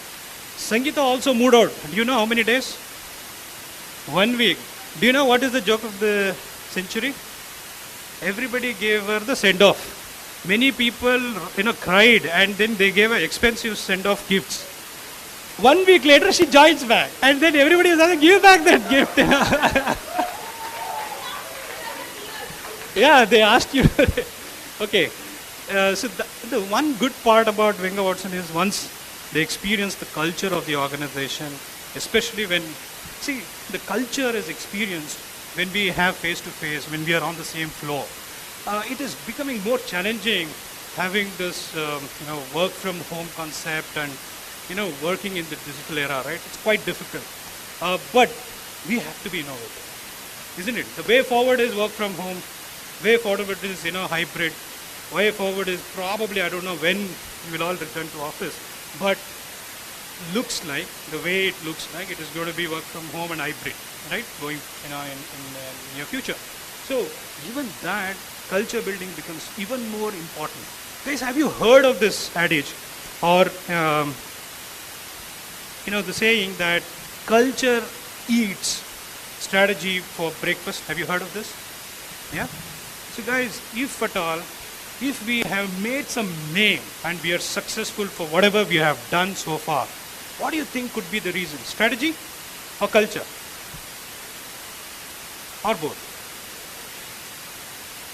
Yeah, could be both, right? Because some of the decisions that we took at the right time is a strategy, but without having the right culture, those strategy wouldn't have stayed anywhere, right? So one of the learning lessons for me and for the organization is that, we need to continue to build our culture, continue to innovate, continue to collaborate with everybody, continue to believe in each other, continue to trust, and the most important thing is take care of each other. See guys, you go back to these are the other photos where, see, this is how we used to enjoy. The culture is very different and vibrant in Wenger Watson, right? Yeah, the most important aspect is, I want to call out something that the entire team did. In the year 2020, what happened? Pandemic, right? See guys, pandemic taught us very different lessons. One thing which stood out, especially in Wenger Watson, was entire leadership team stood together, right, for safeguarding the entire organization. Each one of them have done sales, have ensured that the customers are retained, and have grown the accounts. I still remember every single day we used to have sales call, yes or no, right? Sushil, do you guys remember? Sushil, Deepa, Ashish, Darshan. So all of us had to do all that work. What is important was our leaders. I'm blessed to have our leaders together to hold the fort when it matters the most. Hold the fort and lift it up. So these guys have done some tremendous job. Give it up to them. Put your hands together to all the entire leadership team for their sacrifice. And in fact, they in the meeting they said, Harish, forget about our incentives and things. Let's pay the recruiters and managers first. They were the last one to get. Have you heard of this? Another one. Leaders eat last. Right? Why do they do that? And these are all the leadership qualities without knowing, we have been displaying it. When I was studying all these things, I said, okay, yeah, we've done all these things. That's why 20 years, right? That's why 20 years. I think the entire team, we should feel proud that we all stood together during tough times. Guys, one more thing, I want to call out some of the names. I don't know how many people remember this. During this, pandemic, Anjali, Rashmi, I remember because I keep, talking to them, and even Amita, all of them volunteered to actually help people to get beds, help people to get, and they were not related to each other, right? Somebody, and they were part of the call center where the calls were routed to them. 10:30 in the night, 11:30 in the night, they were supporting. What does it calls for? And everybody pulled in money to support people who were going through tough times during this pandemic. This was emotional moment. This was tough moment. But what it taught us was, when we are together, we are unbreakable. Do you guys believe that? We are unbreakable, and as a country, as a, organization, as a citizens, we can do really, really well, right? So this is actually displayed in Wenger Watson. I'm extremely proud of that. More than what we achieved in the several years in terms of revenues, in terms of everything, I think these values matters the most. Would you agree? Great. Guys, what's in store for us going forward? Darshan, I would like to hand over the mic to you. Please come over. But what is in store for us? See, think about it. We are currently whatever X number of crores and things like that. But what is most essential is to build culture, rebuild the culture. I just met few people. They said, Darshan, how are you? I said, great. I knew that the person has joined recently. So what I'm saying is, and I think because of digital engagement, we don't know who each other, right? Today was an excellent platform that we all came together. At least 150 people, 130 to 150 people have come together, getting to know each other. Please network and get to know each other and support each other during tough times. So I believe the values and the culture will take us through for the next 25 years, next 50 years. Guys, instead of founder-led, few leaders-led organization, our dream is to ensure that this is a system-led and an organization is scaling multifoldedly because of its learnings, because of its cohesiveness, because of the values that each one of us display. Right? With that, I'll end my introduction and probably the history that we were trying to look back, and then how did it all happen, what did we do together, and what did we learn, and so on. Over to Darshan. Thank you guys.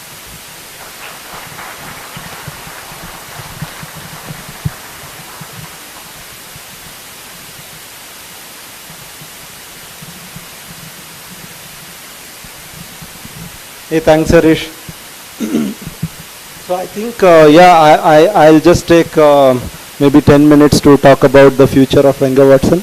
I think that would be helpful. But before I do that, I think couple of things I really wanted to mention, especially the financial year, how it went, right? So especially the 2021 and 2022, right? So the good part is, I think Harish spoke about we all stood together, right, during pandemic. I think I want to highlight during the pandemic we still had around 45 active clients to work as an organization. I think in India as a country, I saw many organizations who are getting shut down, and I think we were, among the few, where we had good number of clients during pandemic, which helped us to sustain really well, and of course the team, right? And after that, I think things picked up really well, right? So just to give you some stats, right? I think the last year was one of the best year I felt. Really one of the wonderful year I felt. I don't know, in last 17 years, I think of Wenger Watson and me, I have never seen such a good year, which was 2021 and 22, right? So do you know how did we grow? By what number the organization grew last year compared to 2020 COVID year? Any guess? Wild guess? So Wenger Watson, right, as a company, we grew by 100%.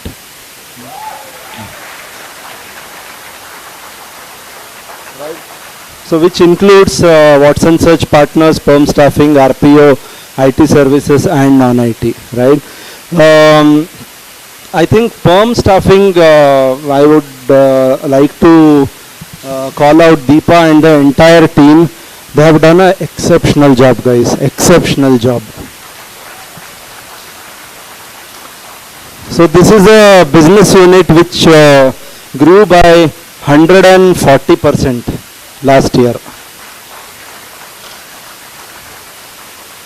So then we have Watson Search Partners. I think Sushil and team did not leave an inch of opportunity, right? They wanted to grab everything. I think this division grew by almost 70%. Excellent this is.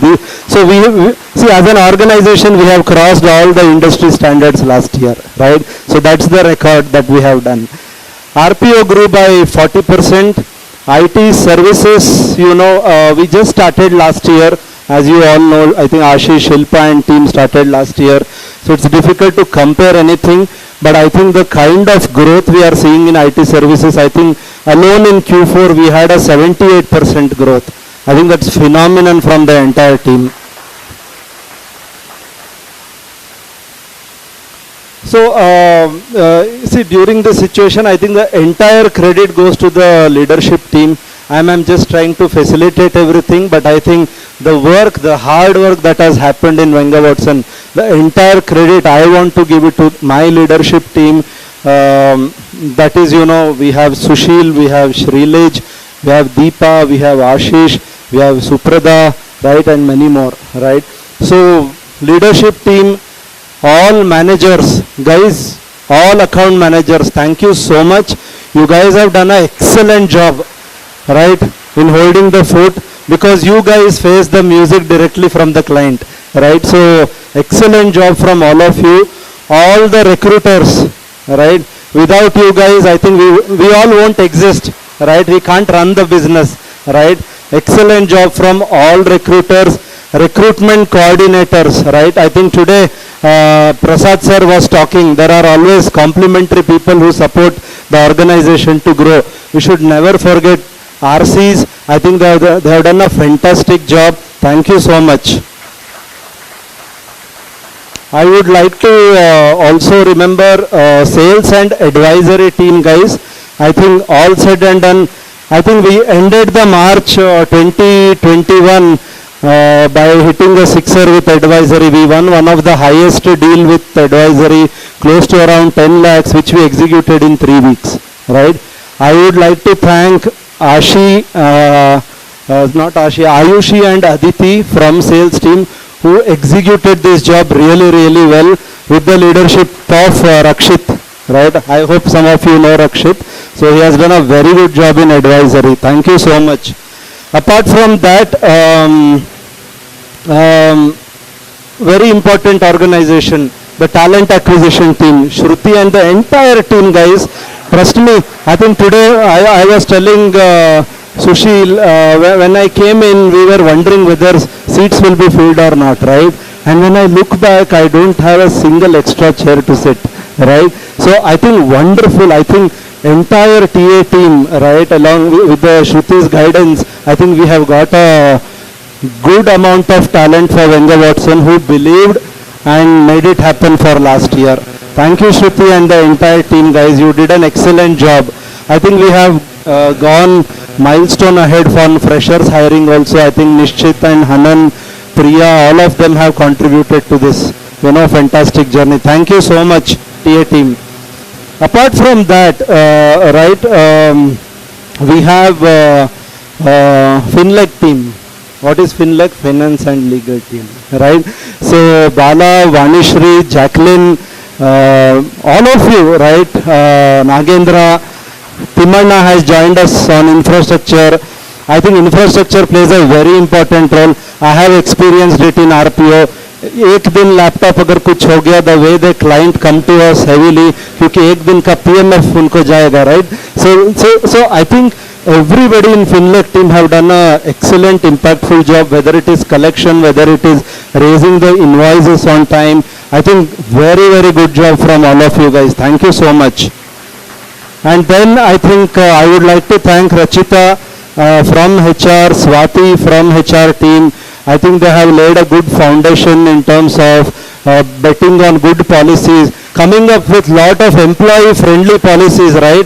So whether it is a auto hike policy, whether it is, so there are many incentive schemes, right? Special incentive schemes. I think quite a lot of benefits we rolled out in 2021, and I'm sure many of you have qualified for it. Rachita, thank you so much, right? Good job from you.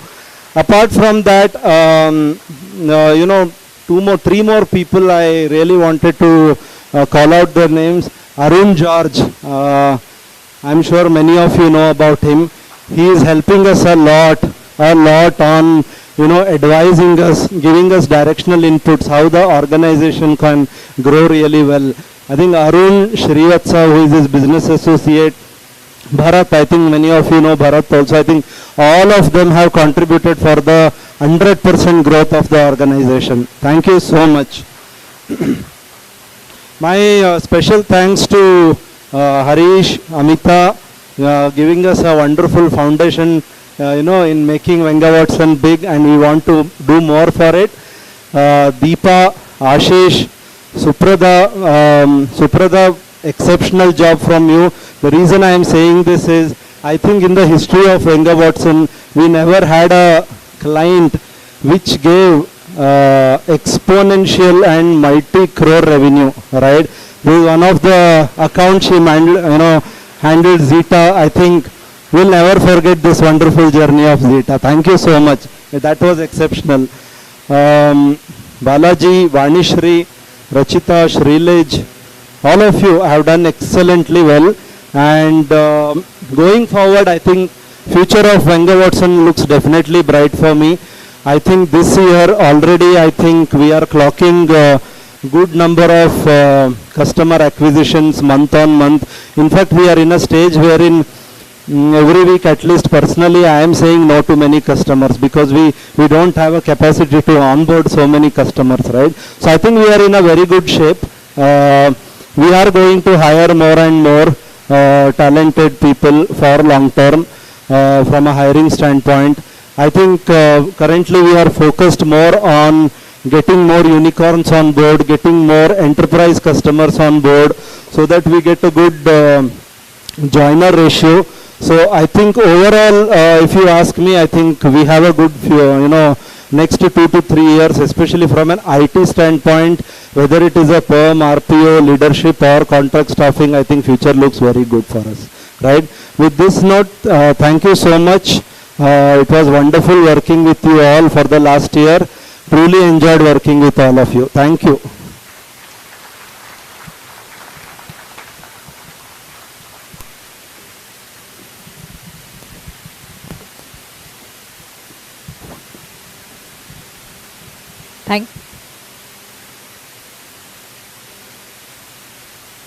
Hello.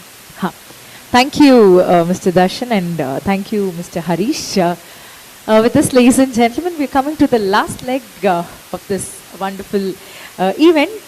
It's time to actually recognize and call out the names of the performers who are not here, but they're attending the virtual event today. Sachin for non-IT services, high potential.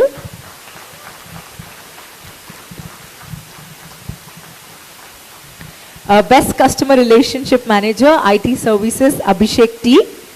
Top Performer, Individual Contributor, Surabhi. High Potential, we have Mona Lisa.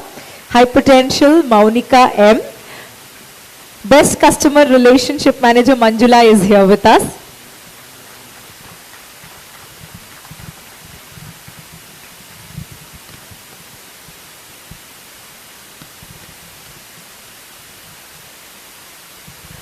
Top Performer Recruitment Coordinator, Komal. High Potential, Shashank. Most Impactful Member, Bhavyashri, I'm sorry. Most Impactful Member, Ashwini. Top Performer, Priya. High Potential Performer, Dikshika. From the Exemplary Rewards category, Divya Lekha for permanent staffing segment. And a big thank you to the whole leadership team. Amita, thank you so much. Deepa, thank you so much. A very big thank you to our CEO Darshan. Thank you. Sushil, thank you so much. Shrilij, thank you. Balaji, Ashishpi, Deepavi, thank you all. Thank you so much. And before we end the wonderful event, I have a message that's been shared by none other than a man whom we all look up to. He is the Dharmadhikari of Dharmasthala, Padma Shri Virendra, Dr. Virendra Hegde has shared a beautiful message to us. Let's read this message. Ivattu Dharmasthala ಪ್ರಪಂಚದಲ್ಲೇ ಒಂದು ಪುಣ್ಯಕ್ಷೇತ್ರಗಳಲ್ಲಿ ಬಹಳ ದೊಡ್ಡದಾದಂಥ ಪುಣ್ಯಕ್ಷೇತ್ರ. ಆ ಸ್ಥಾನಕ್ಕೆ ಬರೋದಕ್ಕೆ ಒಂದು ದೊಡ್ಡ ಕಾರಣ ಅಂದರೆ doctor Veerendra Hegde. So he has been instrumental in bringing the temple city Dharmasthala to the globe, be it philanthropy, be it food, be it education. It is a place to reckon with. It's a place of inspiration. It's a place of divinity, and Dr. Virendra Hegde has given us, he says, Dr. Harish Kumar, I'm happy to note that Wenger and Watson Private Limited is celebrating its 20th year of anniversary on 30th April 2022. I appreciate your excellent service providing recruitment services to reputed companies and startups. Congratulations. Thank you for your invitation for the function. I wish the program all success and pray Lord Manjunatha Swami to bless your efforts with great success. I wish your firm a bright and prosperous future. I pray Lord Manjunatha Swami to bless you all, bless you and all the staff for successful continued services. Yours sincerely, Dr. D. Virendra Hegde. Ladies and gentlemen, I would say such a divine way to close this wonderful event. It's the closure of today's event, but this is a beginning of a lot more things. Wishing Wenger and Watson lot more success. Let sky be let the zenith be the peak to reach. So let you reach your skies. Let 200, 300 become thousands, and let your revenue become more than 100 crores. Wishing Wenger and Watson all the very best. Let Lord Manjunatha Swami shower all his choicest blessings on Wenger and Watson and all of you. Thank you so much. It was fantastic having you all. Signing off, Anjali. Bye-bye. Take care. Before that, we have one video as we end this. Over to Rachita.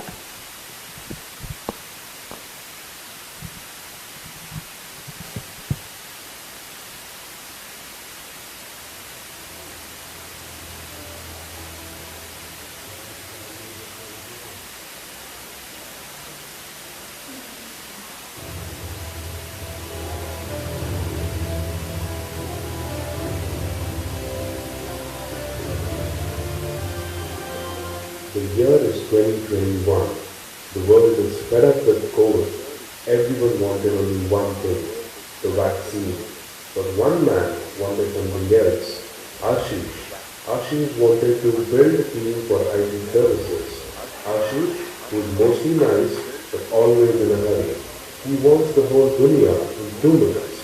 Ashish talks to Shilpa about his idea. Shilpa is a non-IT specialist. Shilpa may have done wonders in the non-IT field. Something else. Ashish wanted to build a team for IT services. Ashish, who is mostly nice but always in a hurry. He wants the whole dunya in 2 minutes. Ashish talks to Shilpa about his idea. Shilpa is a non-IT specialist. Shilpa may have done wonders in the non-IT field, but IT is a completely new dunya to her. Ashish and Shilpa set their sails looking for new clients and a new team to build. They had no idea where to reach or how to reach. This is the story of IT services. Then came their their clients. The clients were ThoughtWorks, Harman clients. And helping each other. Now meet the team who stood its ground at all hard times. Let's see how this new team beat all odds, COVID, and sometimes beat each other to make things happen. First up is Team Shilpa. The team members are Mona Lisa, Surbi, Monica, Nisha, Rohita, Sarika, Monica, Aarti, Deepika, and Lakshmi. They take care of ThoughtWorks and PS. This team functions like a well-oiled machine with minimal supervision. Next up is Team Abhishek. They handle Harman and L&D.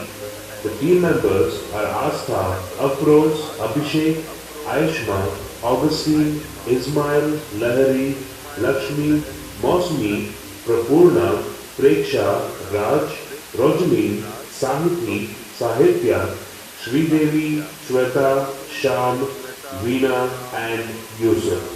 Though this is a new team, they blend really well and showcase great team bonding. Now we have Team Solar. They support PS. Be it good or bad days, this team always stands by each other. The team members are Aarti, Ashwini, Divya, Gopinath, Pawan and Lekha. Here comes Team Asha. They support PS. These guys are always full of energy throughout the day. The team members are Anushri, Ashwini, Akshaya, Himani, Kritika and Nitika. Last but never the least is Team Pallav.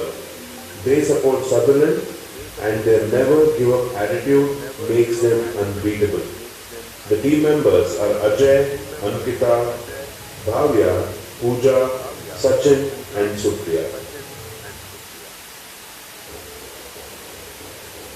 This is the first year of IT services and all these people got 276 joiners. And this is just the beginning. Remember, powerful people make places. Powerful.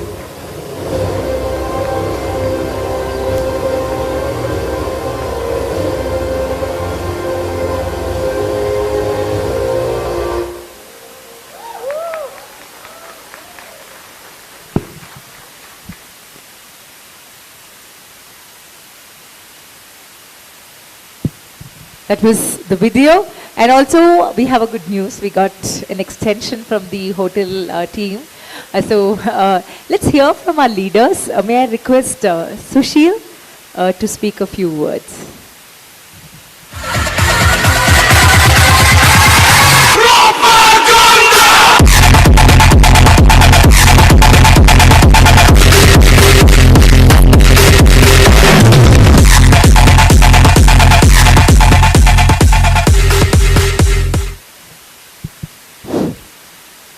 Good afternoon, everyone. I hope everybody is actually kind of, enjoyed and got exhausted.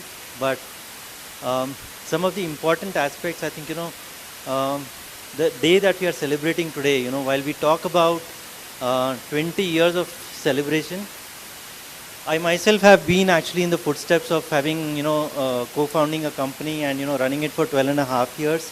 So it's a big achievement, guys. I mean, the kind of ups and downs that people go through and actually creating this kind of a company. While I know Harish and Amita always keep saying that, it's the team that has actually built this company and brought this forward. But what is also very important to understand is the kind of environment that they've created, such a positive environment in the organization, which has actually kind of, helped all of us to kind of, stay so very dedicated and loyal to the organization. Very rarely you find these kind of companies, So I definitely want a very big round of applause for this 20 years of celebrations of Wenger and Watson today. Congratulations, Amita and Harish, once again. Guys, just to quickly summarize, while we don't have, in fact, we had a lot of details to be actually talked about today. But some of the important aspects which I would like to just touch upon is basically Watson Search Partner, what we are actually talking about. I actually kind of, started heading this team 5 years back, and the way we have actually kind of, scaled with respect to not the team per se. The team has actually been a very, very lean team for Watson Search Partner. It's been probably a team size of just 8 to 10 people. But the most important aspect that we actually kind of, thought of, a dream that we actually thought about Watson Search Partner was to get into the league of those kind of executive search firms, which today operate in only a retained environment. I don't know, there are many of us, who probably may not be aware about a retained concept. Retained concept basically means, charging the customers in advance before even working on their searches, right? And I'm sure you people can understand in a service industry to kind of claim advance, before even starting the search is not an easy thing, and that was the dream that we had, we wanted to be in the league of those kind of companies which were actually kind of, doing only retained searches. And I'm actually very proud to tell you guys that last year we have made phenomenal success with almost out of our entire revenue, as Darshan mentioned, we kind of, got 70% of growth in this year, the most important aspect of that 70% of growth that we have had is almost 35% of our revenue came through retainers. And that's a big, big number, guys. I mean, actually achieving almost 17 million via retainers is not a small thing for a company which, 5 years back was never involved in doing retainers. And the most important aspect that actually happened in the last year is some of the big brands, the likes of Walmart, the likes of Amazon, and the likes of Philips, who have been our customers for more than a decade, got converted into retained customers for us. I can actually kind of, tell you that, this kind of a thing cannot just happen without, the kind of confidence that our team has been able to build with such customers. While everybody does kind of, keep telling me and give me the honors of, winning these retainers, but honestly speaking, guys, sales is something which, a person can only do when he's confident about his product, right?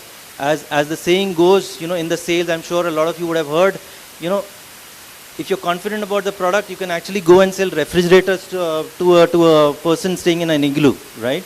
Or maybe selling a comb to a bald person. It's all about, how confident you are about your product.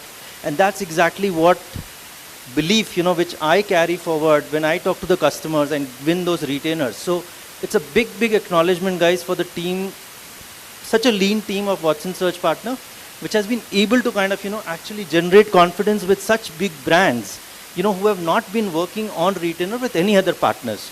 So kudos to all of you guys. I think I would just like to quickly call out a very small team of ours, but the most effective one. To start with, of course, I'm sure you people anyways have heard about Rashmi, who has actually kind of, been an amazing, amazing person in terms of, pushing back to the customers, not just delivering, but actually ensuring that,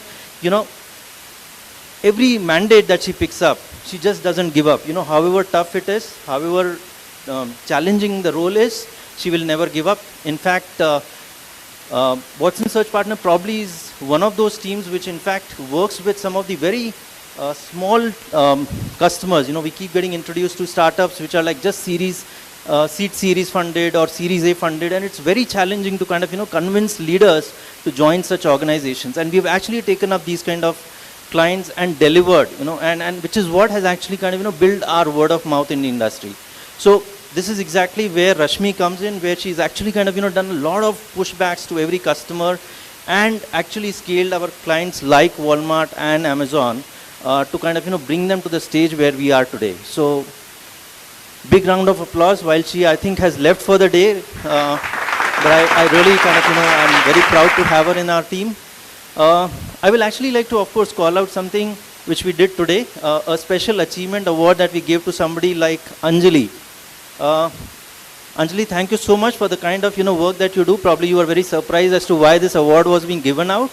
But then honestly, I think, it's very important to acknowledge, while, the kind of efforts that you take, the initiatives that you take to kind of, build the team, build that kind of, momentum within the team, and picking up any of the assignments that we ask you to look at. Today she has actually started managing and mentoring our research team, which is a backbone for an executive search team.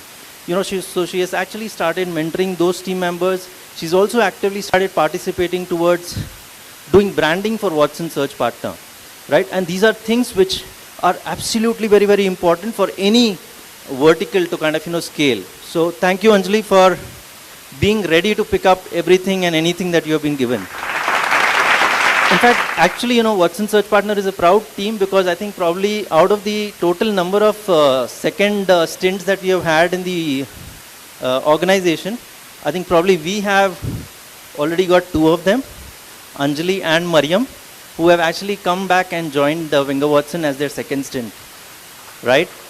So Mariam, great job. In fact, while she has just been with us for 3 quarters now in her second stint, I think she has started showing the kind of, caliber that she probably used to showcase, during her first stint. I think that was probably for a decade where she was with Wenger and Watson, but has actually started making an impact with some of our top customers. In fact, you will very soon also start hearing about the kind of magic that she's created in this quarter. It's already done. We'll of course announce it and reserve it for the quarterly awards when we come back, right? So great work there, Mariam. Besides that, in fact, guys, I think, something which has also become amazing in our team is somebody like Annapurna, who just joined us again just 3 quarters back, right? Has actually kind of, changed the game altogether.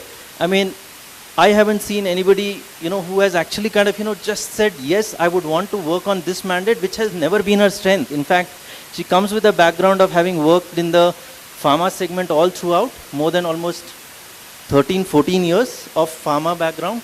And today when we actually ask her to be a part of working sessions to do even IT mandates, I believe, everybody will acknowledge the kind of sourcing that she does, the kind of mapping that she does amazes everybody.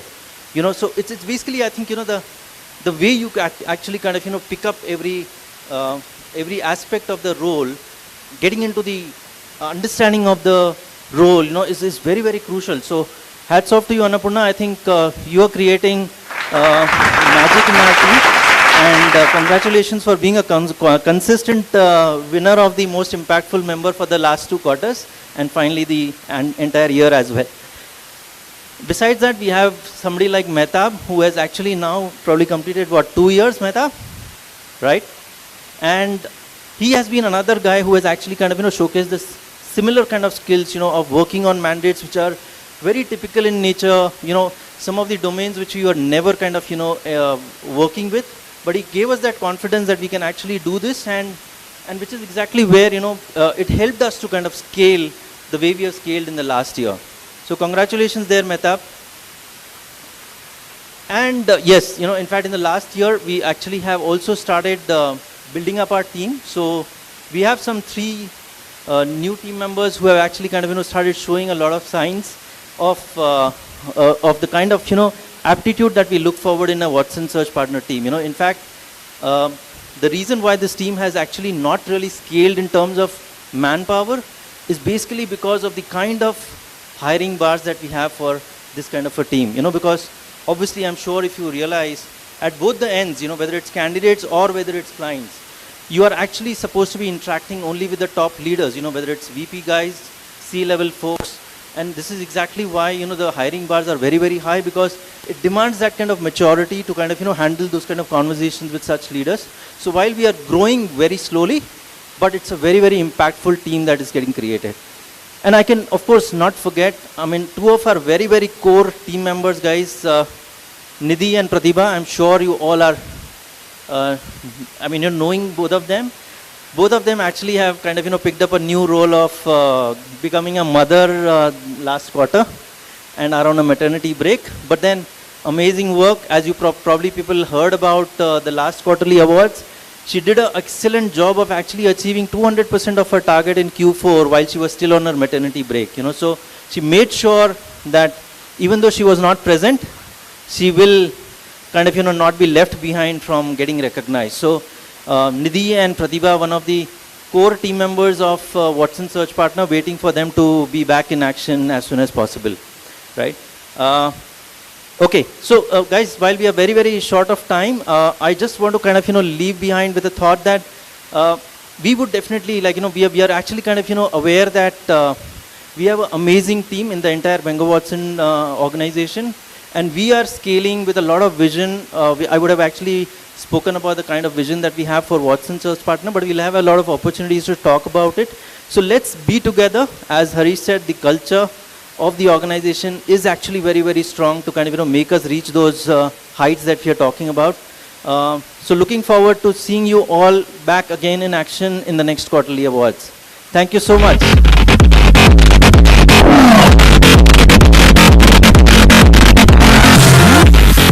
Thank you, sir, because we are running short of time, hence I had to cut him in between. May I request Deepa to speak a few words?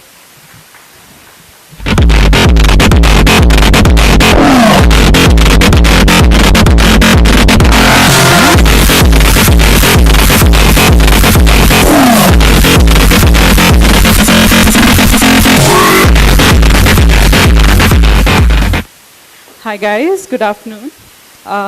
So I'll not take much time. Okay, so blah, blah, blah, blah, blah, blah. There's a lot that I wanted to share actually, but since we have limited time, here it goes. So this year, fondly as I look back, I'm filled with nothing but gratitude for the way that we have grown businesses, the way that our teams have scaled. The greatest thing that our perm staffing team did was openness to new possibilities and to unlearning old ways. Some of the people that I would really like to call out, because this is one time of the year that I take the time to actually congratulate them and thank them. I don't do this very often throughout the year, so please bear with me. So first goes Anusha. Relying on her, I think most of you know her. Relying on her has now become a habit for most of us, not just me. She's built clientele relationship in such a way that they have come back asking for her team specifically to be assigned. Some of the customers who have been there with us for the last 3-4 years have been BHN and Walmart, who have continuously assigned roles, and then they want nothing but Anusha's team for the leadership search. So good job, Anusha. And she has led the team with a true sense of leadership and an immaculate eye for detail and obsession with quality. So Anusha, may many more thrive in your light. Wish you the very best of luck for the coming year as well. So next person who has just joined our team, I say just because I met her now ever since I hired her, which is Udeshna. Udeshna truly never settles. You can guess what brand I'm talking about. So she's a leader who has the kind of appetite for bigger projects. With her clarity of thought processes and simplicity of her nature, we were able to discover our abilities, our own abilities in handling bigger volume RPO projects. I myself was pleasantly surprised by her abilities. So customers like Swiggy, Walmart, Algonomy, and Nike, to name a few customers. She has done a brilliant job in scaling up the team that was never there to making it a 13-member team today. And all these customers I spoke about have given us multiple revenue and multiple ticket size businesses that we have got repeatedly over the past few quarters. So good job, Udeshna. Okay, so next we have another leader that I got an opportunity to work with.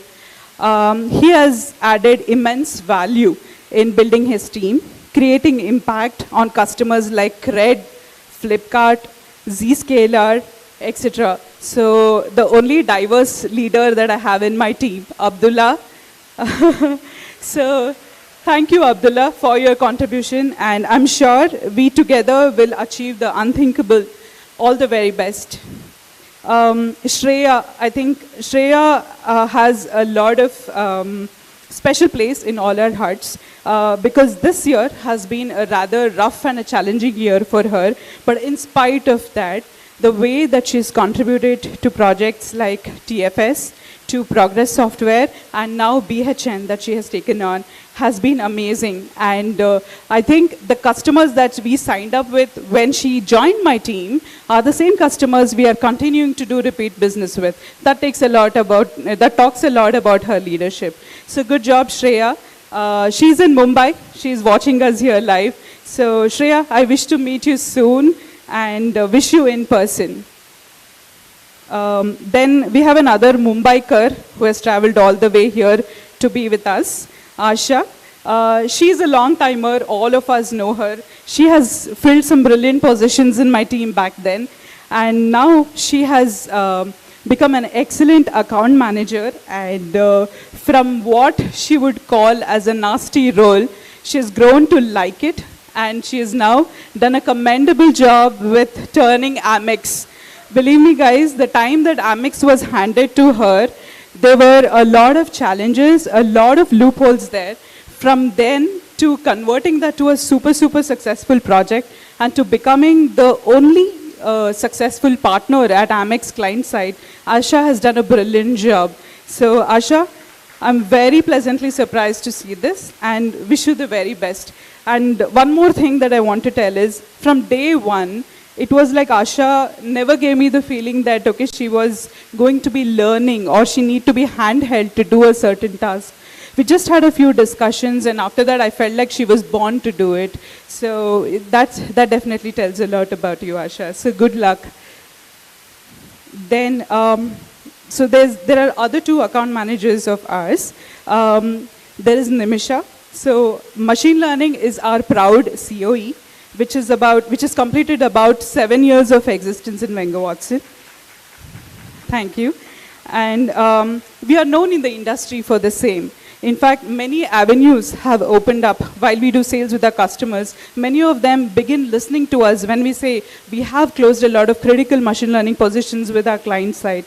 So continuing that legacy, we have Nimisha, who has taken up that challenging role, and they have created an amazing impact with customers like Daily Hunt, there is ShareChat, Flipkart, Walmart, etc. So Nimisha couldn't be here today, she's out with her family, but we wish her a very good luck and all the very best for the more challenging year ahead. So there's one last manager that I have not yet called out, and she's one of the strongest pillars we have had. She's the solace of the team. I've heard many managers going to her when they're in doubt or when I'm not available in things, which was a lot this year and the last year. So that is Ashwini Rangnath. She, in fact, this is her second innings. A strong leader that she is, her strongest skill set is to convert any resource to gold. This is her second stint, and over multiple years, she has managed brilliant brands like Apple, Ernst & Young, and now recently ShareChat and Samsung. And she's done such a brilliant job with a small baby while managing him and projects and the ever-grown aggressive business that came in this year. She's done a brilliant job. Ashwini, I'm sure you're listening to us. I am very lucky. I have had the opportunity to work with you, and many times I have looked up to you in many instances. Wish you all the very best, Ashwini. This is the perm staffing leadership team. These are the guys who have made it happen. These are the guys who aggressively build businesses. They have brought in newer talent. They've fostered them. They've nurtured them. The feeling of oneness that the team has is because of this leadership team that is there. And I thank each one of you with a lot of gratitude. And I'm truly lucky to have each one of you on board. So thank you very much. Some of the long-time team members that we had, they're here. Akshay, Riddhi, Divyaleka. They've created amazing impact, and it would have never felt like Wenger Watson if they weren't there, I guess, because the way that they are here and the way they have gelled and they have taken everybody along in this journey has been amazing. They take a lot of initiatives to make all the newcomers warm and welcomed at Wenger Watson. So that talks a lot about our culture too, right? So thank you so much for that, guys. Lastly, I think simply, I can't put this in words, but the amount of gratitude that I have for Darshan, Harish, and Sushil, my entire leadership team, Shailij and Ashish. We've been together in the last 1 year. We've never felt away because there are 2 leadership meetings that happen in a week, and there are extensive discussions that we do in that, and then a lot of debates that we do too. So we've learned a lot from each other, and Darshan and Harish, there are no words that I can really quote and talk about, but my last 6.5 years have been beautiful because of them. Your mentorship has been amazing, and I will continue to look up to you as always. Thank you so much. Here we go.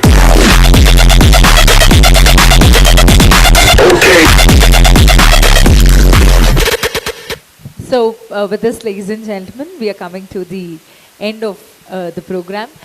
We were keen on having Mr. Srijit also talk.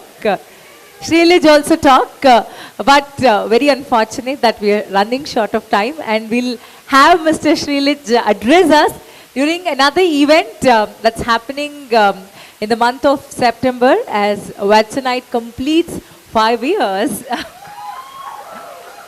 So at the verge of completing 5 years, so we'll have Srilij. One word, yes. Okay. So can we just cheer up for what's tonight? Okay, so we only. Okay, so I know that we don't have time. So and the reason, so I'm actually relieved that okay, I don't have to talk, because our 5-year anniversary is coming. So everyone is invited. Okay, so it will be coming in the month of September. So definitely I'll give you numbers and everything. But before I conclude, I just want to recognize my team members, especially who got awards. You know, like Sangeeta, Munish, Niresh. You know, and thank you guys. Like Ambika, you know, Saida. A lot of people are here. If I'm forgetting names, please excuse me. But yes, we are actually conducting a big event, and you know, we are a 300 plus company, Harish. 300 plus company. We'll definitely reach that 100 crore mark in some time. I think 2 years we'll be able to reach that 100 crores. So Darshan, I'll be competing with you. Thank you guys. Anjali, one more thing. Munish, so he's a Raj. Naam to suna hi hoga. He was actually looking for you because he's actually jealous that you keep talking about Arun. Because Munish is our Mr. Popular and you're not giving bhav to him, please. He's a Mr. Popular. Okay, Munish Malhotra. Thank you. Thank you, Mr. Srilij. Munish, we were so keen on having you perform, and anyways, let's give Munish a big round of applause. He has also been extremely active, extremely enthusiastic through the day. Thank you. So probably during Watch Night we'll have you all, and we'll have more activities together. Thank you so much. So signing off. Before that, I invite you all to please accept the goodies that's outside. Thank you. Need to pay attention.